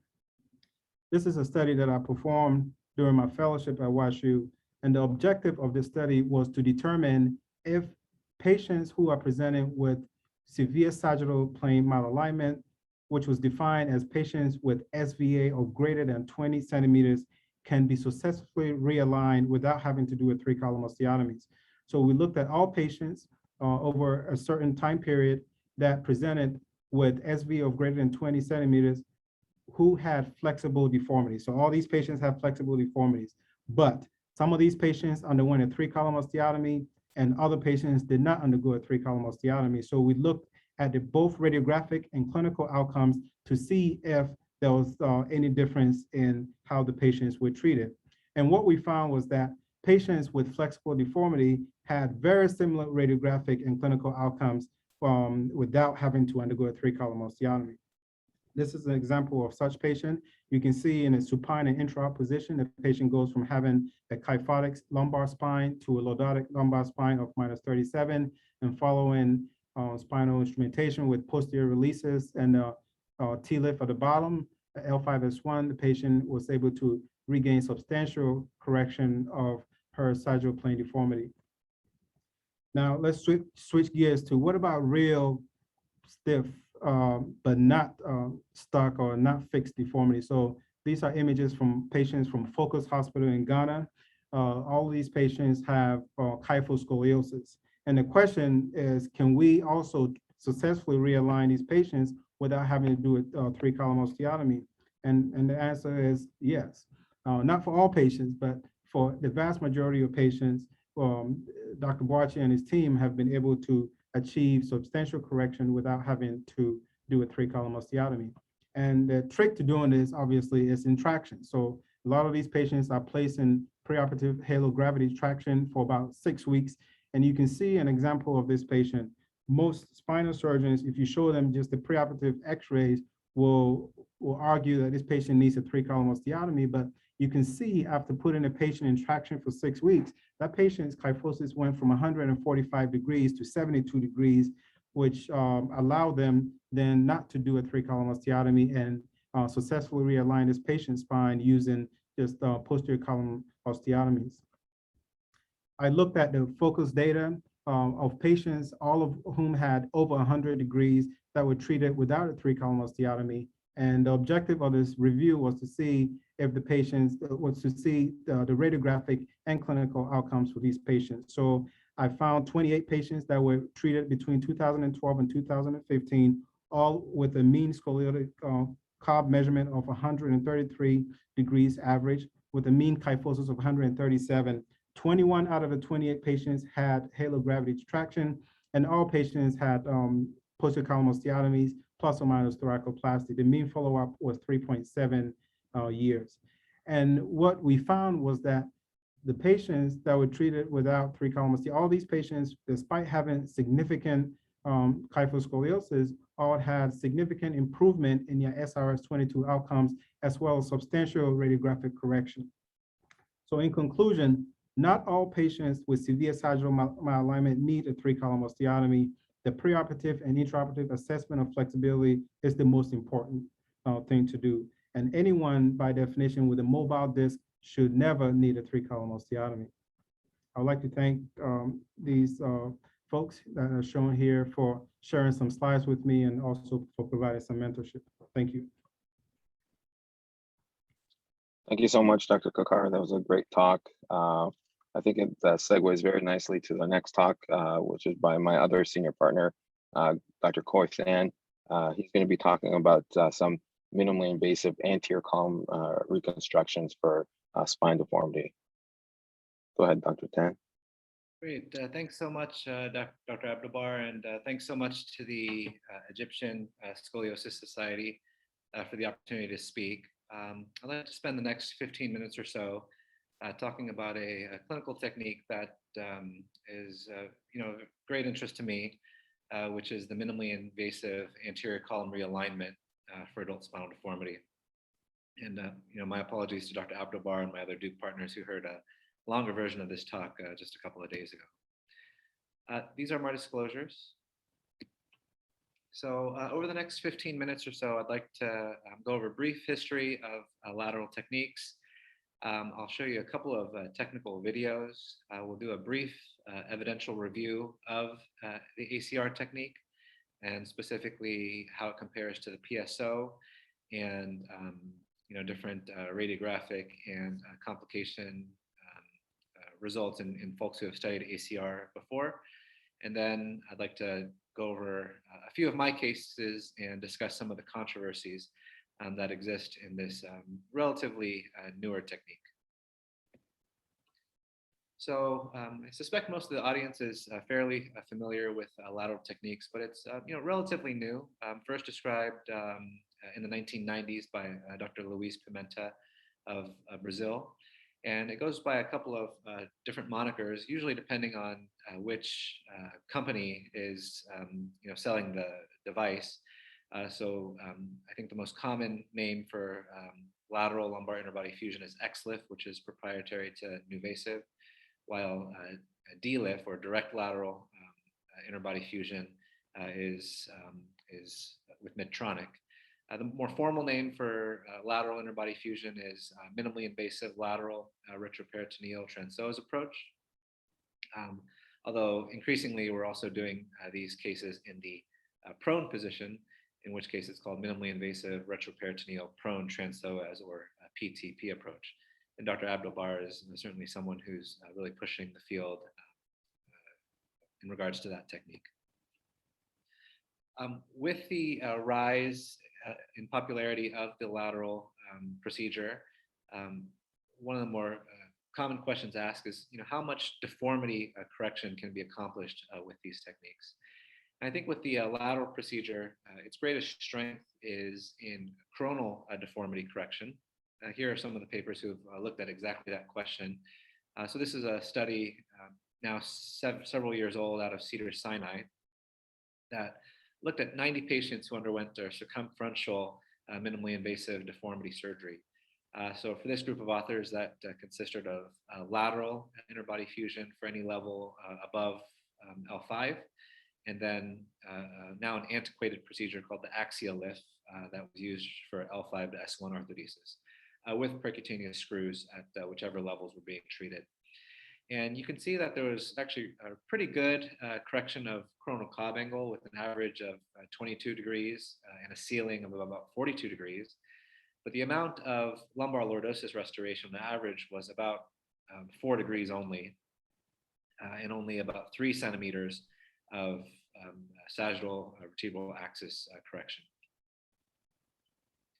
And this study out of the ISSG, specifically the minimally invasive group, which I now have the honor of being a part of, compared 2 different techniques. So circumferential MIS techniques are considered MIS TLIF, plus minus MIS lateral approaches with percutaneous pedicle screws, in comparison to hybrid techniques, which was defined as lateral interbody fusion with open pedicle screws, and usually with open osteotomies. Now we've transitioned towards not really considering hybrid surgery to be minimally invasive surgery anymore. It's open surgery. But you can see again that with circumferential MIS deformity surgery, you're getting a decent cob angle correction of about 10 degrees, but really only about 3 degrees of lumbar lordosis. And in fact, patients were having worse sagittal vertebral axis, sagittal vertical axis compared to before surgery. So I think that the sagittal correction is really where the value of anterior column release comes in. So what ACR is essentially a lateral interbody surgery where one also intentionally sections the anterior longitudinal ligament.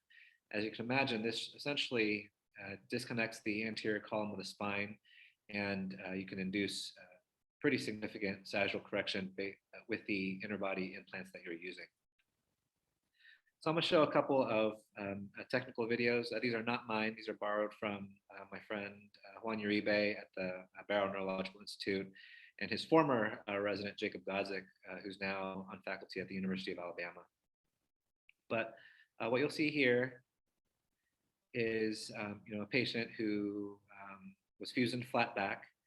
And the first step with any type of lateral surgery is that the patient's positioned in a lateral position, care taken to pad all pressure points, patients taped securely to the table, and essentially bed adjustments are made such that you get true AP and lateral fluoroscopic images to the spine. So if you're not quite right on the AP view, you can generally tilt the patient right or left so that your spinous processes are lined up right in the middle of your fluoroscopic image, and you have crisp views of the pedicle. While in the lateral position, You can adjust the Trendelenburg of the bed so that you get a very crisp view of the disc space and the end plates of any of the given vertebral level that you're working on. So what you'll see here is the retractor in place. Dr. Uribe uses a disc shim. I tend to not use that just so to be able to migrate the retractor anteriorly during the ACR step of the procedure if needed. But generally the first step is to incise into the disc and to introduce a Cobb elevator all the way into the disc space and through the contralateral annulus. And typically what I found is that after appropriate disc preparation, and as I start to trial up with the increasing sized trials, oftentimes the ALL will rupture on its own. Now, when that's not the case, then after doing a little bit more discectomy here with box cutting instruments, what you can do is slide an ALL retractor in front of the disc. You want to do this very carefully given the proximity of the vessels that are there. And after sliding the ALL retractor about halfway through the disc, you can intentionally cut the ALL about halfway. You generally do not need to go across the entire front of the ALL, but just about halfway will be enough. And then you can introduce this spreading device, which upon further spreading will rupture the rest of the ALL. And with that, you can place generally 20 or 30 degree lordotic cages here. And just as with this example, get pretty significant sagittal correction. Here's another technical video. What I really want you to see here is generally the size of the disc space before the ALL release. So you can see box cutters being introduced here, disc materials being removed. The disc looks pretty normal here. Here the box cutters being sent across the contralateral annulus. And then this is the spreading device where after you section the ALL, you can twist and section the rest of the anterior longitudinal ligament. Oftentimes you'll feel a give when the ALL releases. Sometimes you actually hear something as well. But you'll see here, compared to the initial disc, how wide open this disc space is now. And here again, you see introduction of a very hyperlordotic implant. So let's just go over some of the more seminal articles involving ACR. This was the first study written by Juan Uribe when he was at the University of South Florida. This was a small clinical series and mostly a cadaveric report, but also a small series of 4 patients. And what you'll see here is that patients had 25 degree improvements of their lumbar lordosis, which is much better than the 4 degrees or 2 degrees that we were seeing with lateral alone, and consequent improvements in their visual analog scale and their Oswestry disability index as well. Here's a figure from that paper where you can see that even though you're just really a couple millimeters more anterior, you're dealing with a lot of unfamiliar anatomy, including the inferior vena cava, some segmentary vessels, the genitofemoral nerve courses anteriorly as well. These are all things to just be cognizant of as you start to introduce ACR into your practice. I found very interesting the articles that have compared ACR to pedicle subtraction osteotomy. This is a study from a few years ago out of Virginia Mason in Seattle, Washington, comparing 13 patients who underwent ACR with 14 patients who underwent PSO. And you can see that while the amount of lumbar lordosis accomplished was pretty similar, between 30 and 35 degrees, essentially with the PSO, you're guaranteeing yourself about double the blood loss. And you heard Dr. Shaffrey give a great talk on frailty. And this is definitely something to keep in mind as you decide between techniques on those who are elderly and frail. This is another one out of the ISSG that looked at 17 patients who underwent ACR versus PSO. There were some slight differences in radiographic parameters. You see the ACR patients had improvements in their pelvic tilt, while the PSO patients did not. On the other hand, the PSO patients had greater improvements in their T1 slope compared to the ACR patients. But again, what you'll see here is that there's about 1.5 liters of blood loss for ACR patients and nearly 4 liters of blood loss in PSO patients. And this is a picture I took from my own OR after the ACR portion. You can see EBL is well under 100 milliliters. Now, sometimes you catch up a little bit if you're opening up the back in the setting of adjacent segment disease and flat back, but I would argue that the average spine surgeon probably loses about 1 liter from the actual PSO portion of their case. And here from the ACR portion, you can see about 50 milliliters of blood loss. It's really important to understand the amount of radiographic correction that can be accomplished with ACR. And so the way to think about this is think about lateral interbody surgery without ALL release, ACR without posterior column osteotomies, which Dr. Kakari and others have gone over, and then ACR in combination with grade 1 osteotomies and grade 2 osteotomies, also known as Smith-Peterson or Ponte osteotomies. So what you'll see again is lateral surgery without ACR gets you about 3 degrees of lumbar lordosis. ACR alone without any sort of bony work posteriorly gets you about 10 degrees. ACR with a grade 1 osteotomy or inferior facet release gets you about 15 degrees. And ACR with a grade 2 osteotomy gets you at least 18 degrees. Certainly my experience has been that if you combine an ACR with a full grade 2 osteotomy posteriorly, generally you're getting the full correction of the cage, whether that's 20 degrees or 30 degrees. And generally an ACR without any sort of posterior bony work, you're getting about half of the correction of the cage. So 10 degrees if you're using a 20-degree cage, or 15 degrees if you're using a 30-degree cage. I really liked this study out of San Diego, which looked at which looked at postoperative complications of leg weakness and leg numbness and pain after ACR. You'll see here, again, about 30 degrees of correction. And postoperatively, most patients will have some leg weakness. This gradually improves over the course of 2 years. And some patients will have the leg numbness and pain that we all counsel our patients on for after lateral surgery, and that typically goes completely away by year 2, which is actually longer than I've been counseling my patients. So that's why I found this study particularly interesting. When we look at different complications that we worry about in deformity surgery, this study looked at rod fracture in the setting of ACR. So a multi-center study looking at 90 patients. Here, the rod fracture rate was only about 4%. As could be expected, the rod fracture occurred adjacent to the ACR in all cases. Interestingly, the rod fractures were not found to be associated with focal correction, the degree of correction, the type of rod material, nor the presence of an interbody at L5 to S1. And also interestingly, rod fracture was associated with a longer fusion construct.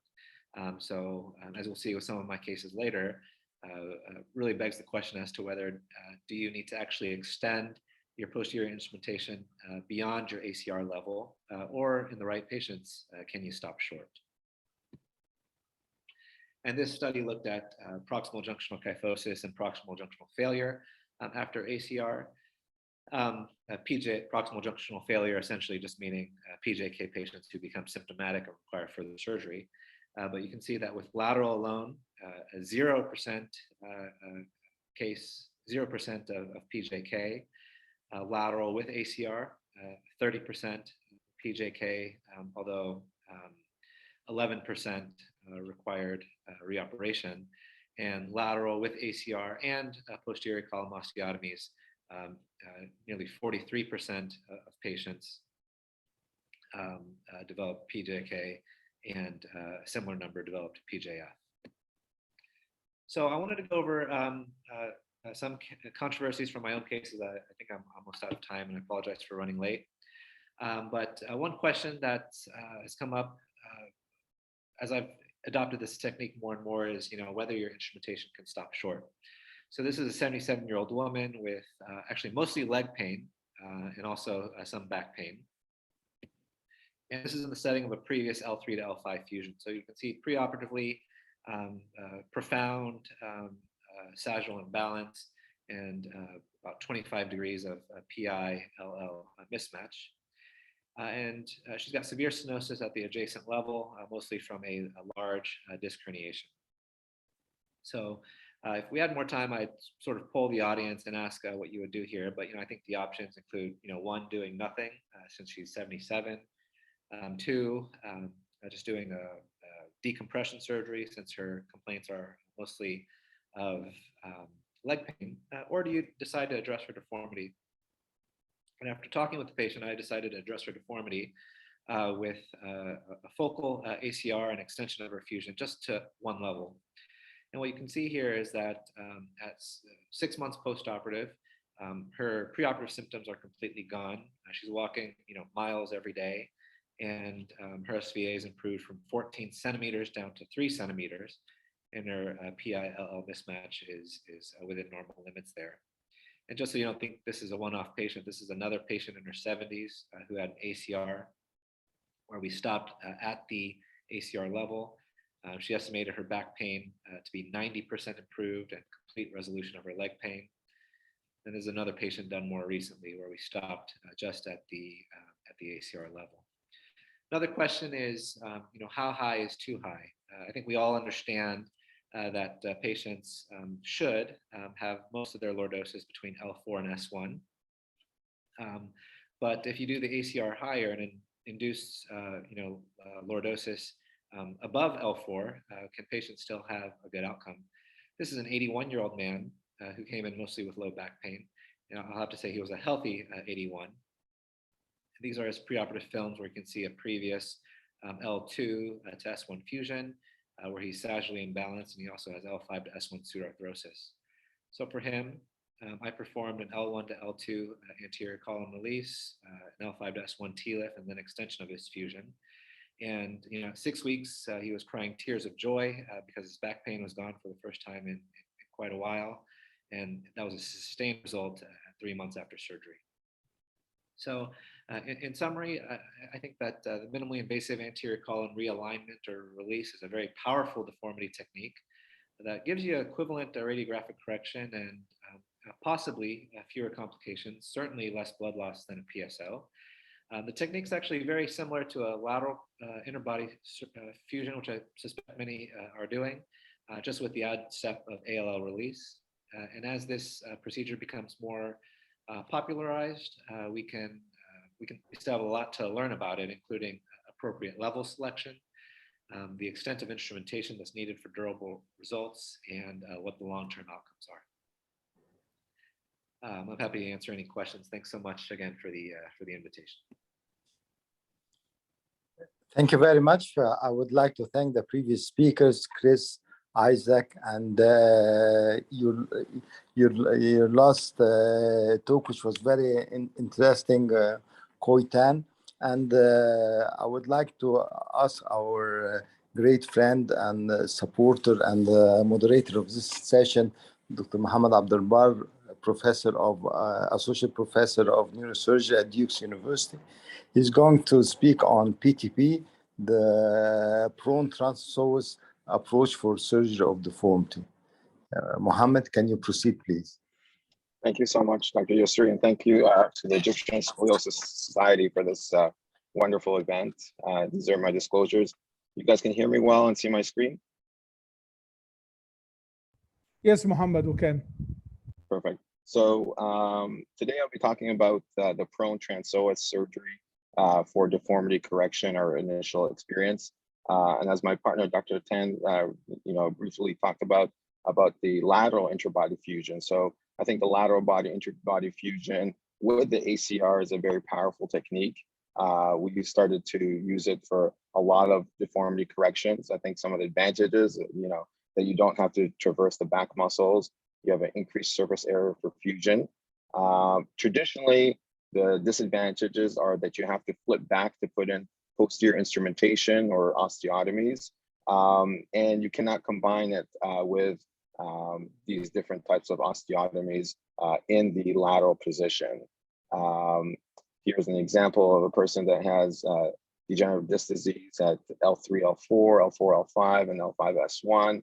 And you can see here we did what's called a lateral ALIF at 5-1. We did lateral interbody fusions at L3 to L5. And then we actually used the robot to help us put in the screws, keeping the patient all in the lateral position. This is a very powerful technique to do. However, we know that just from positioning, as Dr. Kakari talked about, we can gain a lot of lumbar lordosis just from positioning. So if you look at single position surgery, if you stay in the lateral decubitus, you can see that the operative time is decreased, the radiation is decreased, the blood loss is decreased, and also the length of stay is decreased. And if you do a flip surgery, you have a lot more that you have to do to the patient, while if you keep it in a single position, you can do a lot less. So the push is to try to do more and more of these deformity corrections in a single position. And so, as Dr. Kakari talked about, just prone positioning itself can help with lumbar lordosis. Here's a study out of Korea that shows that you get about 5 degrees of increased lumbar lordosis just from positioning. So if there would be a way to do lateral interbody while keeping the patient prone and getting those extra 5 degrees, that would be very powerful. This was another study I think that Dr. Kakari actually showed from the WashU group, showing that if you put the patient prone, you can, in those patients that are hyperlordotic, you actually won't make them more lordotic in the Jackson frame, but those people that you need some lordosis, you'll get that just from positioning. So here's a study that came out of Barrow Institute just recently that shows that just by putting the patient in the prone position, you get about 2 degrees extra in segmental lordosis. Now, they found, and I found that when you put the patient in the prone position and you do the lateral interbody fusion, you tend sometimes, because of gravity, to be moving a little bit more anterior. And they found that as well, that the cage placement is more anterior, but does not seem to be directly proportional to the segmental lordosis. So the question is, can we combine the advantages of the lateral interbody fusion with prone positioning? You can see here, if you place the patient properly on the Jackson table, you can get a lot of lumbar lordosis just from positioning. So this will help a lot if you're trying to get a few degrees.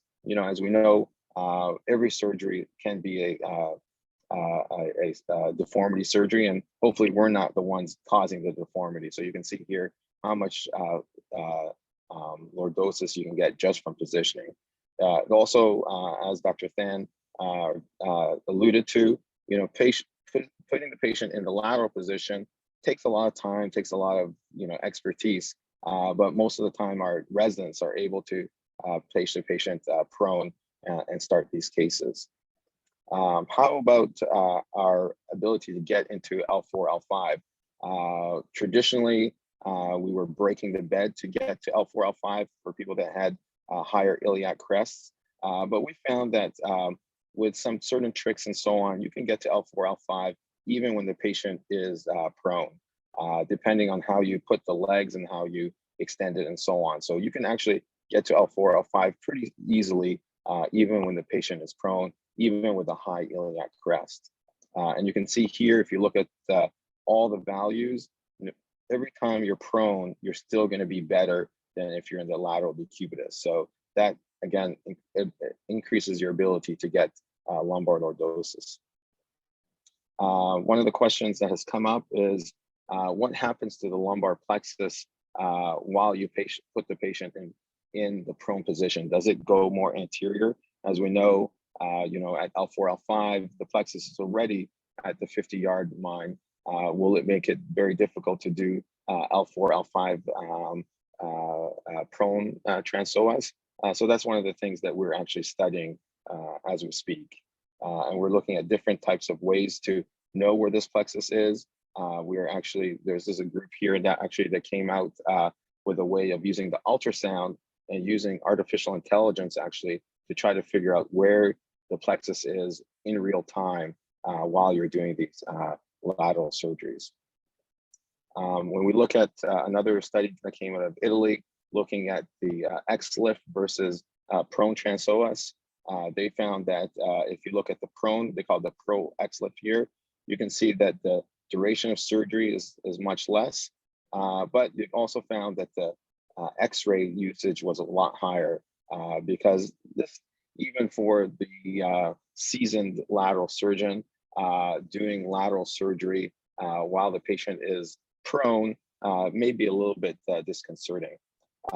So as some of you have already heard me talk, this is one of my things that I'm most passionate about, is that radiation is not benign. And for us, especially minimally invasive spine surgeons, we have to be very careful about the radiation that we use in the operating room. So we've now used this, what we call computer assisted instrument navigation in our surgeries. We've just published a paper showing that we can decrease the radiation just for putting pedicle screws by 70%. We can also show that the variation in placement and in the radiation is also less. So we actually now have used this technology in our prone transpsoas, and I'll show you some videos of how that works. So here's an 80-year-old patient. As Dr. Shaffrey said, sometimes we have very sick patients. He has a history of MI, lupus on chronic prednisone. And you can see here, he's got a mobile spondylolisthesis at L3, L4, degenerative disc disease at L4, L5. And then we were able to, these are his preoperative spinal pelvic parameters. Here's his MRI. We were able to do the surgery in a single position. So here you can see here, we've now made some software abilities to know exactly when we're coaxial, and then we're able to push this cob through without taking x-rays. So, you can imagine that if the patient is prone, you want to know where it's going, both in the AP and lateral. With the software, you're able to see it in real time coming across and very little radiation to the patient and also to you as the surgeon and to you as the OR staff.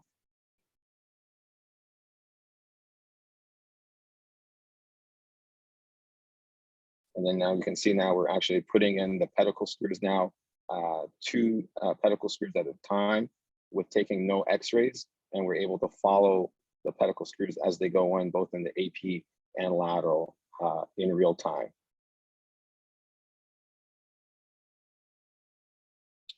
With this ability to track our instruments in AP and lateral, then you can make things a little bit better ergonomically for you as a surgeon. You can tilt the patient about 8 degrees and do your surgeries. Sometimes you can stand or sometimes you can sit depending on your personal preference. So this patient, 80-year-old patient, we were able to do it in a little bit more than 3 hours. We almost lost no blood at 100 cc's, and we sent him home post-op day 3. So now we're really able to push the limits of doing, a circumferential fusion with very little blood loss, no flipping of the patient, no loss of OR efficiency. One of the other advantages is that with the patient prone, you can combine it with other surgeries. So here's another patient of mine, also pretty sick. He had multiple strokes and TIAs. He was on aspirin 325 and was told by the cardiologist and his neurologist that he was not able to get off the aspirin for surgery. He had a previous L4, L5 fusion. Unfortunately, they fused him in a pretty flat back situation. You can see that there's a myelographic block above his previous fusion. You can see also that he has a vacuum disc phenomena at L5S1. And so this patient, you can do in a very minimally invasive way. You can have the patient supine first. You can do an A-lift, just a traditional A-lift. Then you can flip the patient prone, and you can do the prone transpsoas at L3, L4, where you can get a lot of correction, as you can see here. And then you can exchange the instrumentation out very easily. So now this patient, perhaps people would say this patient needs a L4 PSO and so on. He was too sick for that, but we were able to do a smaller, more minimally invasive surgery and hopefully get the same results as well.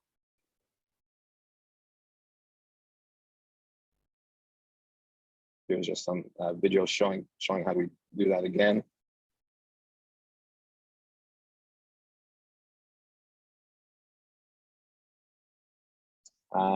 So at L5S1, if the patient is prone, your options are either to do an MIS or percutaneous TLIF, or as I've shown in different examples, you can do an ALIF, traditional ALIF or a lateral ALIF, but then you're going to have to reposition. We've shown that this is actually for our lateral surgeons is very important because if you follow these patients long term, this is a study that we just got published, showing that if you follow these patients for 7 to 8 years, you can see that the most common level for patients to develop adjacent segment disease is at L5S1. So now I'm more and more prone if I see any type of degeneration or any type of vacuum disc phenomena at L5S1, I'd like to take care of that at the index situation. So Dr. Tan talked about adjacent segment disease. I think the prone transpsoas is a very powerful way to do a intrabody fusion above the previous fusions or below the previous fusions and not have to traverse the scar, and then also switch out the instrumentation or add on to the instrumentation as needed. Here's a study that we've just submitted looking at 24 patients. It's a multi-center study with Dr. Crementa and Dr. Bill Taylor out of San Diego. We have 24 patients, and you can see here that interestingly, when we look at how much segmental lordosis we were able to get about 10 degrees at the level that we were doing. And we were using a proprietary cage, which is only 10 degrees anyways. So these are not hyperlordotic cages that we put in yet, but you're getting almost the whole value of the cage. And I think this is due to the positioning as we've shown earlier. So just to conclude, I think that the prone surgery seems to be combining the positive effects of the lateral interbody fusion.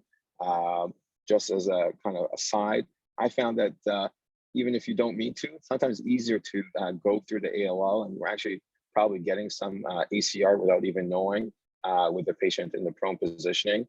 We've shown the use of radiation reduction technology.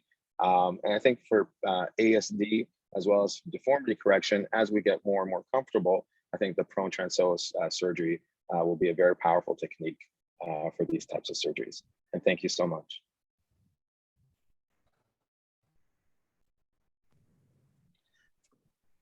Thank you very much, Mohammed. Thank Very nice you talk. so much, Dr. Mohammed Abdelbar, for you. And I'd like to thank the previous speakers as well for their cooperation with the Egyptian Scoliosis Society. And may I ask if anyone has the friends from university? Professor Shafri, can I ask you a question? When to say no for osteoporosis? Well, in general, a little of it depends upon the size and magnitude of the case that you're doing. If you're doing something smaller, if you're doing just a decompression, I will let them, be a bit more osteoporotic. For a major deformity surgery, if they have a T-score on bone density, or if they are less than 100 Hounsfield units on CT scan, I'm generally going to send them to do some type of treatment to improve their bone density. So I will say no unless we get your bone density better for a major deformity surgery. So a T-score of -2.5 or something less than 100 to 110 Hounsfield units. I really think the Hounsfield unit is going to be used more and more because there's several papers that are just in the process of coming out showing that the end vertebrae, that the association with proximal junctional failure is very closely associated with the Hounsfield units of the end vertebrae. So they're the things that I'm personally using to say no.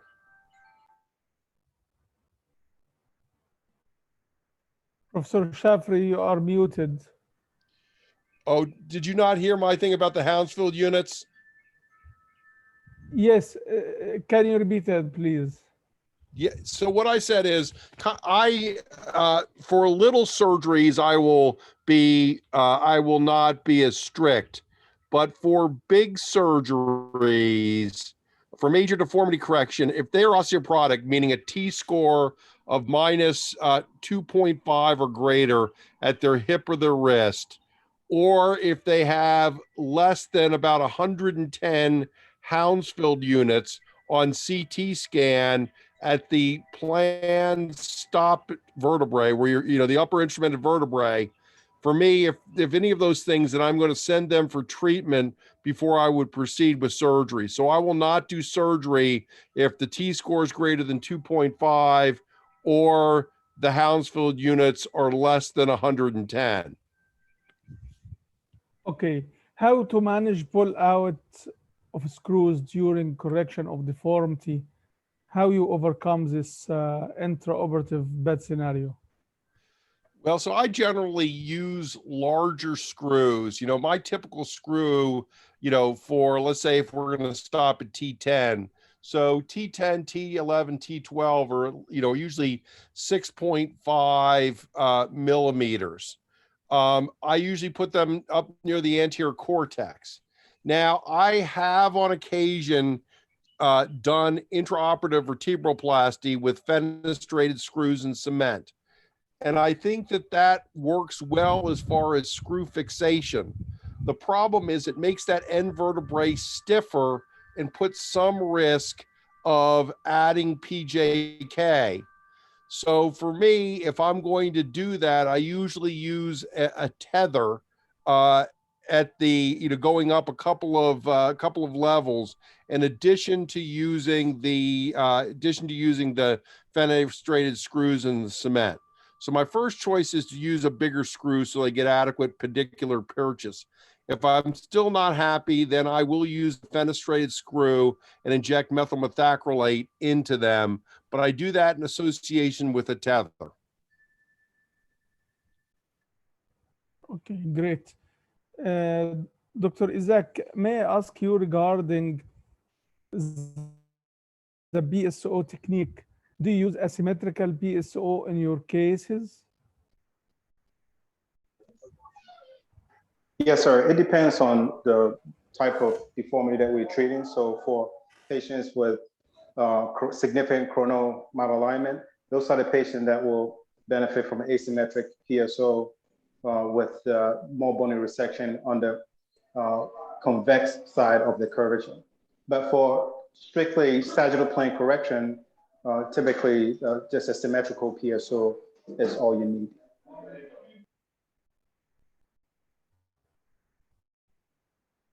Okay, for revision cases, do you use BSO as well for revision cases? Dr. Isaac, you are muted. For virgin cases that are, if they have a mobile disc space or if they have a flexible spine, then I try everything that I can not to do pedicle subtraction osteotomy. So usually you can still reliably get those patients successfully realigned by doing, if you're doing an all posterior approach, typically a good anterior T-lift with the interbody cage placed very anteriorly, combined with posterior column osteotomies and compression in the back, sometimes can get you a substantial amount of correction if it's done from L3, 4, L4, 5, and L5S1. Or there's a number of anterior techniques that Dr. Abdulbar and Dr. Than just described that can also be very powerful in virgin patients without having to do a true 3-column osteotomy. Okay. May I ask Dr. Koitan regarding the release of the anterior longitudinal ligament? From your experience, could we achieve release of the anterior longitudinal ligament from posterior as well? Is it possible? Oh, I think I caught most of your question there. I think your question is, can you perform in Dr. Koi. from posteriorly. You are muted. I think your question was whether the ALL can be Yes, released. yes. You release the anterior longitudinal ligament in lateral decubitus position. So my question from your experience in the lateral position, can we achieve it as well from posterior, or it is impossible from posterior? Oh, it's definitely not impossible. I, in fact, know of some people who do it. It's not been my preference, just because at that point you're, performing it a little bit blindly. No, I think if you do it prone, but also laterally, so prone transo, as like Dr. Abdelbar was saying, that's an option. But to do it all posterior, I think in my hands would be unsafe. But I do know that some people do it. Okay. Dr. Abdelbar, regarding your prone positioning of the patient, usually we heard about anterior thigh pain after managing the patient in lateral decubitus position, transverse approach.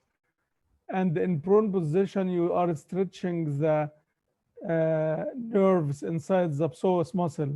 So do you find more anterior thigh pain in your cases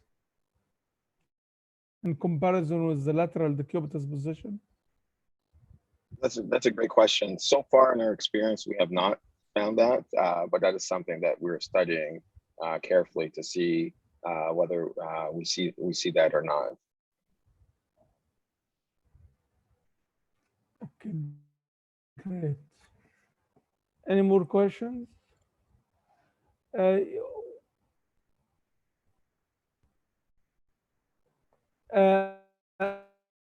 One of the attendees asking about actually a question regarding the pediatric population. Can we stop at the apex of kyphosis around T7, T8 in pediatric population or in spine deformity? For me, never stop at the apex of the deformity. Okay, so to conclude our session, it is a great honor to have Duke Spine University cooperating with Egyptian Scoliosis Society.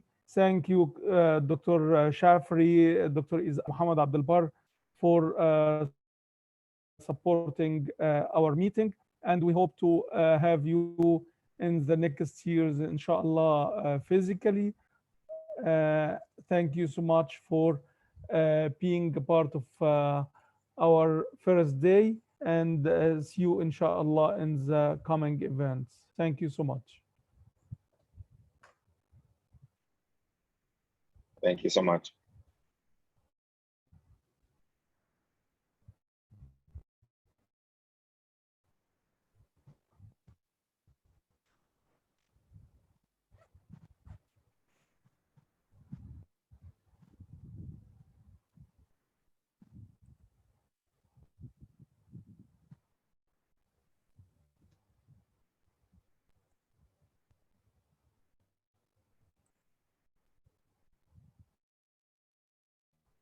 متعب.